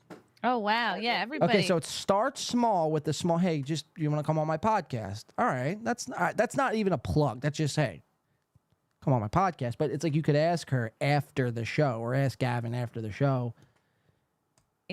Everybody gets. She's gonna plug. It's gonna get sickening. Would either of you be interested in the Tower Gang podcast? Hit me up. Let's do it. Okay, cool, great, awesome. I'll let them know. I love it. Okay. Kiki's here. I don't know if you're ready, Keanu, or you're just in the middle of cooking something. Kiki Thompson. I say something. Are we done plugging, or are we still plugging? So plug away. I hate that when you go on Netflix right now, Suits comes up, and the only reason Suits comes up is because Meghan Markle was Thank on. you. Jesus. It is a shitty show done by a retard. It's written by the stupidest person in the history of cinema. He did a He did a movie. He did a bunch Star of Wars movies girl about is like short, I think. Nazi skinhead murderers. He's one of the least talented people in the world. But because Meghan Markle is some extra in the background, he's got like the #1 show on Netflix. It's infuriating. I want I've never seen it. Everyone involved. Never seen it. I've never seen it either. Yeah, no one has. No one has. It's garbage. But if you click on Netflix right now, it'll be one of your top. It's like, Gavin, I can't look at you the same. I can't look at you the same after you've shoved a dildo not only in your butthole, but then sniffed it 2 times. And that's on camera. Like, imagine what you're doing off camera. Voices. All right, this is where it gets good. Okay. This is it, the grand finale. Let's watch. Well, fuck that movie. Yes. What are you making, Keanu? Hi, everyone. What are you making? I'm making shepherd's pie. For Shepherd's my betrothed. pie. Oh, wow. Lively, and I wanted to say hi to all you fine people. Keanu, I just want to say, Keanu, don't fall in the trap, the April M. Holt trap, please. Don't fall into that trap. Make sure Gino cleans, does some of the cooking. You know, you could do like the laundry and like the shepherd's pie Thursdays, but make sure Gino is doing something, for God's sake. I like cooking. No, I get it. I get it. But I'm saying all the time. Like Aaron M. Holt, he doesn't do anything. For instance, when you went over to Aaron's house, when you took that nice little trip, the double date you guys did, you cleaned their house, right? Or not their house, maybe not their entire house. Their dishes. You did their dishes, no? Am I mistaken? Am I off by saying that? He does my dishes, his dishes, all... Wait. He does my dishes, his dishes, all the dishes. Good. Keep it that way. Just because you guys are getting married, you know, don't let him slack off. I was being helpful house guest. Right, but it just goes to my point that Aaron doesn't do anything. Aaron doesn't do anything. He's making his guests do fucking all the work. He's the host. Remember that. Yeah, it's nice to offer, but really, they should be like, no, we got this, Keanu. You are our guest. Sit down. Relax. Take a load off. Here's a claw. Here's some Kiki bucks. Go have a blast. Don't worry about fucking my dishes. What am I, fucking a child? That's all I'm saying. So don't let Gino get complacent either, because we don't want him falling into that same trap. Let's keep watching. Hello, lovely everyone. Hello, Keanu. I only brought you in because I thought you were going to yell at the guests, but No, I don't want to. you're just being calm. Okay. I will. I do have one point. I was a bit incensed. I love Alex. I love everybody there. I love. I do too. Did they leave because of the OnlyFans talk and we were trying to save souls and everything? Yes. Well, here's my thing. Melanie Mac, dear friend of mine. I adore her. I adore her. I don't think she realizes she is an internet person, correct? If she doesn't believe in her heart of hearts, and she may not, that men on the internet are jerking off whilst they watch her read the Bible, she is sorely mistaken. What is the difference? That's a good point. There's no difference, really. She's just doing something else, and that might be untoward to say. And I feel for her, and I feel like she wants to save everyone's soul, and that's all right. But adults are okay to make their own decisions. Chrissy, I felt like you had a very good point. And an adult who has, like, it's completely different than a trans kid, like, cutting, when they're not an 18-year-old. Who's being taken advantage of, right? But I just feel like, obviously, Brandy, right? Yeah. You're completely happy with your life, right? I am. Enough said. I have an OnlyFans, and yet I'm cooking She's like- shepherd's pie for She's my like, no, I'm actually not. I actually hate my fucking entire existence. Someone save me. Someone pray for me. Melanie Mac, God's plan. Whee! Brandy Love hates my... I'm Brandy, and I hate my life. Does this look like a person who loves their life? how much cock has been flying around the orbit of Brandy Love. I love my life and all the fucking cocks that come along with it. I can't go to bed. I can't have 1 hour of sleep without dreaming of a fucking ball sack. Imagine that. Hey, every time I close my eyes, I picture, I start dreaming about getting teabagged, I love my life. My life's great these days when I'm not getting DP'd. Fuck, man. Stay in school, kids. Stay in school and don't smoke dabs like Mersh either. Don't do drugs. Stay in school. Don't do porn. Just fucking don't listen to Melanie Mac either. Or Joe Rogan for that. I don't know. I don't have the answers, to be honest with you. If you're coming to me for answers, I do not have answers for you. Just my general rule of thumb is do the exact opposite these people are telling you to do. Really, at the end of the day. Because it never leads anywhere good. You're going to find yourself, getting double penetrated by fucking a bunch of weirdos on a Saturday night while trying to praise God and reading the Bible and trying to do a podcast simultaneously. It's not a good position you want to be in. Don't listen to Melton either. Well, that's rule number one, Jay. You never listen to Melton. Why can't we have it all? Find someone in real life that inspires you to be a better person, not that hard. That's a great message, Josie. 1,000%. People look to internet guys and gals as the end-all, be-all. And, they look to them for guidance. And most of these people, it's like, you've seen some of the people that are online. You don't need to be smart to do a show or to have an internet connection. And these same people are giving out life advice. And there's dumb people on the other side of it that take that life advice and they wind up with nothing. Or you wind up like Brandy, taking 17 dicks at one time, playing Dodge a Dick. It's a new game I just made up. Dodge a Dick. Imagine that. Let's keep watching these lovely ladies. Josie, are you with us? Are you going to plug? Idiot betrothed, right? You can have the best of both worlds. We can all go to heaven or hell or whatever the boy runs. Wait, Keanu, you have an OnlyFans? Wow. Oh, God. Wow, Gavin completely stops. Hey, Keanu, I've known you for a while. You have an OnlyFans. Listen to what he says. I'm goofy. I don't know why anyone would subscribe, but a lot of female comedians. Do you expose yourself nakedly? Listen. Again, Gavin, you have absolutely zero room to talk. Zero room to talk. I mean, just go to Twitter. I encourage everyone to try this. If you have Twitter, I'll just do it for you. Go to Twitter, type in Gavin McInnes dildo, share a screen, and you could just watch. There it is. Gavin shoving a dildo. This is the same person who just asked Keanu, hey, Keanu, wait, you have an OnlyFans? You expose yourself online? So it's like pretty rich. As you're kissing, who's that? Milo Yiannopoulos, just making out with a dude.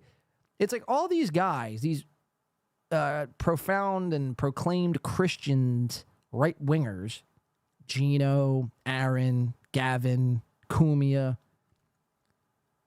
Like they want to tell you that what they're doing here is all a bit. It's all for comedy. It's in the name of comedy. It's like, where's the joke? Where's the fucking joke? They're all shoving dildo. Like, what is with all these guys? Gino shoves a dildo up his mouth. Gavin shoves a dildo up his butt, kissing other dudes. What is with these guys doing this stuff? It's bizarre. It really is bizarre. But listen to me, and I'll shoot you straight because I'm not a lib. You hate the libs, right? See, that's where they get you. That's where they get you. You hate one side more than the other, so you fall into the trap of liking the side that's not any better. It's like Patrick Melton and SteelToe. you hate SteelToe so much that you sided with Patrick Melton. Not you guys. I'm just saying in general. So don't fall into that trap. Hate them both equally. You know? Throw tomatoes at their face equally. Don't pick. Oh, well, I hate this, so I'm going to love that. Just hate it all. Or just be neutral. You don't even have to hate it. Just be neutral. Let's get back into this. There's like 5 minutes left of this. Let's check it out. About to subscribe. Yeah. One time, $1,000. One asshole, one time, $1,000. Right in the. We just that one time. Person. Honk says, they all gay guys pretending to be straight guys, pretending to be gay guys. Nailed it! I only cook when I'm bored, doll. It relaxes me. Who are you talking about? Me? Or is someone giving you grief in the chat? Shepherd's... What is a shepherd's pie, by the way? I feel like that's a great question, and I feel like maybe I'm retarded for asking this. Shepherd's pie. Shepherd's pie. Oh, listen to this one. Shepherd's pie is cottage pie, or its French version, harchis perimeter, is a savory dish of cooked minced meat topped with mashed potato and baked. The meat used may be either previously cooked or freshly minced. The usual meats are beef or lamb. Oh my God, that sounds horrible. No offense, but that does sound pretty terrible. It's like, I don't even eat McDonald's, but I'd rather eat a Big Mac. John, can you add me? I'm not, oh, sorry, Tubby. Here, let's follow. Yeah, boom. Whoever wanted to be added, I just added you. Just added you. Sent the video. I got a video sent. Play this if you want. It's funny. All right, hold on. Got into it. I'm getting video request here. I think that we have to differentiate All right, hold on. Let's try it this way. between something that's sinful and bad, like alcohol, and something that is like you're going to hell, you're going to die in lake of fire and all. Just because you believe in a man in the sky or whatever, I'm not saying I don't. But whatever, it doesn't mean that we all have to be that way. Gavin, didn't you take your out live on air? I was about Yeah, to say. you don't have to get into Christianity and everything. You're going to hell, you're gonna die in lake of fire and all this shit. Oh my God. Wow. Gavin, didn't you take your out live on air? I was about to say. Yeah, you fucking idiot. I do take my dick out, and I shove my dildo up my ass. What do you think this is? 1992? You're going to hell, you're gonna die in lake of fire and all this shit. Jesus. But I get everybody wants to. Sometimes it can seem more exciting to make your point than to like listen and have a conversation. So I understand that impulse. His purse was an Hermes purse, and I thought that Birkin. Well, I mean, you don't have to agree with Yes, someone. she had to go. She had to put her forehead to sleep. Well, what I was gonna get at. Wow. You're going to hell, you're gonna die in lake of fire and all this shit. Well, Wow. I don't know. Who are these people? I know Gavin, but who's this? Jerry Sandusky? Jerry Sandusky? That was sent into us by Keanu. Thank you, Keanu, for the fuddy edit. Appreciate that one. All right, let's keep watching this. There's only like 4 or 5 more minutes of this, and then we're going to wrap it up here. It's 3:30, so that might take us perfectly out on time. Flat Cat Jessica says, I've seen Gavin's uncut dick more times than I care to remember. Why? Why is that even a real thing? This is a perfect example of why men all sit together at dinner, says Deitois. Americans know nothing about food. It's hilarious, says Professor Pooh. Oh, because what? I don't like shepherd's pie? Get the fuck out of here, man. I'd rather have I don't even know what I'd rather have than a shepherd. Anything else? How's that? Can I choose that answer? Anything else? Give me any other option than a shepherd's pie. Beef cubes. God's plan. Let's keep watching. To one person. And I found out that wasn't for me because I just don't have the prettiest asshole. But Oh, so don't talk mostly about it's yourself just like that. lingerie or whatever. And I have, I have Keanu, I just want to point something out here too. When you're doing these guest appearances, and if you are cooking another shepherd's pie or just cooking in general, let's turn the camera sideways. Landscape. Portrait. From landscape. From landscape to portrait. Because, when I zoom in, it's not a great sign to behold here. Hold on, my zoom tool is not working. Everything's falling apart on me today. See what I'm saying? You see how there's black around that? It looks tacky. I want to be able to zoom, and when I zoom, it's the whole shot like that. You see what I'm saying? How that's way better. Just something to note there. Let's keep watching. So, do you do nudity on your OnlyFans? not so much. No, not. It's really. She says, it's sort of a boring OnlyFans. So she corrected it later. All right. Well, we're not going to watch that. But I don't knock women that do, and I I'm a goofball. So you do show your tits. Have I? Yes, of course.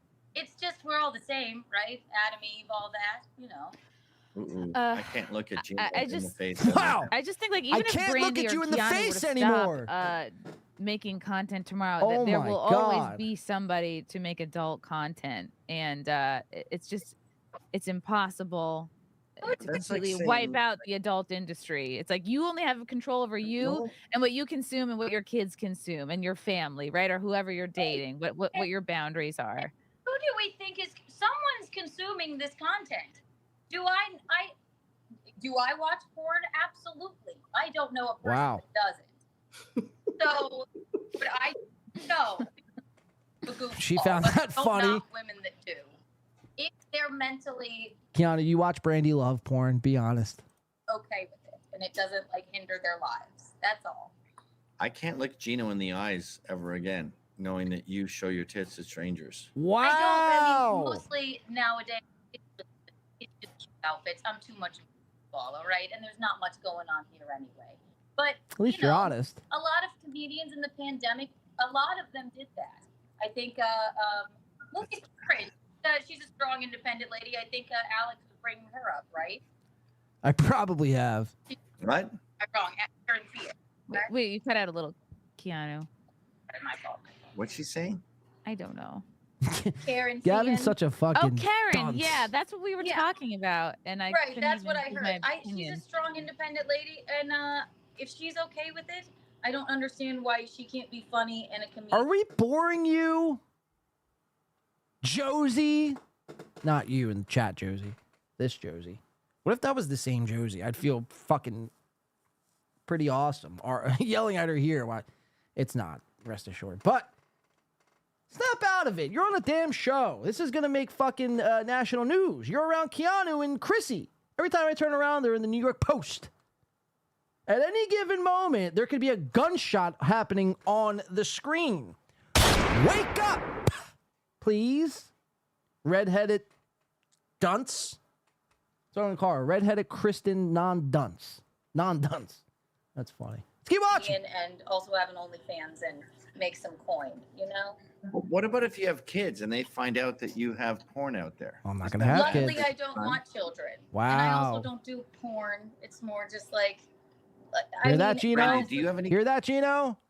No little Biscontes running around for you anytime soon. Keanu don't want them kids. Maybe she just don't want your kids. Either way, ugh. Yikes, man, yikes. How do you expect to carry on the legacy?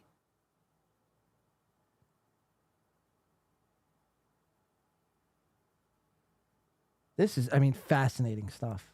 And my OnlyFans is a disgrace. It's very mild. I think if you bring kids into the world and you're in this industry, willingly, okay, this is going to be a conversation Wait, this is to have great. with This is them. great. Ray Devito lost pen and brain I would like to thank Carlos Danger, potato, corn, and all the vegetables and fruits, Newports, for my win yesterday. Wow, that's amazing, Ray Devito. His lost pen and brain. Truly amazing. Gino, on the other hand, should do OnlyFans. It is porn, though. Well, what constitutes, like, what is the pure definition of porn? What is porn? Definition. Pornography. Here we go. Hardcore porn, it says. It says pornography is hardcore porn. It says television programs, magazines, books, etc. that are regarded and emphasizing then the sensuous or sensational aspects of non-sexual subject, stimulating a compulsive interest in their audience. A thrilling throwback to the golden age of disaster movies, whether porn of the highest order. Adjective pornographic is a porn video. I don't really think that clears anything up. Erotic behavior, it says. So, I mean, I guess OnlyFans, doesn't matter if you're taking fucking 3 massive schlongs in the hole or not, you know, I think it still constitutes as porn. It's like splitting hairs, you know. But what do I know about this OnlyFans business? Vaguely pornographic, to be honest. Yeah, I mean, it's a light version. It's not hardcore fucking, you know, submissive porn. But Chris just says hashtag butt stuff. My sentiments exactly, Peanut. Peanut Gallery says Keanu nude is not that sensational or stimulating. It's sad. It's more of a GoFundMe than an OnlyFans. Burn! Burn, baby, burn. Great comeback. Let's keep watching. Eventually. And I don't think you would bring kids into the world if you weren't ready to have that conversation. I mean, it's not everybody's It's not for ideal. everyone, but Roast anybody battle. on the internet exposing themselves to anything, people could be jerking off to you. Is all I'm saying. Isn't it bad to So- tell your son that you have porn out there? He I doesn't don't want kids. So I don't I ever got have you. to cross that road. What you about know? Brandy? Yes, I do. How old? You are want your kids? That's really nobody's business, is it? Kim Okay, K makes ballpark. it work. She's a billionaire. So Kardashian makes Kardashian? it work. She's a billionaire and an entrepreneur and is getting people out of jail when they've been wrongly Who cares accused. I about mean, money? Kim Kardashian is a Satanist. I mean, just what I heard. I don't put my butthole on the internet. Wow. I host spaces on Twitter through Timcast. Out of nowhere, this redheaded freak decides to pipe up, and I don't put my butthole on the internet. I actually just host space on Twitter, and let me just start plugging away. Listen to this shit. Internet. I Watch. I'm gonna go back. entrepreneur and is getting people out of jail when they've been wrongly Who cares accused. I about mean, money? I don't put my butthole on the internet. I host spaces on Twitter through Timcast IRL, and anybody Plug. should go subscribe over there and Plug. watch my spaces or Plug. listen on X. They're But very good. thank you. I had Chrissy on a few weeks ago. On December 16th, I'm going to do a space honoring the 250th anniversary of the What the Boston Tea fuck? Party, and we're going to tell the true story of what happened because only one account exists about what happened that night. It's the This wasn't an invitation only- for you to so start the- plugging. The people who participated in the Boston Tea Party, they all took an oath Kind of a saying weird for 15 years. segue. We're talking about Yeah. porn and kids. I know. She's Well, doing her plugs, Gavin. I'm plugging right now. Yeah, I'm gonna have to get off in a minute. So I'm just plugging right now. I'm gonna have to get off in a minute. Well, when you get off, then you could plug or put it in the chat. We know where to find you. You don't need to announce this. We're having a debate here. People are fighting and they're angry. Gavin said, I can't look at Keanu in the face. We want to know more. We want to know where to find you. I don't even want to find you. I begrudgingly, I'm looking at you right now because you're making a complete ass out of yourself right now. Other than that, I mean, you can get lost. Out out of nowhere, this dumb fucking bitch just starts yapping away about where we could find her, as if we want to find her. And her plugs, Gavin. I'm plugging right now. I'm plugging. Yeah, I'm gonna have to get off in a minute, so I just wanted to. Okay, that's weird. It is It's weird, not- Gavin. it's not You conducive to an plugged your. interesting We'll bring it back. I'll be getting off. You'll be able to bring it right back. I'm I not going promise. to I'll bring Yeah, it back. bring it right back. Let me just derail the show as if it's already not been derailed. But, you know, holy fuck. Really Gavin. going on to my So what we OnlyFans. do is which we sell the licenses to onlybrandy.com. sell All right, the water you can bring it filtration back to systems, OnlyFans. and you I can go promise. to waterfiltration.com and sign up. Use the promo code Gavin, and you can get I don't all think the this is water real. filtration licenses you need. This that can't for be real. No, No. that can't be real. Okay. This is why women shouldn't be in these. I kind don't of, know. You guys. Yeah, because that's why women shouldn't be in these kinds of, he was going to say, spaces. I agree. I happen to agree. Now, I get it. One apple kind of spoils it for the bunch. But sometimes that's all it takes. Women, get on it. Don't invite Josie out anymore. She's just going to plug. Imagine. How crazy, man. Chrissy, take control of your damn show. Get all sorts of sponsors. They She wanna can promote plug their own her shit, Gavin. She can. They're very good spaces. It's terrible. They're very good spaces. Ugh. You're embarrassing. Yeah. I'm agreeing with somebody who shoves dildos up their ass. Oh my God! I mean, that's crazy. What are you doing? Why are you even Are you here? talking to me? For me? No, I'm having Josie. Like we're trying to have an interesting conversation about porn, and she's like, "Hey, I gotta go soon, so check out my thing." Like, I'm sorry, How do nothing. you tell your kids? There's nothing wrong with that. How about that, Gabby? Oh, there's everything wrong with that. Let's, again, we got to put an end to these plugs, guys. Stop plugging. If I want to find you, I will find you. Chances are I don't want to find you. So get lost. Gavin, there's nothing wrong with having to go. And you just derail the conversation. You know, this is like why first of all, I pay for YouTube Premium to get away from ads.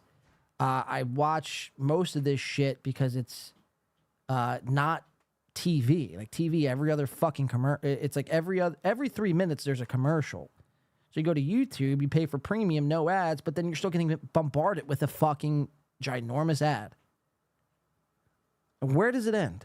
Oh, Yeah, not everyone right, can you do the suck. full time. It's okay to plug your stuff and go. I'm make not babies and stay at home. She made a cute Oh, joke shit. about Make cute babies and stay at home. Epic shit. assholes on the internet, which I'm looking at one That right was now. funny. He's right Yeah, to I like the that. right That was of me. funny. And she was plugging. What's showed the us to get coupon stuff. code? Before you go, what's the coupon? Cat, she had a little sign that said help, which I think is how she and I were both feeling, as well Yeah. as Okay. Yeah, okay, but you don't have to plug. What's that have to do with anything? Star Wars horror? You had Girl, I mean- you just haven't paid attention. Make sure you say your coupon code while we're on the debate. I don't have a coupon code. I don't do All right, discount Josie, shit. thanks. Sorry. Well, you should. All right, Gavin, can I keep talking or are you going to? Yes, please promote your thing. All right, great. Okay, well, the colonists who dumped the tea into the Boston Harbor on December 16th, 1773, She keeps they took an oath to not reveal their names for 50 going! years, and they all abided by that oath. So there's only I one can't. account that I really exists of exactly what happened that night, and he published it 61 years after the Boston Tea Party. Where's Melody So Mac? I I'm need to going say a prayer. use- I'm going to lose my cool. I'm going to use his memoir and tell everybody the real story because there's a lot that we learned in school. Nobody that, cares about the Boston you Tea know, Party. That's not the truth, and we find out that. Oh, and you're going to tell us about the truth? You're anti-truth. a lot, but I just want to be able to educate people and help them with that. So, I think that's nice. Thank And you I for like the telling way me that. I like the way you Thank you. Thank you. Thank you. Worked on that speech all night. This sucks. broke down the Bill of Rights in like your tweet thread. I broke down the Bill of Rights. How fucking exciting. Can you break down the Declaration of Independence next? I can't wait to fucking pop in on that seminar. Not. Can I take a rain check? Jesus. I don't know if that was today or yesterday, but Well, I was like, I did that today. Yeah. Yeah. I feel like a lot of people don't really know their natural rights because of the way that it's written. Oh my God. So I broke it down in a way that people can understand what their rights are. You know, I explained what the First Amendment Nobody meant, cares. What it didn't Fuck. include, and I did the same thing. This with is the Second insane to Amendment, me. and This I is explained nuts. The Fifth Amendment shows the protections that you have as a human, and the I gotta put my Sixth hat Amendment on for this. shows It's getting your crazy. entitlements as a human. So, yeah, that's what I That's what I got. What I did today. So it's on my Her contribution to the show was looking bored and plugging her Bill of Rights seminar. page. You know, if anybody's really, I broke it down. What did I call it? What I call the it? Bill of Rights in a way that anybody can understand it, because a lot of people don't, and it's really important to know your rights. It's a shame. What do I call it? Oh, the Bill of Rights and the way people understand it, and everyone should understand it because it's important to know where you come from. Ugh! Give me a fucking break. Josie.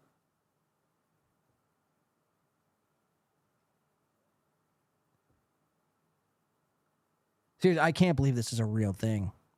Shame some of the earlier guests weren't here to hear that. Thank you for sharing that, Josie. I've That bought, Josie, I've bought I one of think- those teabagged Bill of Rights things like you have, and I Yeah. can barely okay, read the Chrissy. damn thing. I Okay, so Chrissy. excited. That's why Chrissy is like the ultimate grifter. She just knows how to sell. Yeah, George, I bought one of those tea bags myself, and I didn't know how to read it.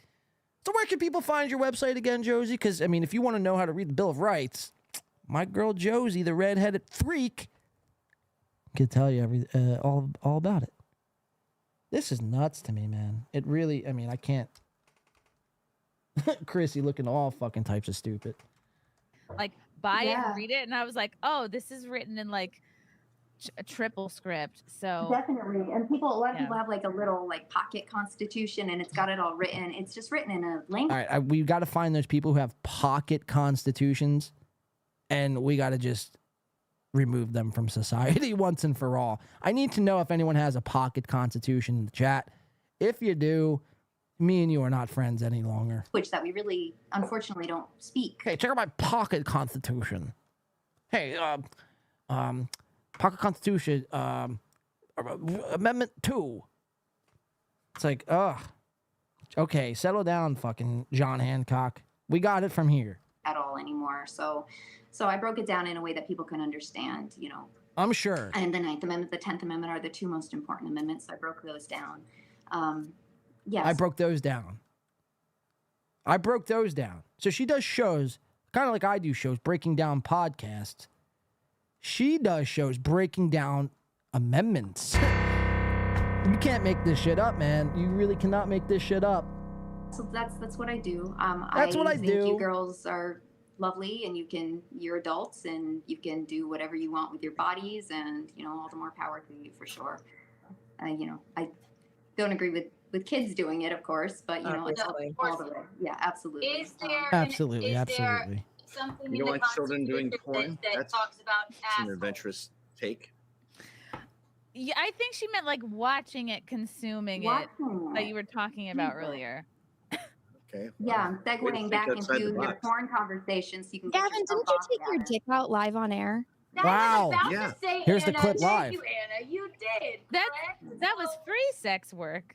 Yeah. That was All right, so I'm hilarious. just gonna segue. No, it wasn't hilarious. You took your wang out live and swang it. Then you shoved the dildo up your ass. Then you smelled it twice.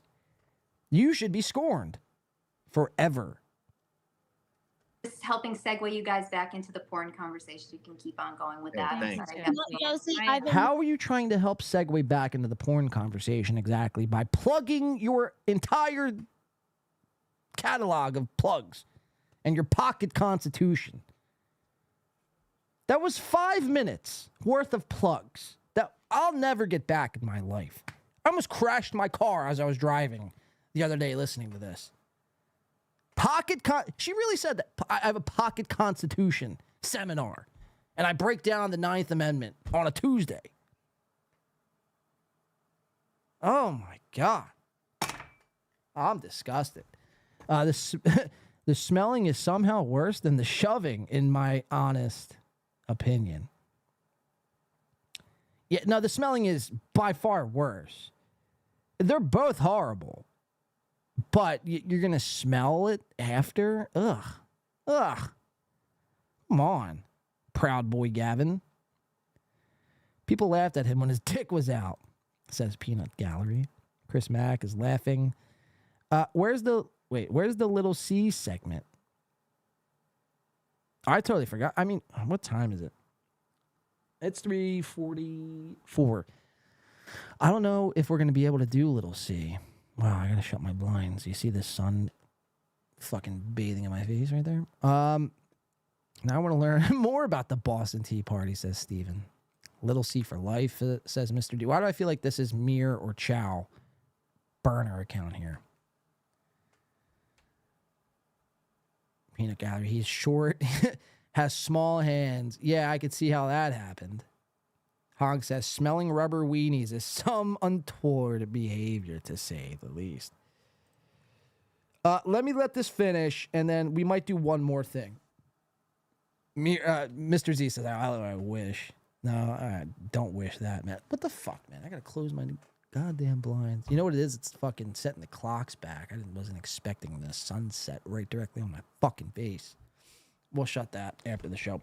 Another poop break, Blade? No, I don't think so, Hawk. I think we're gonna finish this. I might do one more thing after. Possibly. We'll see. Looking forward to meeting you for a long have. time. So nice, kind of meeting you. Nice to meet you too. Thank you. I really like your work. Thank you. I like yours as well. Thank you so much. Yeah, Take you work care, really hard, and I really appreciate you. All right, it's nice to meet you, Brandy Love and Keanu. Very nice to meet you. It was a pleasure talking to all of you. Thank you, Chrissy, as always. Thank you for plugging them. Yes, everyone should listen to Josie's Spaces on Twitter. No, you shouldn't. Don't listen to it. Mm-hmm. Thank you, Chrissy. All right, everybody, have a good night. Sorry, it's awkward. Love you, Hi, Josie. Sorry to see you go. You're such a dick. Wow. Oh boy. What a All right. douche. I didn't know. I should have booked 30 guests at this rate. I didn't know everyone. Like, I totally disagree with Brandy's career. I'm against porn. I would way rather hang out with her. How is that different? Having double standards. How is What that a different, fucking Gavin? douchebag everyone else has been. I think you know that Keanu finally changed her camera angle there. Jay says Chow smells like a poor. that scene in Gran Torino where he's washing his face and he's like, I got more in common with these dukes than I do with my whole Get off my family. lawn. So you're Clint Eastwood now? Like, I like Brandy, who I disagree with, more than any of these douchebags who fucking leave the show because they're offended. Even my own good friend Ann Coulter and Alex Stein, like, where the fuck did they go? What a bunch of pussy. I expected that, though. If you don't agree with them 100%, they can't speak to you. I've been following both of them. I don't. They may hate me, but I don't understand how Christians hate. That doesn't even make sense to me. So the fact that we couldn't have a civil conversation, it tells me everything about them. It just sucks that you can't disagree with somebody and also have a conversation with them, like Well, without it that was my whole escalating. point, to My dad yelling. said that. My dad, his local pub, they put up a sign and it said no discussing politics. And my dad was like, that's why I'm here. You're going to take that away. I have no reason to be here. All right, I think we could leave it there. It's just, holy fuck, what an excursion. If I missed anything, definitely let me know. But what a fucking journey that was. Fucking Josie, the redheaded dumb bitch, plugging away. Chrissy Mayer losing control of her own show. I want to check in on a couple things here before we get off. Wait, why is that all like that?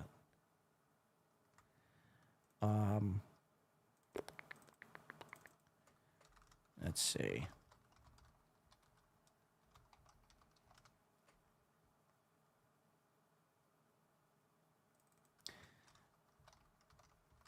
Give me 1 second here, guys. All right. Yeah, I don't know. I think this is where we're going to put a pin in it for today. I think we're up against it. I have to relieve myself, unfortunately. I'm going to smoke a cigarette. I haven't eaten anything. Oh, look at that. Sit down, Zumok, episode 44. Cumia's Cucks. Cumia back in the building. Yeah, Chad, we covered that. So Chad was in fact live. Chad has been going live when I go live. He thinks he's slick.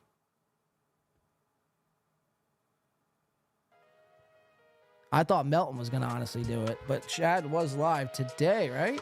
An hour ago.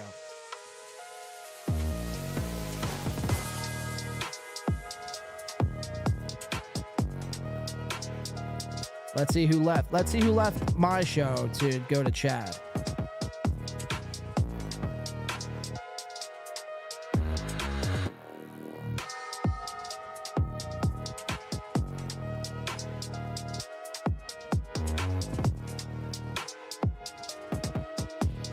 Let's watch the beginning of this. I didn't even know this was happening. Next time someone goes live like this, if you put it in the chat and I don't read it, message me.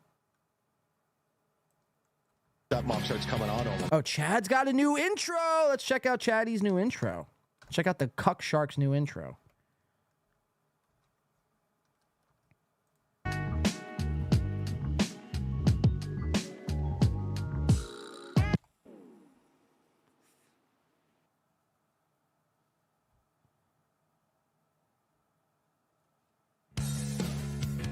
Sit down, stomach. Sit down, stomach. The Z-Man, Florida's greatest, coming live and direct from Tampa, Florida, coming in hot. The kid's hanging out, and all of a sudden, stepmom starts coming on to him. I'm like, all right. Comics start canceling other comics. That's disgusting. Chad, you're not Kmart ready. All aboard. I'm glad there's the balcony so I can get assassinated later. I haven't always been a celebrity is what I'm trying to say. Such a bad comedian. Probably the worst I've ever seen or heard. That says a lot. You are so awful. How does Jim Brewer and Daniel Tosh let you open for them? They must feel sorry for you like you're a Make-A-Wish Foundation kid. You should fucking quit now. There you have it. Is an unusual fucking guy. His name is Chad Zuma. Give him a hand, everybody. Give him a hand.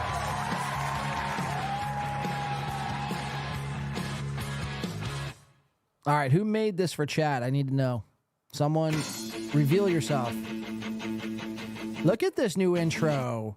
Chad's thinking he's a big fish now with intros. It still sucks.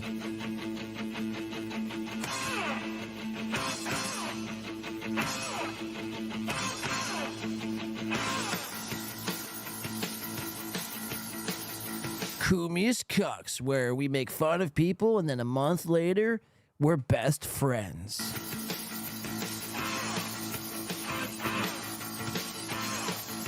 Anthony Cumia, I do hype trains with. Shuli Egar,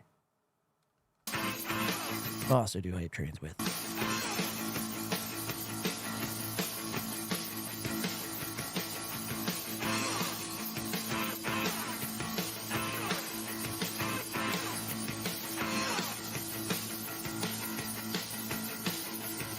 All right, let's get to it. It's a pretty long intro, Chad.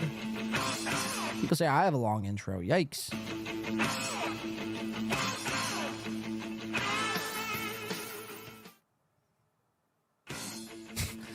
Oh my God, this is so fucking horribly put together.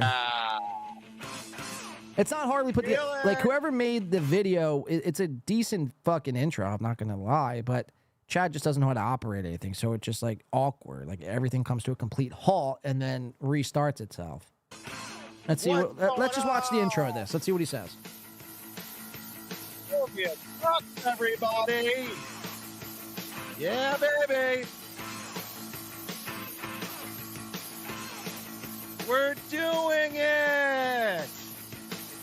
Yeah. Welcome. Hit the like button. You hit the like button, I'm going to give away a 1981 Buick Regal. Woo! All right, so before we move on with this, I do want to move on to, we're going to stick on this, but I want to highlight a couple things here. Let me take this chat off the screen. I want to highlight, and I want to do our weekly segment, which was born a couple weeks ago. Too cheap this week. Wow, my dog barks away. Here, let's check this out. I think there's someone at my door. Guys, give me 1 second. I think someone's at my door.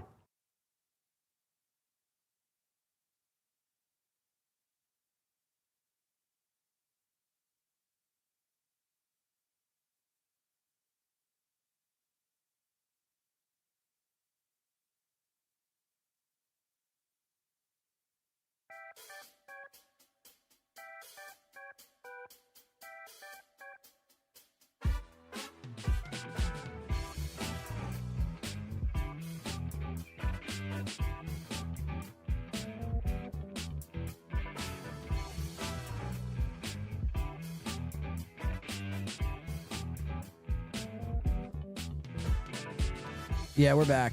We just got swatted. I'm just kidding. All right, Too Cheap this week, shall we? Shall we, fellas? Check it out! Who's been too cheap? You may ask. The question remains. Let's go through it together, shall we? First on the list, first and foremost, he's going to be on the list until that new studio comes. December 1st, Tony Mazur has promised us a new studio. Will he finally deliver? Our eyes are peeled. Tony Mazur, we're watching. Number 2, coincidentally enough, Chad Zubak, another guy, another new studio. And after Ray DeVito mopped the floor with him, a new career. Chad, you need help. You need God. Hit up Melanie Mack. She can help out. Casey Armstrong. Now, I did put a new hat for Casey Armstrong here in this situation because he's always wearing that same fucking hat. He's either got a red hat or a blue hat. I feel like the dude, just buy a new hat, man. Imagine what that hat smells like. Phil Elmore is another guy who needs everything. A treadmill is what I put on the list. Let's cut them LBs, Phil Elmore. Please, for the love of God. Let's not cheap out on your health. Vince the Lawyer is another guy who, quite frankly, needs a new shtick. Another guy who just covers and latches on to Stuttering John while really adding nothing to the conversation. Will Vince get a new shtick? Joey C. I do want to do a quick check-in with Joey as well. And simply clean your room, Joey. We've given you 6 weeks. It's been 3. And the room is still not clean. We'll show you an example after this. This has been Too Cheap this week. All the guys, we're watching. We're not going anywhere. We will be here. Too Cheap this week. All right, now that that's out of the way, I don't know what's happening. I think there's a fucking fight and shootout happening. Let's check this out. Let's go to Chad. I just want to watch like the couple seconds of this. Let's see what happened with Chad today, and we'll go from there.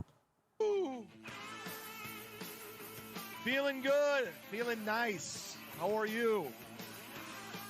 Welcome everybody. Shout out to producer Joe for the great openings. How are you doing? Mud Sharks Unite, Steve S, Waver, Mr. Farty, which is my favorite name. Login Road King is back. Where have you been, my friend? Before we get rolling, everybody, oh, by the way, I'm the Mud Shark. I'm the Sniper. I'm the Z-Man. I'm Florida's most wanted, Florida's greatest, soon to be the Lawson's Chip Dip consumer. Yes, Lawson's Chip Dip, you're coming. I'm ready. Flying out on a bird tomorrow, Northeast Ohio. Stopping by Circle K. And we're going to do it. We're going to do it loud. Thanks so much for all the great emails, DMs, Patreon messages. And I got to thank 2 $100 tiers that signed up on the exact same day. I know, I appreciate it. All right, let's get to it, Chad. Come on. First and foremost, I'd like to thank sincerely David Chandler, of William course, Borgeson, and Vaping for their contributions to the big roast battle yesterday. That you lost. If you're not aware, if you've been sleeping under a rock, Ray won the roast battle. He won it. The judges said it was dead even. It was a tie, but the The audience participation. Wow, vote, he can't speak. Had a landslide victory. And then you find out Melton sniping. Listen He's to this, telling everybody to go vote for Ray. You know, I don't have a chance. See, Ray's friends with the potato. He's friends with the puppet. He's friends with Ski Mask, Stevie Lou. Listen to this Carl quote. from WATP. Hold on. I'm hearing this. You are coping and seething. You just can't accept what you're seeing.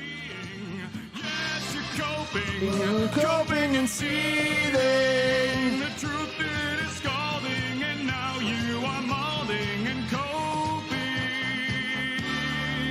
coping so hard.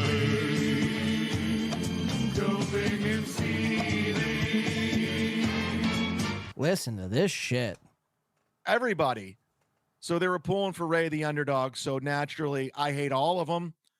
Chrissy Mayer, he's friends with Chrissy Mayer. He's friends with everybody that I'm not friends with. So I Chrissy Mayer had nothing to do with this roast battle, you fucking babbling idiot. didn't have a chance in hell in winning that audience participation, but everybody. It had nothing to do with the audience and Ray doesn't have 1,000 friends. And there was like probably over 1,000 votes when it was all said and done. Ray doesn't have that much influence. Sorry, Chad, you're not getting over on this one. Let's just say Melton had 300 live viewers yesterday. You think all 300 voted for Ray? There was a couple mud sharks in there, I'm sure. So if 200, let's just say Melton brought 200 votes, and then everyone else brought like 400 combined. That's still, 400 votes untallied for it. Just crazy. I mean, the amount of coping that Chad's doing here is unbelievable. You lost. You suck at comedy. Move on. Everybody that messaged me, comics that watched it. Chad always does. Oh, comics. I have these comics. I talk to comics outside of this. Yeah, comics. Who watched it? That's a comic. Name names. If not, then you're a liar. Said two things. One, I was consistently more funny than Ray. And two, Ray didn't write all his jokes. Now, I'm not going to be a dick. I'm not going to be a dick. I mean, this cope is unreal, man. This cope is unreal. Who cares? Let it go. You suck at comedy. It's nothing that we didn't know before. Dick and be a sore loser. He won. He won it. He won it, but, he's friends with a potato, an onion, a corn, a carrot, a fucking pizza. I don't stand a chance, but he won it. Ray didn't write his jokes, but he won fair and square. Well, which one is it, dummy? If you want to just look at it like Ray won, he won. But, Ray, what I do want to ask, and I've already asked it, Chad. Too late. Ray, we'll let Chad talk. You got the money. The money's yours. Just admit you had a little help, Ray. Comics that I know that watched it said he was on this show, and I feel, I don't know about how you guys feel in the chat, but I feel like Ray was pretty honest. There was that one joke Teamster Tim offered to Ray, and it wasn't even a joke. It was just a suggestion, really. Or should I say TJ Holly. But other than that, I mean, that's about it. So enough with your coping and lying and seething. Ray Devito, in fact, beat you at your own game. That's how bad you are. that's not a Ray DeVito joke. Some of them, those dark jokes that were really clever, I don't know, Ray. I've known you for a long time. I know your joke writing. That second half of the second round and third round, there was a lot of wordy jokes. Those are Ray DeVito jokes. I know Ray DeVito jokes. But those mean, dark jokes. All right, there's only one way to settle this. Let's meet up at an event, hook both gentlemen up to lie detectors, and, we'll let the lie detector judge ultimately be the judge of it. Because, Chad, if you're going to sit there and say you didn't have anyone help you write jokes either, or no one send you material, you're fucking lying. You're a lying piece of shit. The clever. Ray, you're not a mean guy. You're an angry guy, but you're not mean. I know you. So you got some help, and that's fine. That's fine. I didn't do it. Like I said, Ray told me to pick up a pen. I picked up a pen, and I wrote the jokes myself. He goes, I picked up a pen as he picks up a Sharpie. Ray told me to pick up a pen. I picked up a pen and I wrote the joke. That's not a pen. That is a black Sharpie. You fucking dunce, bro. I picked up a pen and I couldn't erase it, actually. It's a black permanent marker. And I actually got some on my hands from the night before. But Ray told me to pick it up, so I picked it up. Jokes myself. Idiot, a lot of people, dude. Fucking Salvador idiot. M. Even Alex Stein sent me jokes, but I used none of them. I didn't use any of the jokes. I wanted to do, these are mine versus Ray. And I got to be honest with you, I was happy with myself. I thought I did well. You shouldn't be. You shouldn't be, Chad. You shouldn't be. Because then what you're saying is you're not smarter than Ray Devito. And who would Ray bring on to have him write jokes? I was thinking about this earlier. I've been going back and forth with this whole thing. Who would Ray actually have to help him? Stevie Lou? Quadfather? You're a professional comic, Chad, of 20 years, a radio guy. This should have been easy, a walk in the park. You shouldn't have been defeated by these people. What does that make you? Horrible, man. Terrible. Got a text from Earl. I got a text from Florentine. They all said I was fine. I was good. Consistently funny. I didn't go for the jugular like Ray did. And a lot of that had to do with the fact that Ray was having these nervous meltdowns, these fucking panic attacks leading up. He tried getting out of this roast 10 times. He had to get talked back into this roast 10 times. He didn't want to do it. What's in it for him? Bitching. And then Chandler came with the all right, so just more I can't watch this. More sore loser attitude from Chad Zumach. And fuck you, Chad, again, streaming while I am. Guys, I need you to let me know next time Chad goes live while I'm live. It'll be his last thing Chad ever does is go live while I'm live again. It'll be the worst thing he could possibly do. Worst thing he possibly could do. I think we're going to get out of here, though. I think that's going to do it for us. Fuck Chad. He stinks. Let's see. Let's catch up with some chats. We're going to get out of here. I want to give a couple thank yous to some people here. Chad lost. Ray won. Says Chris, Chad has more diehard fans than Ray. Those diehards would have voted for Chad regardless. Right. You're absolutely right. B Smiley. B Smiley also says, Ray is a terrible person who thinks those things but doesn't want to say them. I also agree with that. He's sniffing that Sharpie. Ray's dresser wrote most of Ray's jokes. That dresser is a hilarious guy, says Chris. That dresser is a great fucking guy. Honk says he threw Stein under the bus for bad comedy writing. Wow. Yeah, he did.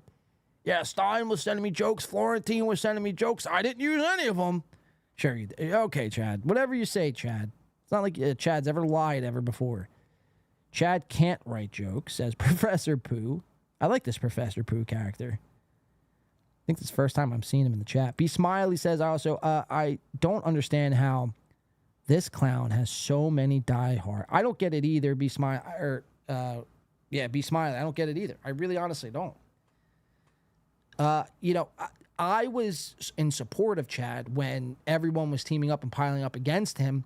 But the second he went against everything he stood for and jumped on Shuli's show and looked like a pathetic just moron, doing a hype train with Anthony Cumia and Shuli and Levy and Carl. I'm like, yo, fuck you, bro. If you don't stand for anything, you don't even believe what you're saying. You're just saying whatever it is that's going to get you to the next whatever. How can I, what do I have to say here to make me the most amount of money next week? So, you compromise your morals. That's perfect way to describe Chad. Compromises his morals for personal and financial gain. That's all it is. All right, guys, I want to give a couple thank yous. Did I miss any chats, super chats? No, I didn't. All right, let's go through everyone who super chatted today. Thank you so much for tuning in and spending your Wednesday with me.